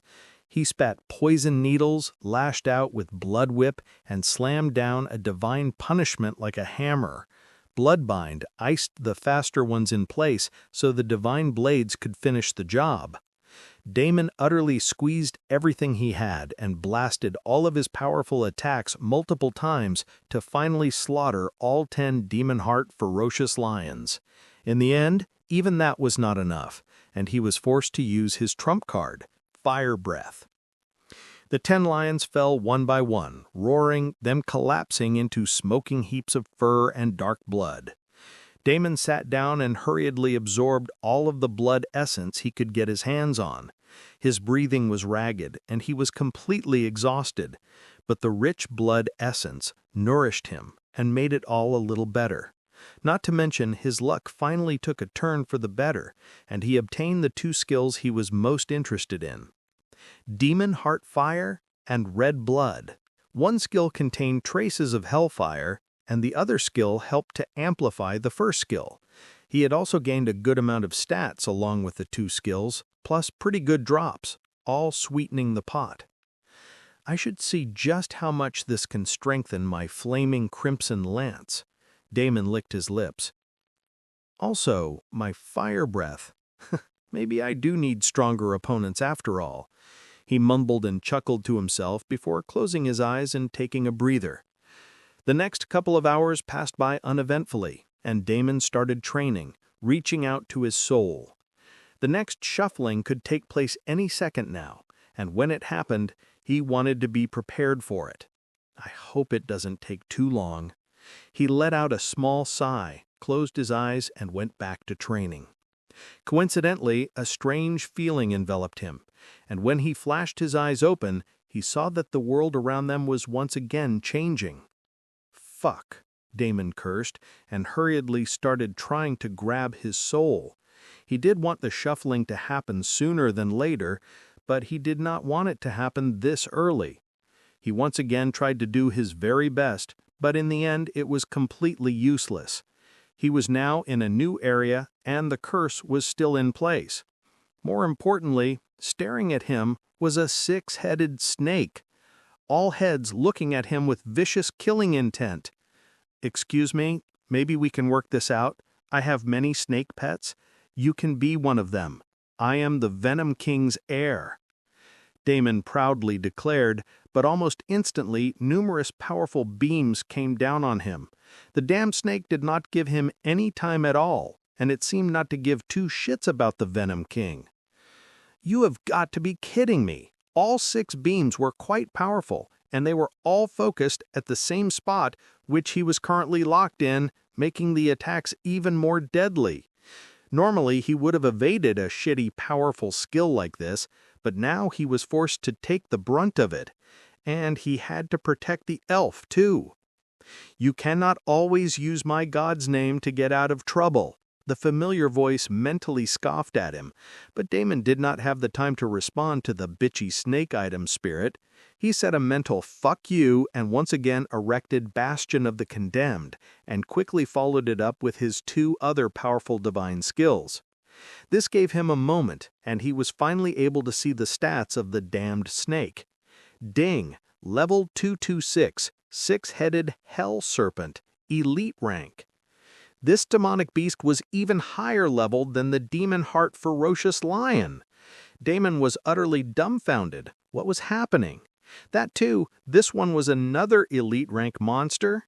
Also, weirdly, this demonic beast seemed to be capable of using hellfire. It was too much of a coincidence.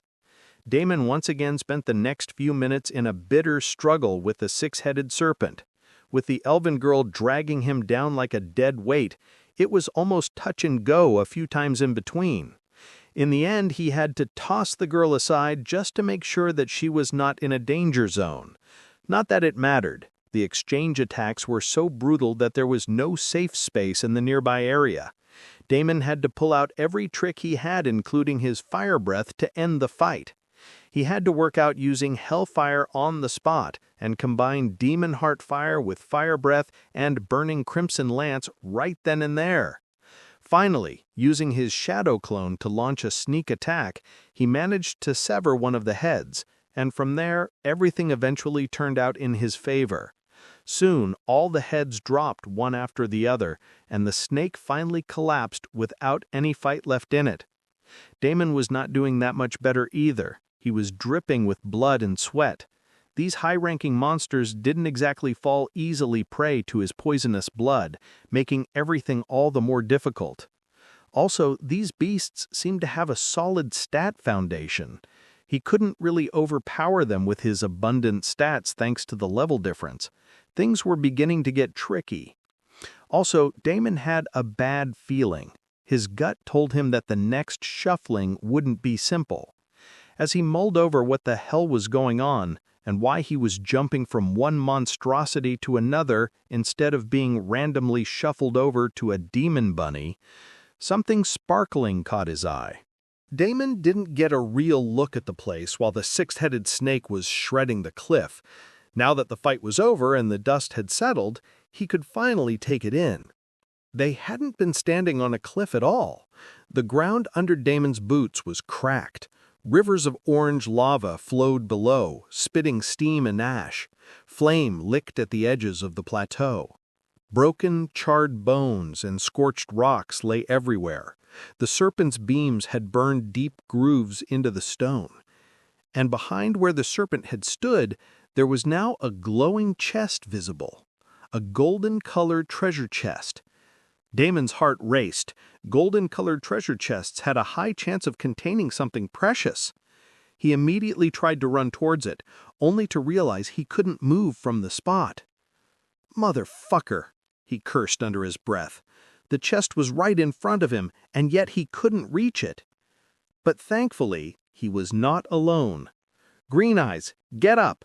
I have a job for you. Go and open that treasure chest." The elven girl flinched like he had slapped her. Her hands trembled, but she stood up slowly. She took a step, then another, and then another. Damon sighed impatiently. Normally he wouldn't care, but given everything bizarre that was happening, he had a feeling that the next shuffling might come even sooner than expected. He did not want to lose a treasure chest just because this girl was too slow. A few seconds later, she finally squatted in front of the treasure chest and gritted her teeth, trying very hard to open it. It looked like she was having some difficulties. "Can you turn the treasure chest around? Let me take a look. Does it need a key?" The elven girl nodded. "Of course it needs a key. Damn it. Where will I go now to find a key?" Damon once again used some wind energy to pull the treasure chest closer to himself, but it was of no use. He then summoned his shadow clone and sent it on a search hunt. If there were a treasure chest here, then the snake should have dropped a key. It was only logical. Some tricky places were an exception, and the key could even be hidden in the surroundings, so it was worth looking around. The clone vanished among the blackened ribs and lava-splashed boulders. The elven girl watched, pale and barely breathing. While the clone was looking around, Damon also did not remain idle. He activated Blood Lens to see if he could spot some anomaly. At first, he couldn't spot anything, but then, over a pocket of red-hot magma where continuous bursts of hot gas erupted every now and then, there was something hidden. He could see a faint energy signature. Damon immediately instructed the clone to go over there. The clone tried its best to touch the rock when the burst of gas was not there, but in the end it did take a hit. 50% of its health was drained in a single hit.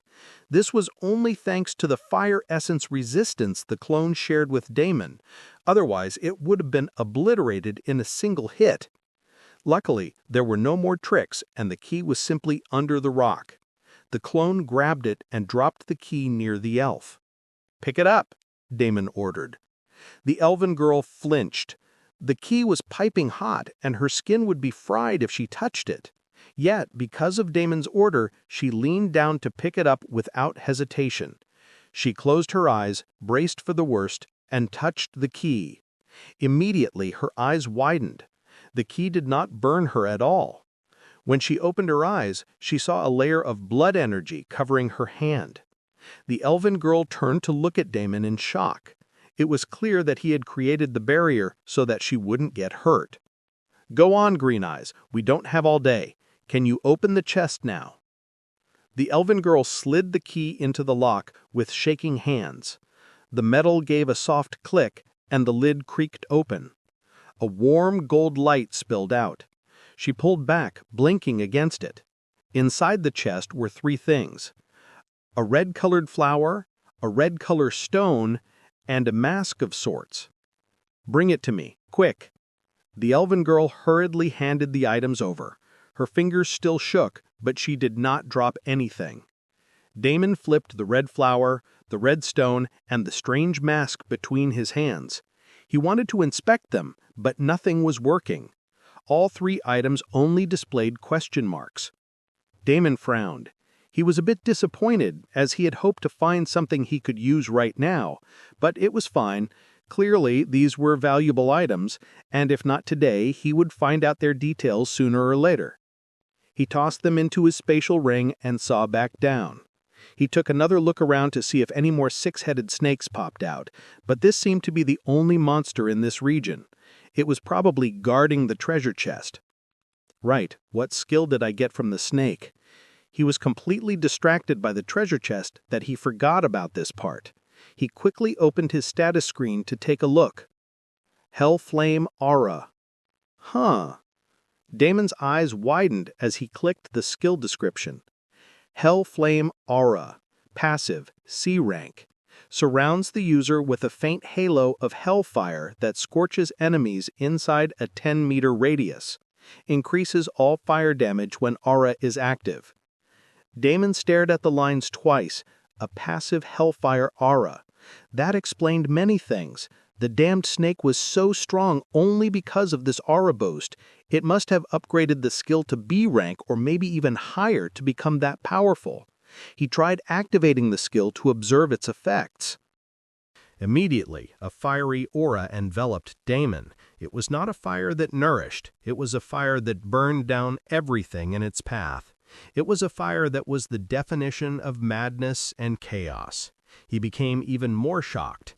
Even with just a small amount, the passive hellfire aura boost felt huge. He could tell that if he pushed it, his attacks would hit way harder. The strange thing was that the aura wasn't only on him.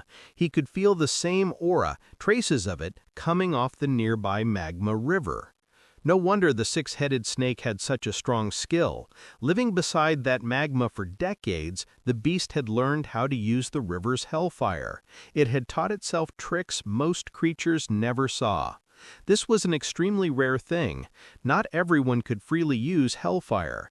It was just like the worm's breath. It was a superior energy essence that normal fire essence could not compete with. The weird thing was, he had already come across 2 beasts who could use it freely. First, it was the demon heart ferocious lion, and now the 6-headed snake. Both creatures had only a small mastery of the hellfire, but it was more than enough to give them a huge advantage. This left only one question. Could the demon heart ferocious lions be somewhere nearby? The shuffling of the landmass was, in theory, completely random. However, small patterns could possibly emerge every now and then. What if he was being carried into something with every fold of the landmass? Damon thought about it for a while and then returned to his soul training. What was the plank in thinking over something he had no control over? He sent his shadow clone to search for anything else that could be hidden in this place, and continued to try and reach for his soul. He was definitely not as talented as Silvara or the old man in this aspect. Even after many hours, he was only drawing a blank. He took a deep breath and kept at it, and just like that, another few hours went by. Damon rubbed his eyes. A whole day had slipped by and he had nothing to show for it. The curse still held. His shadow clone came back empty-handed, and his soul reach felt dull and distant. At this rate, it would truly become impossible for him to make any move before the Blood Hall raid started, or even ended. Damon was contemplating what to do next when, abruptly, the world around him started to blur. "It's starting!" he shouted as he prepared himself mentally. The next second he felt an intense heat wave assaulting him. He immediately had a feeling what the next place was going to be, and there was only a fraction of a second before the shuffling completed, and he was teleported. In the last moment, he shoved a teleportation scroll into the elven girl's hand and activated it for her. "Get out of here!" Instead of trying to remove the curse on his soul, he had to take this gamble and get her out of here. Otherwise, just as the world changed, revealing a fiery hell, a blinding light swallowed the elven girl whole, and her figure disappeared. Unlike him, she was not bound to the spot after all. She was able to escape from the location cleanly. And just in time, as a pillar of hellfire slammed into the spot where the elven girl had been standing right next to Damon. The blast ripped up stone and ash. Heat hit Damon like a wall. He threw up a barrier without thinking. Bastion of the condemned bloomed around him and the girl's spot. The shock smashed the shield hard. Cracks crawled across it, but it held long enough for the worst to pass. Rock and molten spray rained down. Damon let out a sigh of relief even as his health dropped by a whole 10%. The elven girl was gone. Her teleportation worked. On the other hand, he was not so lucky. He still stood pinned to the same spot by the curse, and whatever had hit them had been aimed right where she had been standing. If he had hesitated even for a moment, she would be a smear on the stone. He had no time to brood. Just as he had guessed, it looked like he was currently on a particular pattern path. The landmass shuffling was taking him to someplace deeper and deeper into the ground, maybe into a mountain or someplace where there was abundant hellfire all around. This wouldn't be a problem if there were a lot of creatures all around him. He could consume their blood and slowly build a resistance to hellfire, and might even be able to use it if he consumed enough of them. However, as it was, he was currently at a huge disadvantage. There simply were no demonic monsters near him. He needed blood and bloodlines to adapt, and right now he was running low. Also, vampires had a natural weakness for hellfire. This was the fire that specifically belonged to the superior demon races. So what the hell was something like that doing in the Crimson Mountains? He had never heard of this place before, even in his last lifetime. There shouldn't be any hellfire-rich places like this in the vampire territory. It simply did not make sense. Damon sighed and squatted as he sent his senses around to see what he was potentially dealing with. He could detect some life forms some distance away, but they seemed to be on the other side of the mountain or something like that. He was currently in the middle of what looked like a huge cavern, and everything around him was burning. There was hellfire all around him. Everywhere he looked, there were hellfire rivers, hellfire bursts, and hellfire rain. His health was dropping fast. He used his blood reserves to refill his health, but his reserves would dwindle fast. If the land mass reshuffling did not take place fast enough, he might even completely run dry of his blood reserves.